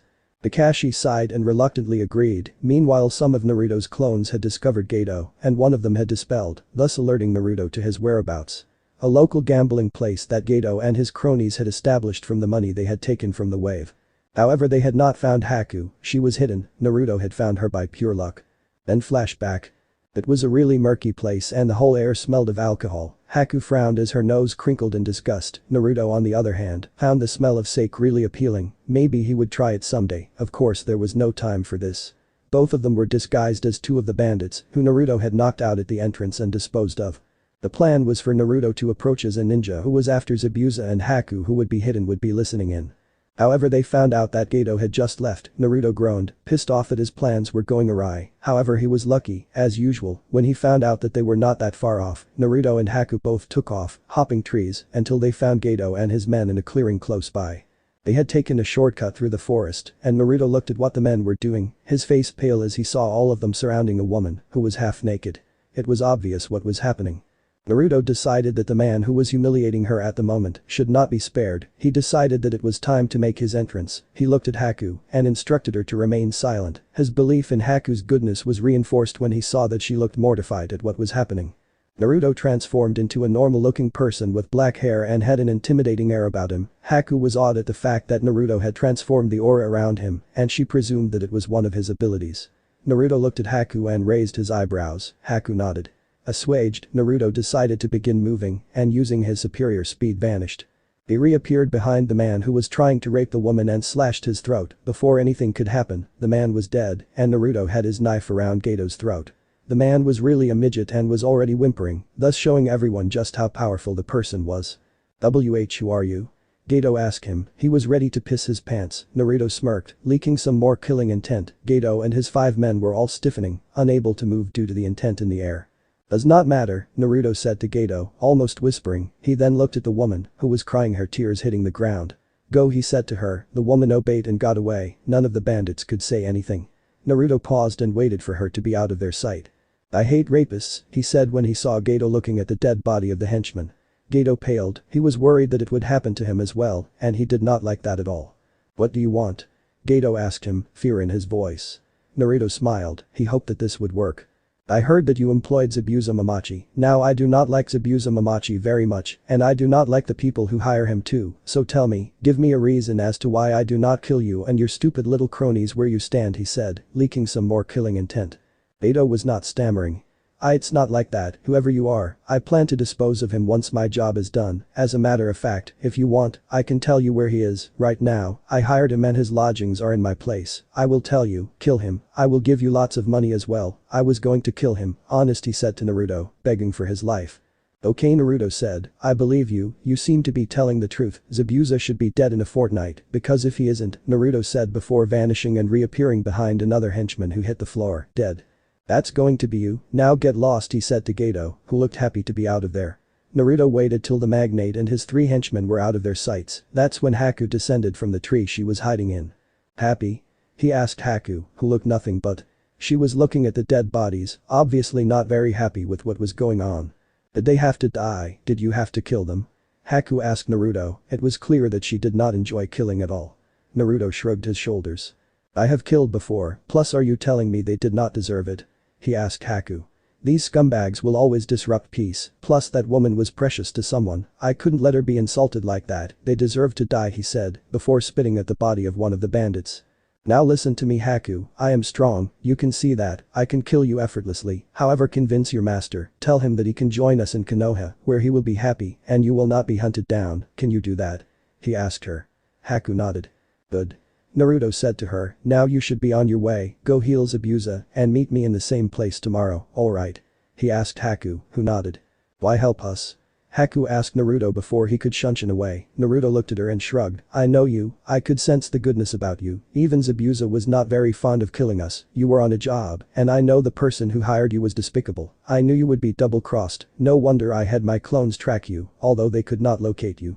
I guess it's a good thing that we ran into each other, eh? He said to her, and watched her eyes widen. Plus, there are some other selfish reasons, he said before bringing both his hands together and focusing chakra. Haku's wide eyes went wider when she saw what Naruto was actually doing. He had formed a block of ice. Haku stumbled as she took a step back. Was Naruto a relative? Naruto said to her before sunshining away. It worked, Naruto said to Kakashi. It had been 2 days since Naruto had convinced Haku, and she had taken Naruto to their hideout where he had met with Zabuza. His conversation with Zabuza had gone the same way as it had with Haku. Zabuza was angered that Gato would dishonor their pact in such a manner, and agreed. They decided to finish Gato for once and for all. And Zabuza decided that at least for a while, he would come to Konoha. Despite what it looked like, Haku was like his daughter, and he had wanted her to be safe, and he agreed that Konoha would be the safest of the villages, and she would be accepted because she wasn't a missing nin like him. Kakashi smiled. Naruto's charisma had come from his father. Both of them had an air about them that made you think that they knew what they were doing, even though they probably didn't. To convince Gato we will fight. Zabuza wanted to try defeating me again. It will be a harmless spar. He will take on you first. Well, Haku wants to see if my ice bloodline is as good as hers, and she wants to see what I can do with it. Keep Sasuke and Sakura in the dark, we might be able to hide our abilities, however Sakura and Sasuke might give it away, and while I hate lying to them, it has to be done to them, he said to Kakashi, who nodded. Fine, I will train them, you wanna help out? He asked Naruto, who nodded. Yeah, Sakura can use some basic ninjutsu, I guess. Maybe you should have Kurenai teach her when we do get back from this mission. You can train Sasuke in some fire jutsu before he unlocks the Sharingan. He said to Kakashi, who nodded.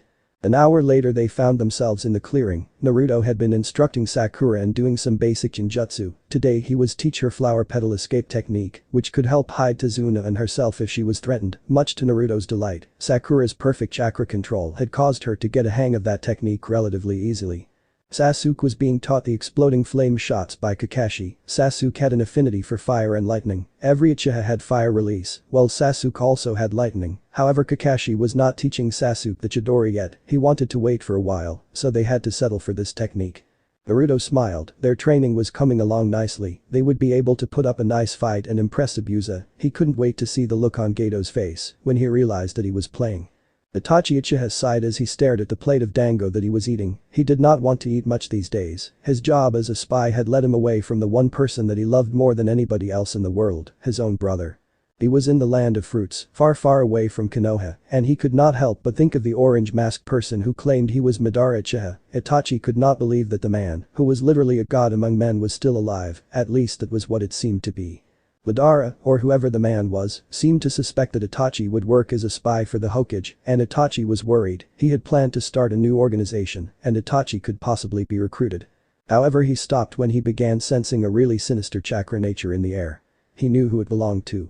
Orochimaru, he said, and the snake nin came out from the clearing. Itachi rose. What do you want? He asked Orochimaru, who laughed. Your eyes. Naruto sighed. Today was the day they would battle at the bridge. It was the day of their battle, at least mock battle, against Zabuza and Haku. They were supposed to do it till Gato would show up and try killing them. That's when they would strike. According to Zabuza, Gato had been pushing Zabuza to get rid of the ninja brats.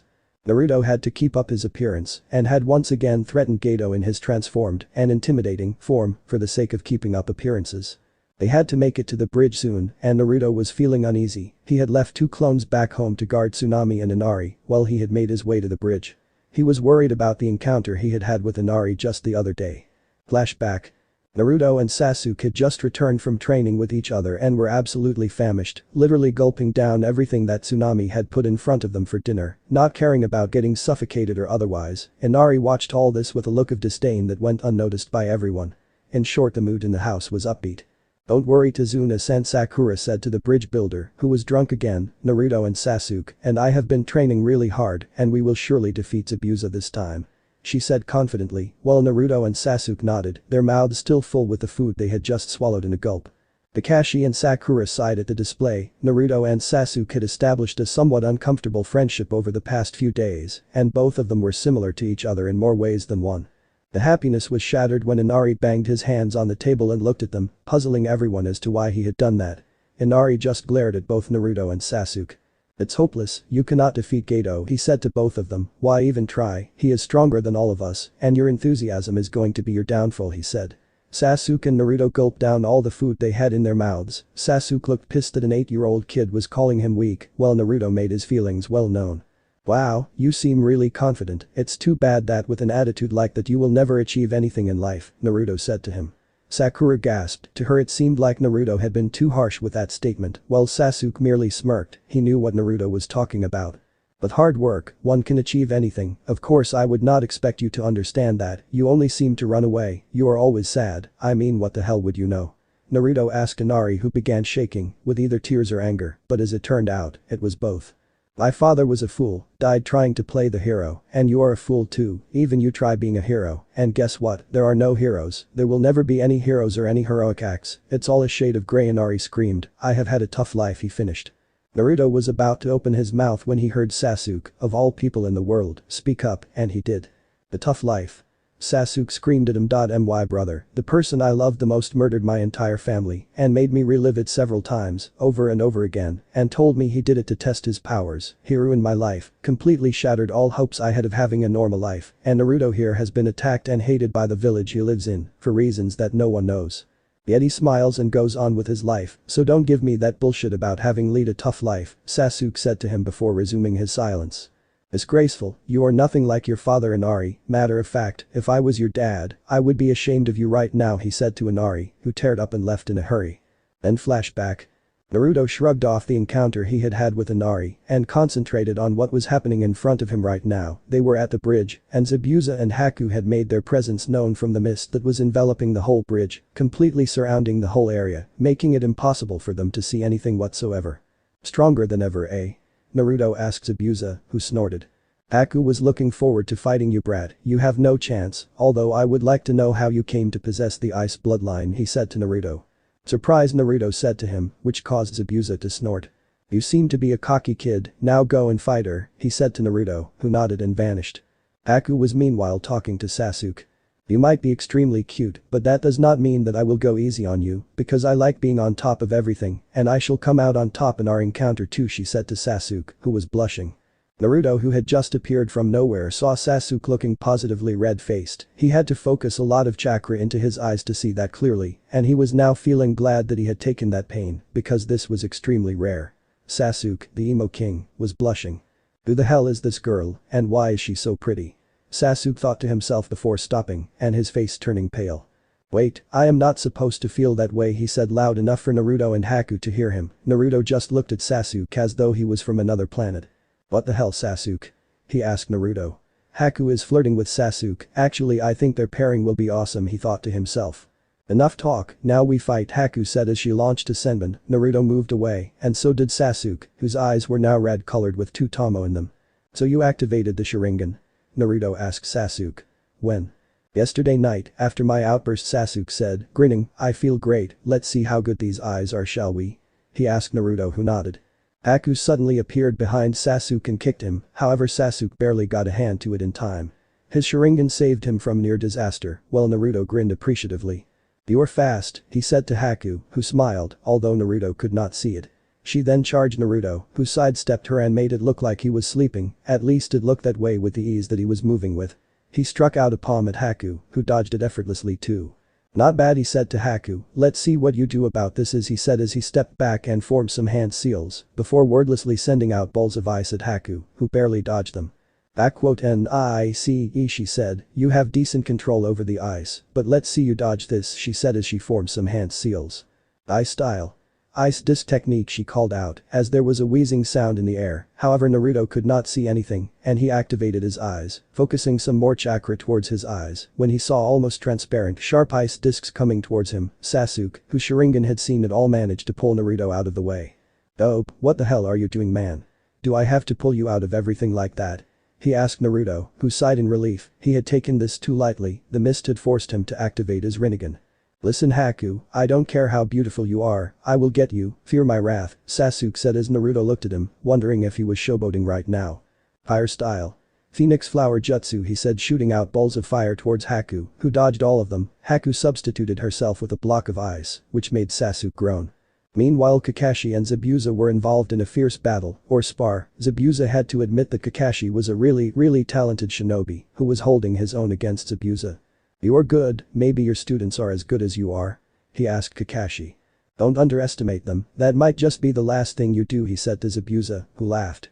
"The blondie is fearsome, I will admit, but I don't think he is too experienced, he is a little too naive for my tastes," Zabuza said as his cleaver clashed with Kakashi, who turned out to be a shadow clone. "Are you taking advantage of his naivety?" Kakashi asked Zabuza, he had just materialized behind him and had a kunai to Zabuza's throat, he wasn't slashing, he was not supposed to. "Nah," Zabuza said before dissolving into water, it was a water line, and Kakashi sighed, berating himself for thinking that he had won already, however he dodged in time, avoiding a giant sword slashing, he began sweating, Zabuza was really good. "So why join us?" Kakashi asked Zabuza, who sort of shrugged, both of them were standing at a distance. "Look, I love Haku okay, like a daughter, I took her in and raised her to be a tool, but I realized that she'd won me over, she changed my heart, and I am tired of putting her in danger like this, I know that she will be safe there, I am doing this for her, I want her to have a great life," Zabuza said as Kakashi looked on, shocked at what Zabuza had just said. "Plus she thinks that the black-haired kid is cute," he said to Kakashi, who sweat dropped. "She should join the club," Kakashi thought. "Enough of this sappy bullshit, let's fight now," Zabuza said as he charged Kakashi again. Half an hour later. Alright, Haku, it's time, Naruto said. They were trapped in Haku's demonic ice mirrors, and Naruto was sorely tempted to use the pre-top path and absorb the ice needles, but he didn't want to.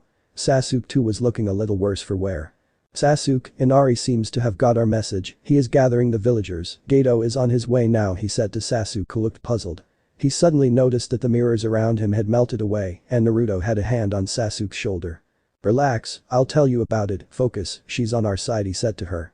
Zabuza and Kakashi had both made their way towards where they all were.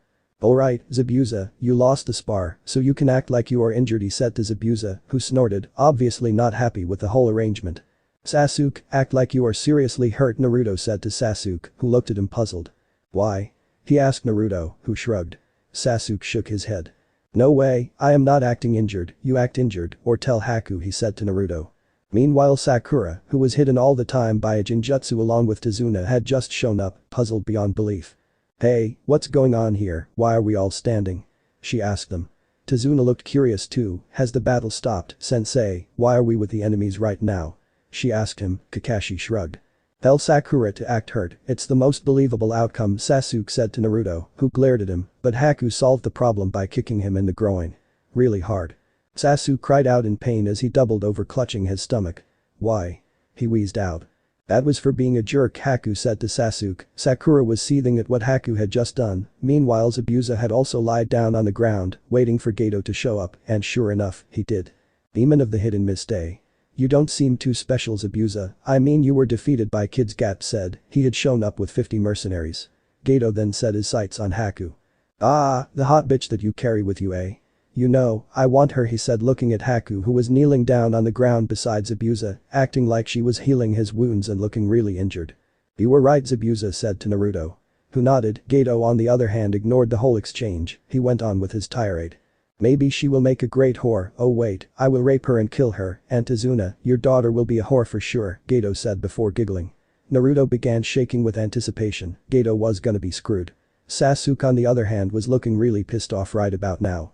Shut the hell up, you fuzzbag, he shouted, albeit too dramatically, Naruto groaned, Sasuke wouldn't make a great actor. As if a kid can tell me what to do, he said to Sasuke, you like the whore, well, maybe I'll do it in front of you, he said laughing as his mercenaries laughed along with him. I would like to see you try, Zabuza said as he got up, giving up the act, looking as fresh as ever. Haku got up too, and Naruto formed 50 shadow clones. Gato paled, the look in his eyes was similar to what many people look like when they see their deaths approaching. It was all an act, Zabuza said as he charged towards Gato, who was paralyzed with fear. 5 bloody minutes later, it was all over. Inari and the villagers had shown up later. Inari had managed to gather the support of all the villagers, and this had gained looks of appreciation from Naruto, and of all people Sasuke. Naruto also found out that Zabuza had no intention of joining Konoha. Why stay a missing nin? Come on, you said Haku was your daughter, don't you want to be with her? Naruto asked him. Zabuza sighed. I would love to, Naruto, but I have a job to do, I have to gather support for the rebellion, please, take Haku with you and take care of her, he said to Kakashi, who nodded. Zabuza-sama, please, I shall come with you, Haku said to Zabuza, who refused.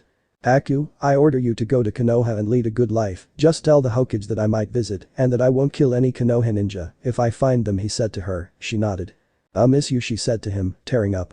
Naruto was pretty sure that Zabuza was also about to cry. I don't deserve you, Haku, Zabuza said to her, as he smiled. Well, I'll be on my way, take care, and once the rebellion is successful, I will visit you, he said to her. Haku nodded. Zabuza the sunshine away as Haku broke down in tears. The next week was spent completing the bridge. The villagers, bolstered by Inari and Tazuna, had begun working hard at completing the bridge. Haku and Sasuke spent that time together, much to Sakura's chagrin. She couldn't believe that Sasuke liked Haku, while Naruto could not believe that Sasuke likes girls. Can you believe them? Sakura asked Naruto. I worked so hard to impress him, and he started liking Haku of all people, she said to Naruto, who nodded. Yeah, I know, right, I thought he had a thing for Kiba, he said as Sakura realized what that meant, and she was not happy. Don't insult Sasuke-kun, she said to Naruto as she tried beating him up. Hiruzen Sarutobi sighed. It was another day at the village, another one filled with paperwork, and he hated to say it, but he missed Naruto. The boisterous blonde had made things entertaining, but now there was none of that. However, things were getting more interesting. He sensed someone was in the room, and it was not Anbu. Itachi-kun, Sarutobi said. How nice of you to show up, he said as Itachi emerged from the shadows. I knocked out Katetsu and Izumo. I hope you don't mind, he said to Sarutobi. Your Anbu are knocked out too, he said as he took a seat. That scares me, Sarutobi replied. So, I thought you wouldn't show up in the village for a long time, so what happened? Orochimaru is coming after my brother, his sights are on the Sharingan, and he wants to invade Konoha, Itachi said as Sarutobi paled. This was not good news at all. He came after my eyes, but I managed to escape, don't ask me how, I am sure he will go after Sasuke next, he said to Sarutobi. This is bad, Tobi, Zetsu said to the orange-masked person. Orochimaru moved after Itachi and gave away his plan, and now Itachi could be in Konoha. This is not good, Tobi said to himself. Look for someone else then, Itachi is a lost cause. Zetsu nodded as he dissolved in the ground. The rest of their stay at Wave was relatively tame compared to the first few weeks. Haku had decided to come along with them to Konoha, and Zabuza had left in hopes of leading a successful reunion against the bloodline purges. Sasuke and Haku, much to the chagrin of Sakura, had hit it off, while Naruto, who was loveless, was working on the bridge. His clones had devoted themselves to getting the work done, and he was also working his summoned creatures and using them as load bearers and whatnot. Kakashi just relaxed and read his dirty smut and tried flirting with Tsunami while all this was happening. Naruto, Sasuke and Inari had also become quite close to each other, all the while as they just hung out and trained, at least Naruto and Sasuke did, while Inari just watched them do it. After 2 weeks, the bridge was finally finished, and it was time to name the bridge, and the whole village was gathered to see off the shinobi, who had saved their land from tyranny and freed them. This bridge is spectacular, but what will we call it? Tazuna asked the whole village as the shinobi were leaving. Hey, it's all thanks to Konoha that we escaped this predicament we were in, maybe we should call it the Great Konoha Bridge. Inari asked Tazuna. He was met with the approval of the citizens of the village, and Tazuna smiled. You are right, it is decided then, this is the Great Konoha Bridge, he said as the denizens cheered while Team 7 looked on awkwardly. Haku was just smiling. As they were on the way back to the village, Kakashi sighed. They should have called it the Great Kakashi Bridge or the Great Icha Icha Bridge, he said, sighing again. Everybody shook their heads and stared at Kakashi, while Haku merely smiled. Stop smiling. Are you talking to me? This was probably what Sasuke and Haku said together the whole time on the way back. Haku had a smile on her face, and Sasuke was determined to make her stop smiling, while Haku was unfazed and continued doing so uninhibitedly. Naruto and Kakashi observed this with amused looks on their faces, while Sakura just did not look happy. They were walking ahead of a bickering Sasuke and Haku. What does he see in her? Sakura asked Naruto. There was a look of hurt in her eyes, and Naruto felt bad seeing her. He knew why they attracted each other, or at least why Haku attracted Sasuke, but he did not have the heart to tell her. I don't know, he lied. Hopefully she would buy it and be on her way, but she didn't. Don't lie, I'm sure you found out, you are intelligent, plus the last 2 weeks you were exclusively with Sasuke, he could have told you, so tell me why he likes her. She asked him, a look of pleading in her eyes. He likes her because she is strong, Naruto said as Sakura's eyes widened. But you beat her, how can she be so strong? She asked him. Naruto laughed, enough to not draw attention to the rest of the team behind them. Cute, but I did not defeat her, we were at a stalemate when Geto showed up, anyway I wanted to hold back and see the powers of her ice manipulation, Naruto said, defending himself. Missing the point, Naruto, Sakura said to him as Naruto shrugged. I know why he doesn't like me, cause I am a weakling, Sakura said bitterly as Naruto walked on. This caused him to stop and turn back. Don't ever say that to anyone, just train and train till you realize that you are strong, and then after that is done, train again and get stronger, he said to her. Kakashi, who had overheard this conversation, smiled, it reached his eyes. He loved it when his team came together like that, it made him feel like a father. You are right, Sakura said as Kakashi stopped smiling and listened in on the conversation. It's nothing bad, I will train and become as strong as Sasuke and stronger than Haku, then he will choose me, she said to Naruto, who smiled.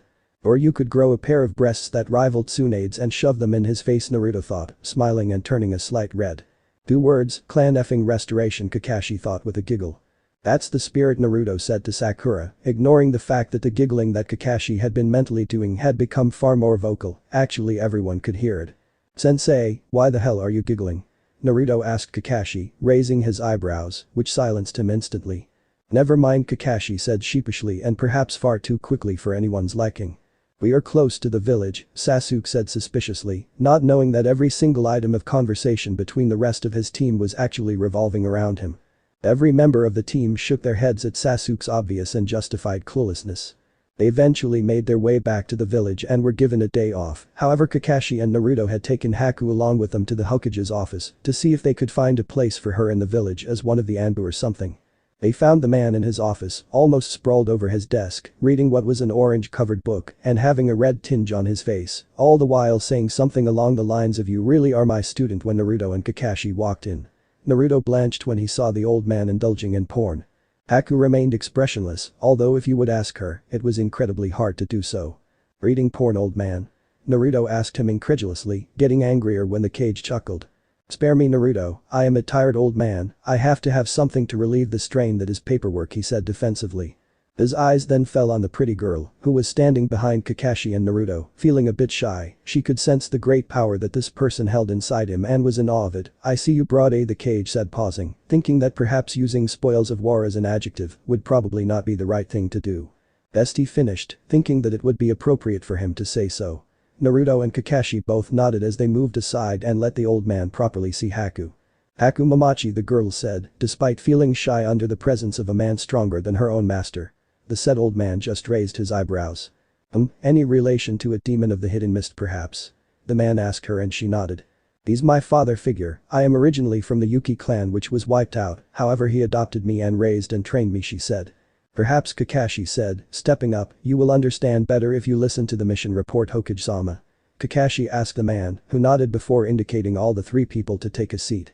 The next 2 hours were spent making a mission report to the old man. Sasuke was staring at the family photograph. This was obviously the happier times, even his almost always stoic father was smiling, and a genuine smile. Itachi had his hands on Sasuke's hair in the photo, and he, in the picture, was not impressed. As far as he knew, his brother was his favorite person in the world till he had gone the mass murderer route and killed everyone that mattered and then stuck around to torture him. Why? He mused. Not much of a question, he had been asking himself a lot of this, even more ever since he had been placed in a team with people like Sakura and Naruto. He had not cared much about them. Sakura was, as far as he was concerned, a stupid and incompetent fangirl before she had graduated, but she had begun taking all this seriously and had been accentuating the plus points she had and eliminating the negatives. His other teammate was a total enigma to him. Naruto was kind of what he could call a close friend, and much to his surprise, probably one of his closest. Like it or not, he was the rival, and it was he that Sasuke had to aspire to match up to, not his brother. The more his brother's advice of embracing the hatred in him floated around in his head, the more he considered just not doing that. He had no intention of listening to Itachi anymore. "He killed my whole family, and I still want to do what he wants, and what does Naruto always say about revenge?" he thought, almost furious with himself. The whole idea and the way he had decided to live his life was swiftly crashing around him, and now he wasn't so sure about it. He wasn't sure if he could take the heat, wasn't sure if he would ever hate enough, because the way it was right now, his life was better off with love in it. Sasuke's soft voice, he recognized it as Sakura's, called out to him, and Sasuke smiled. He was almost expecting her to turn up and ask him out on another date. The melancholy of the whole damn situation needed to be broken. "Hey Sakura," Sasuke said before turning around and looking at her. She was pretty, with that pink hair that stood out and that awfully large forehead. Sasuke smiled. Maybe if she hadn't pushed him away by being so useless during the academy, no matter how talented she was now, Sasuke would have been in love with her, but as things stood, the only girl that held his attention was Haku and no one else. "Do I have to ask you why you're here, or are you gonna tell me?" Sasuke asked her, trying to sound as polite as that statement could have sounded. Sakura seemed to realize that Sasuke had meant to be polite. She came and sat down next to him. "Their compound is huge," she said simply, causing Sasuke to grin. It was huge, and he lived alone. That was not funny, but the topic being brought up was. "It is, isn't it?" he asked Sakura. "There were a lot of us," until he said before showing her the picture of Itachi. Sakura understood as she bowed her head down. "Is revenge that important to you?" Sakura asked him, and he sighed. It was another whole minute before he answered that question. "I'm not so sure anymore," Sasuke said. The vague answer was not going to please her, and he knew it, and he was right. She did not look too satisfied at the answer given to her question. "So, you like Haku?" she asked him, and Sasuke realized what this was. He nodded and he saw her face fall. At that moment, he felt like a total idiot for saying it. Maybe he should have been more diplomatic. "Sakura, try to understand me. You are very pretty and talented, but it's not me you like," he said to her simply, hoping that it could make things better. "What could you mean by that? How dare you say that?" Sakura asked him, agitation clear in her voice. "I was something you looked up to, talented, good-looking and having a rich heritage, and you know what, maybe I was," Sasuke said. "But let's say that we get into a relationship and you realize that you were not really in love with me, just the idea of me, how bad would that be?" he asked her. Sakura looked like she did not understand. Sakura, I like Haku, but you are still the closest female in my life, you are kind of like a sister to me, and I know that it must be weird he said as he noticed Sakura blanch, but someday you will realize that you did not love me after all, that I was a crush, and that is all, and trust me, it's better if we stay friends when that happens he finished. Sakura thought on it before rising and walking away. Maybe you are right, but you know what? I still will grow stronger than Haku she said as she faded away, like some kind of illusion. Sasuke sighed as he resumed pondering over the photograph in his hand. Are the preparations done? The older Sarutobi asked his only student that seemed to remain loyal to the village. The said student was standing and scribbling in his book as he faced the window and the gorgeous view that it presented.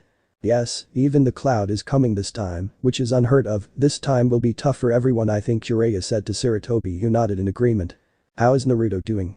Jiraiya asked, turning his attention to his student, and Sarutobi smiled. Naruto is really talented, he has changed both Sasuke and Sakura, and for the better too, he said as Jiraiya scoffed. That brat always did have the talent of changing people, he is like his father in that respect, he said to Sarutobi, who nodded. Jiraiya, I am going to retire after these exams, Sarutobi said to him, and Jiraiya almost fell out the window. What? He asked Sarutobi in shock. Sarutobi smiled fondly at the reaction his student displayed. I would pick Kakashi as my successor, but I have a feeling he will refuse, and you will too. Or will you take it? He asked Jiraiya, hoping that he would say yes. Jiraiya shook his head in a negative. Sorry old man, I am too ill-suited for that job, I hate being confined to the desk, I love my research you know, perhaps Asuma? He asked Sarutobi, who shook his head.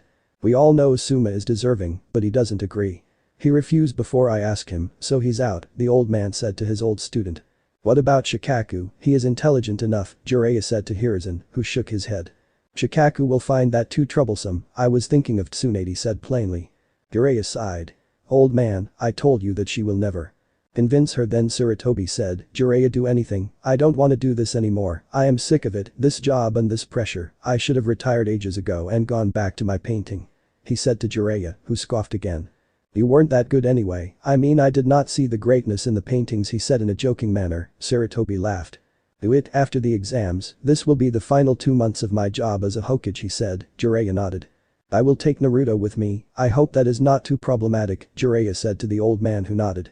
Take him along, remember, groom him for the position, whether the civilians like it or not, he is going to be the Rakudame Hokage, he said to Jiraiya, it is his dream after all, he finished. Does Orochimaru have anything to do with this sudden mood swing? Jiraiya asked him, and the old man nodded. More than you think, Jiraiya-kun, either way, I'm going out, and I'm going out in style, I'll take him down with me if I have to, he said smiling. You are not doing any such thing, old man, I will see to that, Jiraiya said to Sarutobi, who sighed. Nothing will change my mind, Jiraiya, at the end of these exams, I will finish what I should have finished all those years ago, and I will avenge all the innocents that have lost their lives, he said to Jiraiya, who turned away from the old man and resumed staring into the distance. Old man, he said, not needing to say much, I can't have you do that, you are one of the closest things to a father I have, you know, Jiraiya said to him affectionately, and Sarutobi smiled. I always underestimated you, Jiraiya, and I can tell you that was a mistake, just don't do it yourself, he said to Jiraiya, who shined away. Troublesome, a voice that sounded as bored as the expression itself. You find every damn thing troublesome, Shikamaru, said Ino Yamanaka. The blonde Kunoichi had had it with the laziness of his teammate, she had tried changing his ways, but that was about as easy as getting Chaoji to give up on food, and getting Chaoji to give up on food was as easy as shrinking Sakura's forehead, in other words, she was doomed. Did I have to be on a team with these losers, she thought to herself. I'm too good for them, and even though I am the leader, they never ever listen to me, she sighed.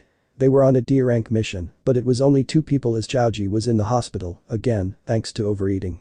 Again. They were supposed to catch a cat that kept running away, and somehow their sensei had steered them away from a mission like that, but it was like they could avoid it no longer. Sakura had told her about the damn cat and how it was so tough to actually catch, she wondered if she could break the time limit that Team 7 had set for themselves, but thanks to Chaoji being incapacitated, that was not going to happen. Damn it, I lost to her again, she thought to herself. She turned and looked at her lazy teammate, who wanted to be anywhere but where he was now, in the woods, and had a really bored expression on his face. Shikamaru, stop watching the damn clouds and catch the cat already, she shouted at him. This jolted him awake, but before long, he was back to putting on the same bored expression. Ino scowled, but her scowls were ignored. She turned to her own sensei, who had a dreamy look on his face and could not care less about where the cat was or what it was doing. 2 hours later. Finally, they had turned in the cat, and Ino found out the reason for the cat's repeated escape. After all, if your owner itself threatened bodily harm on you, then you would probably want to run away too, but what she was not expecting was seeing the grandson of the Hokage. Konohamaru being held high up in the air by his scarf by a man, with what would be called war paint on his face and a mummy on his back. There was also a woman, who Ino had to admit was rather attractive, and like her was blonde. She had a fan on her back, she wondered looking at the headbands on the foreheads, they were from sand, if every sand genin, she was aware of the Chunin exams coming up, carried something heavy on their back, but before she could react to what was happening, Shikamaru had stepped up. Put him down, now Shikamaru said to the boy holding Konohamaru by his scarf. Make me, the boy said simply, which made Shikamaru sigh and let out a small troublesome. Well, if you don't, I'll make your sister strip, he said simply. What? The boy in black asked him, getting angrier by the second. That was when the girl began shaking. Hansis Kankuro, she said hesitantly, as Shikamaru began making a weird mime gesture of removing his clothes, and the girl was doing it. She had taken off her fan. Make him stop. Please, she said. Hey, you stop that, now the boy named Kankuro shouted at Shikamaru, don't do that to Tamari, he said to him. Who's Tamari? Shikamaru asked him mockingly before mimicking the removal of a headband. Ino could have sworn that she had never seen Shikamaru use that tone before. My sister, you idiot, look, I put the kid down, he said before doing just that. Konohamaru scampered away along with his two friends that had turned out of nowhere. Good, now I need assurance that I will not be harmed by the woman, otherwise more than the fan will come off, he said to Kankuro, who looked at Tamari, who nodded. How did you do it? She asked Shikamaru, curious enough to not sound mad at all. Shikamaru looked down and saw his shadow that had extended and latched onto Tamari. Shiud in realization, this was the Nara clan then, they were known for their shadow techniques. Shikamaru sighed as he released the jutsu, and the shadow receded slowly before coming back, and in an instant Tamari was close to him and peering at him. Who the hell do you think you are? She shouted at Shikamaru, who sighed, but did not look too comfortable with what was happening right now. Ino was just staring with her jaw wide open, she did not want to interrupt this moment. You are too troublesome, you promised not to hurt me, so you should step away, Shikamaru said sighing again, however Tamari did not back down. You think you are so smug, don't you? She asked Shikamaru, what if I told you I found that kinky? What would you say to that? She asked him as Shikamaru paled. What? Shikamaru, Kankuro and Ino simultaneously stuttered. I like that, now what is your name? She asked Shikamaru huskily, Ino had to admit that would have gotten her right there. She then chastised herself for even having such thoughts, Naruto Baka had those thoughts, not her. Shikamaru, he whispered in Tamari's ears, they were really close and Tamari was blushing, what the hell was going on? The end result was a confused Ino and Kankuro, but before anything else could happen, Tamari killed Shikamaru. Straight at the groin. Shikamaru staggered before falling down clutching his stomach. Only I get to be kinky, do you hear? Tamari asked Shikamaru before walking away and picking up her fan and headband. Shikamaru, are you alright? Ino asked him about it, however Tamari just shrugged her off. He is fine, he's lucky that he is so cute, otherwise I would have gotten him harder, she said. Ino blanched, Shikamaru. Cute. Wow, that guy is a pathetic excuse of a ninja, to think that Raikage-sama had told us to be careful of the Konoha shinobi, they look useless to me, a new voice said. Everybody turned and looked in that direction, the speaker was a dark-skinned female, she was accompanied by another dark-skinned male and a fair-skinned blonde woman. The male had white hair, the dark-skinned female had red hair. Shikamaru was still clutching his stomach and Ino just wanted to bury herself 6 feet under the ground to avoid the embarrassing situation. Harry, the dark-skinned male said to the dark-skinned female, please, maybe something will happen if we say things like that, please do not say such stuff, what if Konoha and Kumo go to war because of you? He asked her. The girl named Carrie turned red-faced. Shut the hell up, Amoy, she shouted at the male, but the blonde woman stepped in. Amoy, Carrie, stop. B-sensei and Dari-sensei will not be happy if they hear how we behaved, she said to Carrie. The blonde had long straight hair and wore fingerless gloves, and much to the delight of the two males, excluding Amoy who was used to it, she was easy on the eyes, actually way too easy. Vegito, you are worse than Samui, curse her field promotion, Carrie said as Amoy remained silent. So, even the Kumo shinobi are here, eh? Shikamaru asked, he was still sort of clutching his stomach. Our headbands gave us away, dumbasses. Carrie asked Shikamaru, who sighed. Why does every kunoichi I meet have to be so damn troublesome, what did I do to deserve this, what a drag, he said, and Ino again began wishing for her burial. Shikamaru, you always find everything way too troublesome. This was a whole new voice, and to Ino's delight, it was also familiar, even though she was not too fond of the person who it was, a known face was welcome right now, but even better when she turned and saw that there were three known faces, her best friend rival, her crush, and Naruto. I wonder what your wife will do to you, Naruto said. I mean, you might find the sex too troublesome as well, no? Naruto asked Shikamaru, as Sakura began glaring at him, Sasuke was smirking, Kankuro was trying to hold in his laughter, and Temari was giggling. The Kumonin remained silent, although Yujito began staring at Naruto. Wow, another Konoha shinobi who thinks joking will get him past anything, Kari said looking at Naruto. This gained his attention, he turned and stared at Kari, before directing a burst of killer intent towards her. She froze in place. A second later, Naruto was behind her, and Yujito and Amoy had their kunai and sword respectively out. I can wipe all of you out right now, Naruto whispered in Kari's ears. She had begun shivering in fright. I suggest you move away, Yujito said to Naruto, who looked at her, and their eyes met. Watabi. The fox said. Naruto heard it, and everybody could tell that Naruto and Yujito had identical expressions right now. Stepping away, then Naruto said cheerfully as he moved away and removed the kai. Kari sighed in relief. Who is Matabi? He asked the fox as he was walking back to where his team was, staring at him open-mouthed. Two tails, but that's not all, now I can feel another one, this is Shukaku, the one-tailed, it's like a Biju convention. Naruto looked towards the trees, that was where the chakra of Shukaku was coming from, this was turning out to be extremely interesting.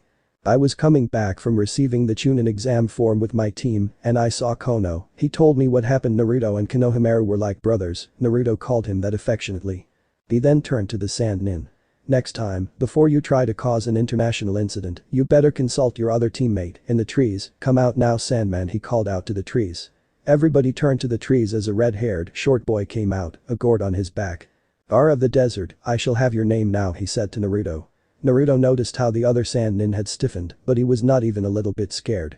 He could tell that Sasuke, Yujito and Shikamaru were the only people right now who weren't shivering, apart from him, due to the killer intent that was in the air, and Naruto gave Sasuke and Shikamaru great credit for that. Hello there one, tell your Petra-kun that I have a 9, Uzumaki Naruto said to Gaara, who paled. Everybody else wondered what the hell was being talked about. Temari and Kankuro realized that Naruto had already deciphered the fact that Gaara had a demon inside him. Mother wants your blood, Uzumaki Naruto, he said, sounding every bit as menacing as he intended to, however to his shock, Naruto did not flinch. I don't care if it's your father who wants blood, mess with me, and the only blood you will get is your own, on the ground, dripping away as you count your remaining seconds, is that understood? Gaara was paler than he had ever been, he began rubbing the spot where there was the kanji for love on his skin. Temari, Kankuro, we have to leave now, let's go, Gaara said before taking the Sand Nin with him. The exams will be interesting this year, Shika? Naruto asked him, Shikamaru nodded. Ino continued looking wide-eyed at Naruto, while Sakura and Sasuke seemed used to it, she was seeing him in a new light.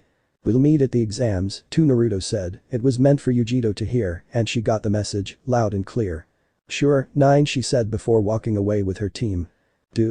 9. What was that about? And they seemed like they had known each other for a while, Shikamaru thought as he mumbled a goodbye, he had to think about what had happened. We know Itachi, but are you ready? Sasuke won't take it well, the Hokage asked him.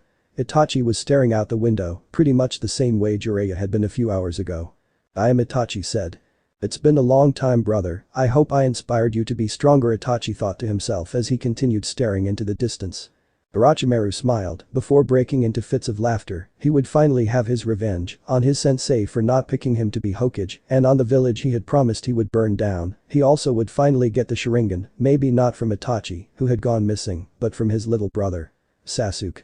He would have continued laughing, but even he was not prepared for what came next. So, Rice Country is your hidey hole, eh? Orochimaru. Orochimaru turned towards the door, as his eyes widened in recognition. You? He said, for the first time feeling scared of the man who was at his door. Ever since Naruto and his team had accepted the Chunin exams form and filled them in, preparations had been full swing. Naruto tried his hardest to ignore what was going on with Gaara and Yujito, the two Jinchuriki that had arrived in Konoha. Naruto felt some sort of strange longing to get to know them better. He felt that they were one of the 8 other people who could understand what it felt like to have something in you that makes people hate you for it and in general be really biased. Yet he shuddered to think what would have happened had his father not have visited him that fateful day and told him about the fox, and had the fox not helped him out, he wondered if he would turn out to be like Gaara, a person who inspired terror in his own siblings, but Naruto was more curious about Yujito. For all he knew, she was kind of like him, from what he had seen of her, and there was not much. She was friendly with her teammates, who were also seemingly aware of her talent, something that he was yet to tell his teammates. They had asked him what he meant by 9, and he had been generally evasive.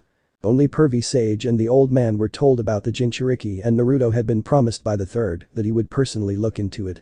Sasuke and Sakura had come along nicely in the last few days. Something had lit a metaphorical fire under Sakura's ass, and she worked real hard, trying to acquire not only Jinjutsu, but also some medical techniques. Kakashi thought that she was a natural at doing that, and that she had potential that was equal to the Sannin, Tsunade herself.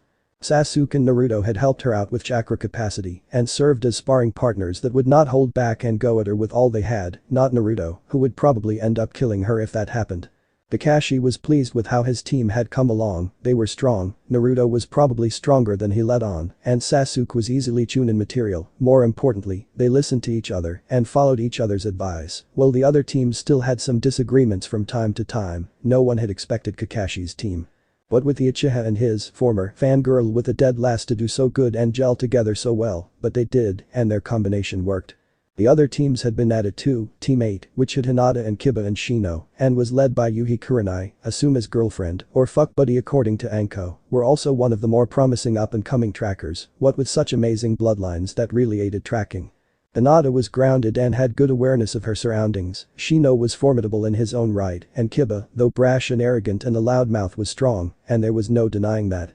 Team 10 had also been catching attention, according to Asuma, who had bet around 100,000 Ryo on Shikamaru becoming a Chunin, and some more money on Ino and Choji making the finals. Shikamaru was the kind of genius that came along once a generation, although he did come with a single major flaw. And that was his chronic laziness and his inability to be inspired by anything that was not life-threatening to his precious people. The Ino Shikacho trio, however, were living up to the potential and proved that there was no mistake made when they were picked. Apparently, teamwork was in their genes, and they were as well-oiled of a unit as Team 7. Shikamaru, much to everyone's amusement, had taken up to meeting Temari a lot. Their conversations were generally had when playing shogi and watching clouds, while Temari berated him for being so lazy. Toji and Ino had been outraged when they had seen Temari and Shikamaru together staring at clouds. Ino had told Choji about the encounter that Shikamaru had had with Temari and had watched his jaw drop when he heard about the whole thing, and the way Ino had said him, there was tension of the sexual variety between them. Temari for her part had to ward off an angry Team Baki. Gaara was always angry, but Kankuro had flat out told her that she was fraternizing with the enemy, but Temari did not care about it at all. She only wanted to hang out with Shikamaru for some inexplicable reason, and the more she thought about it, the more it went over her head. She had thought that she would really hate someone as lazy as Shikamaru had turned out to be, and yet he had something about him that had attracted her to him, and she loved it, and for some reason, the impending invasion that they were going to carry out on the village seemed to be even more daunting, because deep down, Temari did not want to betray Shikamaru. She couldn't explain this line of thought, but according to her she did not need to. She did not understand what the fuss was about, and she did not care. Then there was Team Guy, and there was one person who more than anyone else had wanted to take on the dead last Naruto in a one-on-one battle and show him the error of his ways, and this person was Neji Hyuga. He had been humiliated by the blonde brat who had no talent, was destined to fail. Both Rock Lee, his useless, according to him anyway, teammate and his over-enthusiastic teacher Guy had tried to persuade him against ever taking on Naruto, as he was more than he let on, but Neji was not willing to listen to them. He only wanted to listen to the thoughts of revenge that were inside his head, and the time for taking his revenge was coming. For he was not the only person on his list, there was another, his own family, cousin sister Hinata was also on his list. What the hell could you possibly want from me?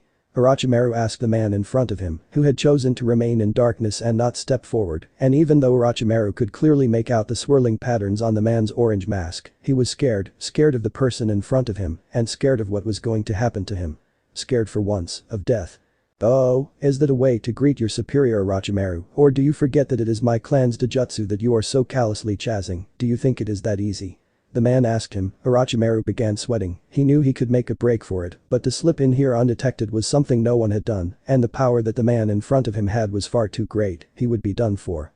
Look, it's only for immortality, I know, the man said, interrupting him. If this was anyone else, he would be dead, but this masked man was not anyone else. He was someone who was well known for being a prodigy, for being extremely strong, for being the one man apart from Hashirama Senju who had taken a tailed beast under his control.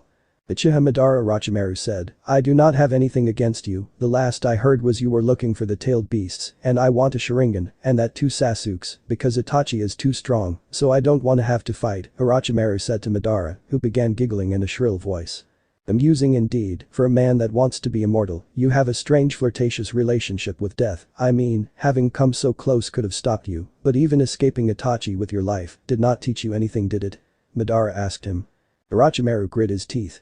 He did not like where this conversation was heading by the second, plus Madara's presence was irritating him a lot more, he was almost considering fighting this person. I am curious though, how did you know it was me? Madara asked Orochimaru, genuinely surprised that Orochimaru had recognized him under the mask. I took a shot, I knew you were not dead, and I knew that if someone had the power to do things you seem to have done, then it must be you, but frankly I don't care, Orochimaru said to him, perhaps being braver than he had though he could be. This just caused Madara to laugh, and this one was maniacal, this was the laugh of a person who had lost all sense of good and bad ages ago. Brave Snake Man, very brave, however I would say that this is completely unwise, after all, you don't want to be challenging me, Madara said to him in a tone that was highly condescending and mocking.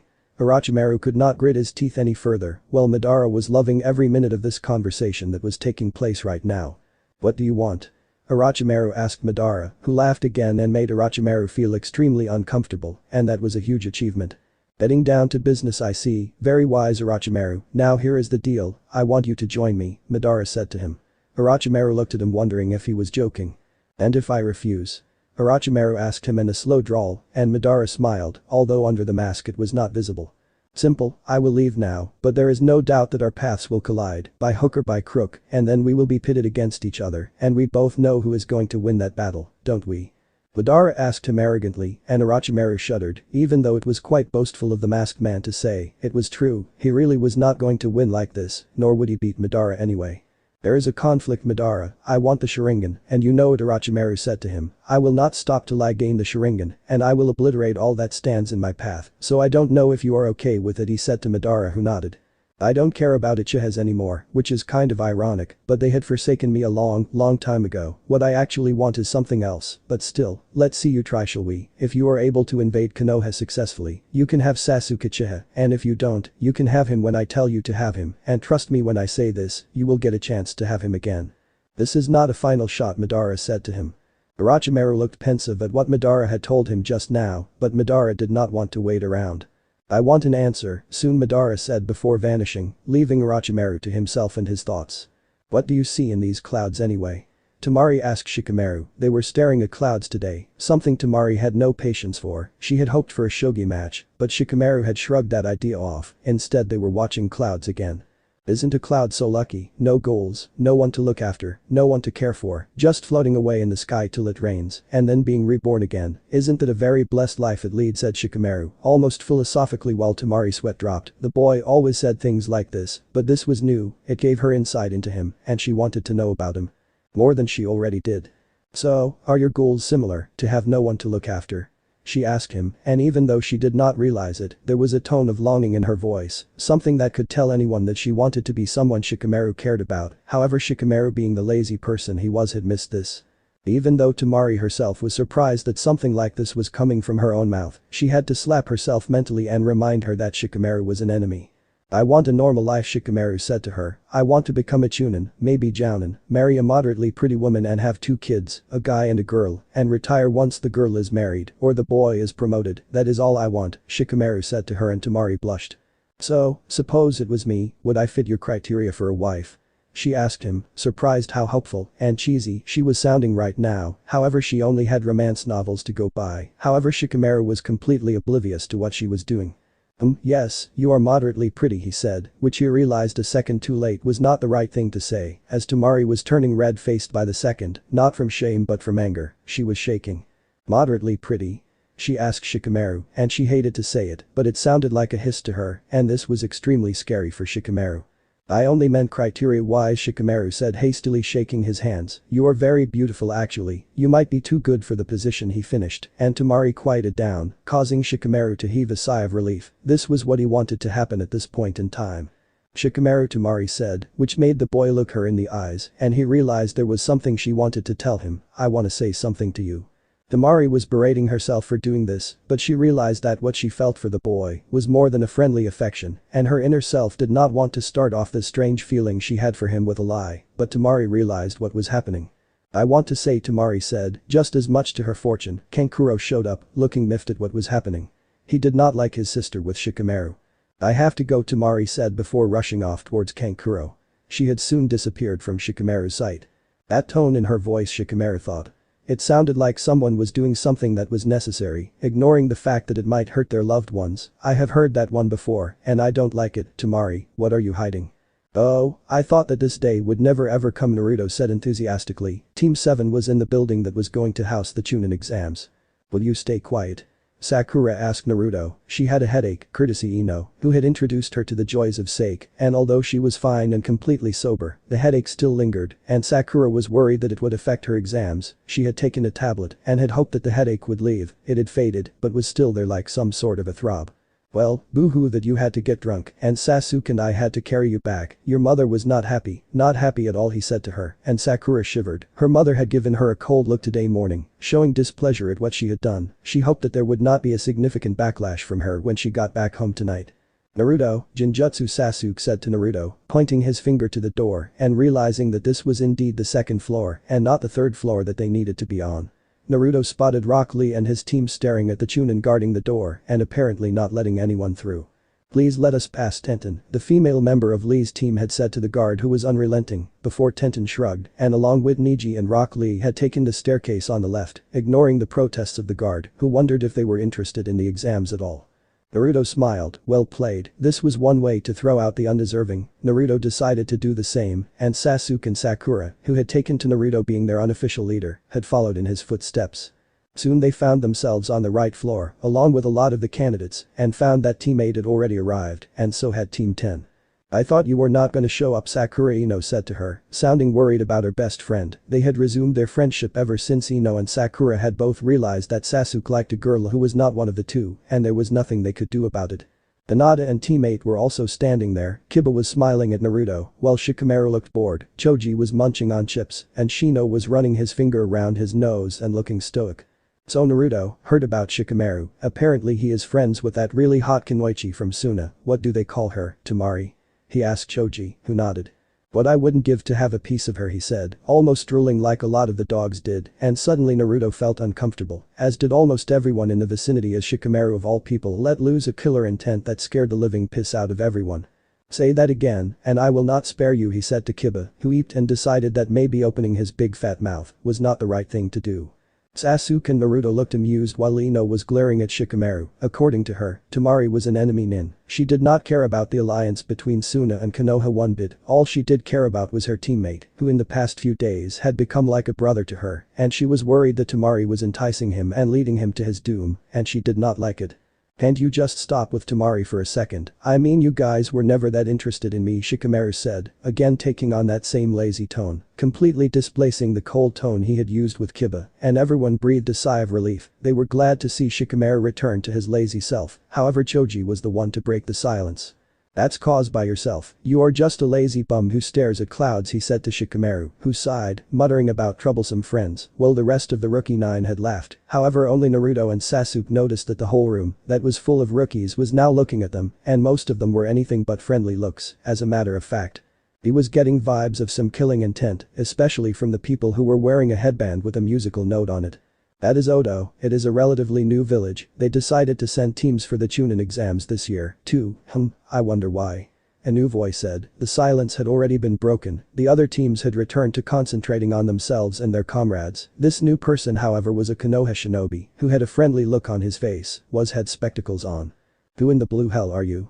Kiba asked this new man incredulously, causing the said man to smile. I heard a lot about you, Kiba Inyazuka. Your loud mouth precedes your reputation as one of the strongest genin in the village, he said, which caused Kiba to growl. However, in reply, the man merely smiled before extending his hand towards Kiba. Ikushi Kabuto, you can ask me anything you know. I am taking these exams for the 7th time, he said to the whole group of 9 rookies. I also participated as a rookie, and let me tell you, the teams aren't kind to them, at least they weren't kind to mine, he said to them. 7 times? Ino asked, shocked. Whoa, you must really suck, she said. Kiba snickered, while Choji let out a small grin. Kabuto just smiled. To each his own, although you would be foolish to think you will be promoted so easily, Kabuto said to Ino. It is not that easy with everyone after you, you'll see, he said to her, smiling. Ino scoffed, as did Kiba. This person, despite sounding friendly, was not really saying anything friendly to him, and he did not like that one bit. The dog that was sitting on his head at the moment seemed to agree with him as it yipped its disapproval of the bespectacled ninja. This guy seems suspicious, Naruto said to Sasuke. I don't know why, but I have a feeling that there is something really negative about him, he told him. Sasuke merely shrugged his shoulders. The only thing negative about him is, well, everything, he said to Naruto, who smiled before awkwardly pausing. Did Sasuke crack a joke, or at least make an attempt? Did you just, he began asking Sasuke, who interrupted him. I do have a sense of humor, it's just black comedy, Naruto, you won't understand, he said to Naruto, who then proceeded to flip him off, and Ino saw this, and this annoyed her. Don't make rude gestures toward Sasuke-kun, she said to Naruto, who groaned. Her fangirlism was really annoying. Before he could respond, a man came into the room. Said man had an intimidating tone about him and had scars on his face, and Naruto realized that this man would make a great fit in the torture and interrogation squad of Konoha. He looked apart, for all he knew, as long as this person did not sound like a chipmunk, he might as well have worked in that department. Quiet down, brats, the man bellowed, and much to Naruto's relief and disappointment, he did not sound like a chipmunk at all. As a matter of fact, he sounded like he had seen tough times, and every bit as scary as the face he had on him, and Naruto remembered hearing about this person from Anko. This was Ibiki Marino, Anko's mentor. Now, I assume you are here for the Chunin exams. Well, I am your proctor for the first stage. My name is Ibiki Marino, he said to the crowd of genin, all of whom were silent, listening to this person in rapt attention. Naruto swore that even a breath could be heard. He wondered if everyone was holding theirs. Well, the first stage, we will make you real men and make you take a written test, he said to the whole assembly in front of him, and he watched as faces fell. Naruto's fell the furthest. He was good at combat intelligence and was probably as strong as any jounin, and yet he could not defeat the written test. Sakura looked at Naruto, worried for him as she knew that Naruto was smarter in street skills and not in bookish ones. Sasuke, however, was confident. Even though he himself was not that good in written exams, he had already decided that he was going to cheat. It was a dishonorable thing to do, but hell, they were ninjas, who cared? Naruto, you will be fine, just take this on with a clear head, okay, Sakura said to him, trying to be as reassuring as she possibly could be, and Naruto smiled. He couldn't believe that she had come so far along. He remembered way back when she was a mindless fangirl, and how he had protested being teamed with her, and now she was like a sister that he never had, and he was glad for it. Shut up, Ibiki screamed as he felt the murmurs in the room begin to rise. The rules are as follows, 45-minute test with 9 questions, 5 minutes for each question, correct answer leads to a single point, however if you answer wrongly, you lose 1 point, and if you get caught cheating, you lose 2 points. That caught cheating 5 times and you and your team can get the fuck out of my exam, he said to the whole room. On the completion of the first 9 questions, a 10th one will be given. This one will have 10 bonus points and will require 15 minutes of your time, and I will select a predetermined number of teams with the highest scores. Get it? He asked the whole room, which nodded in unison. Okay then, what the hell are you waiting for? Get the hell in room 7 within 5 minutes and collect your test papers. Before that, take your numbers so that you can find out where you will be seated, he said to them, as the whole room made a bustle towards the desk which was handing out numbers. Naruto noticed that no team was allowed to sit together. Naruto thought as he stared at Hinata collecting her number in front of him. He absently moved forward, waiting to receive his own placement. Yes, I have a fucking chance, Naruto though, as much to his delight, he was placed beside Hinata, who had always been friendly to him and would help him out even during the academy. She was also quite intelligent, though not as bookish as Sakura. If he could cheat from her, he could pass, the team scores will be joined, and he planned on not letting his teammates down. He could not imagine facing them if he had failed all of them, because he could not answer 10 stupid questions. He realized that he could also lose points if he got caught, and if he was caught cheating 5 times, he was done, the whole team would go out. Wait, that does not sound right, I mean in the academy, we were never given the liberty of cheating, he thought to himself. So why do it now, unless they actually want us to cheat, he thought as it hit him. This was not about the test, this was about gathering information and not getting caught. This was after all a very important skill that every shinobi needed to have, and Naruto realized that this was a very clever method of testing. He smiled as he knew what to do. He activated a henge before turning on the Rinnegan, which gave him clearer vision when he focused chakra on the eyes and thus allowed him to peer at other papers at a distance without much problem. He turned around casually as he came across a candidate who was scribbling away. The answers seemed right to Naruto, and he realized what was going on. There were some plants in here, and they made for the sources of information. Soon he was on his way to copying away and passing. He observed the surroundings around him and saw that everyone had found methods to copy. They had either figured out the purpose of the test or they were just doing it out of desperation. Kiba seemed to be taking the help of his dog Akamaru, who was apparently whispering the answers to him while Shino was using his bugs. Sakura seemed to have an idea as to how to solve the paper that was more difficult than what one should expect from the written test, only furthering the purpose of information gathering. Naruto smiled. If there was anyone who was smart enough to do the test on his own, it was Sakura. She excelled at stuff like this. Sasuke seemed to be copying hand movements with his Sharingan, something that Naruto thought was highly ingenious. Ino would probably use the mind-body transfer technique and the others would manage. He smiled. It seemed that all his comrades from his year were well on their way to the next round. However, many others were not very lucky at all. Within 5 minutes in the test, many people had already been ejected from the exam, along with their teammates. Much to the anger of the expelled candidates, Ibiki was unrelenting and ruthlessly eliminated everyone who was caught cheating for a 5th time. Apparently there were 78 teams when this had started, now there were only 45 left. This turned out to be an effective weeding out process. However, Naruto was left to ponder on the weirdness of one Kabuto Yakushi, who he found to be extremely suspicious and someone not to be trusted. He had seemed friendly enough, but in a condescending way that indicated that he thought he was miles above everyone else. And Naruto, who had hidden his own talents in the academy, realized that Kabuto was also hiding, but he did not know if it was some deep dark secret or ability.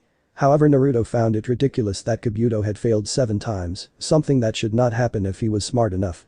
Unless he is a spy, in which case it's all the more likely that he is selling us out, he thought, wondering if he should use the King of Hell and interrogate Kabuto, however quickly deciding against it. For all intents and purposes, this was just a hunch of his, and he did not need to go to that extreme. As he continued thinking about Kabuto and what to do about him, 45 minutes had already elapsed and Ibiki had taken the center stage again before starting off. Now, the 10th question's time is here, he said to the remaining 47 teams that were present. But there is a catch. You can choose to not take this question and fail, or you can choose to take this question, he said to the room. Upon looking at the puzzled expressions of all the genin in the room, he smiled. If you do take the question and answer it, you will pass. However, should you get the answer wrong, you will never be able to take the Chunin exam ever again, he said to the room. The room erupted in protests, with many people asking Ibiki how he could do something so ridiculous. Ibiki just shrugged them off. However, Naruto realized that the purpose behind this exam was not information gathering, but to test whether they were able to take the necessary risks and make the sacrifices that needed to be made. He decided that he needed to stay quiet while the doubtful would eliminate themselves, and he was right. Almost half the room had left. Deciding to try again, Naruto smiled. More would leave this way, making competition easier. However, Sakura did not seem too sure and Sasuke and Naruto both saw the doubt in her face. Hinata was also about to give up, however Naruto decided that Sakura needed to know that they believed in her and that she could do it. Sakura, he called out, I trust you. Sasuke does too, don't worry, Team 7 stays together, whether as Genin or as Chunin. If they never make me a Chunin, I will still become Hokage, Sasuke will still avenge his family, and you will still become the great Kunoichi you inspire to be, he said. Everybody heard this and smiled. Team 7 isn't the only one, Team 8 also stays together. Hinata, let's do this, Kiba said to her. Hinata gave him a weak grin, while Shino was presumably smiling under his hood. The boy has strengthened the resolve of everyone in the room. He will one day make a fine leader, and who knows, maybe a Hokage. I can't keep this up, he thought to himself. Alright, he said as the last of the teams left the room. Only 18 of the 78 remained. Well, you pass. Are you ready, Itachi? Sandai asked the Uchiha, who was seated wearing a mask, his old mask, that of Weasel. Itachi nodded. He was not going to fail his brother. For him, he would do this. Remember, he might change his targets. You have to save the other one too, Jiraiya, who was also in the room, said to Itachi. Yes, Jiraiya-sama, do not worry, I will protect all of them. Orochimaru will not have his way with them, he said, his voice resembling the voice of someone who had the strength to accomplish the high lofty goals he would set for himself. Orochimaru, it's time, now, we finish what we started years ago, thought the old man as he sighed, before reclining in his chair. Thank you for watching this video, I hope you enjoyed it. If you want to see the next part, don't forget to turn on notifications by hitting that bell icon. Please like, subscribe, and comment below to let me know your thoughts. Check out my other videos for more content you might enjoy. Until next time, take care.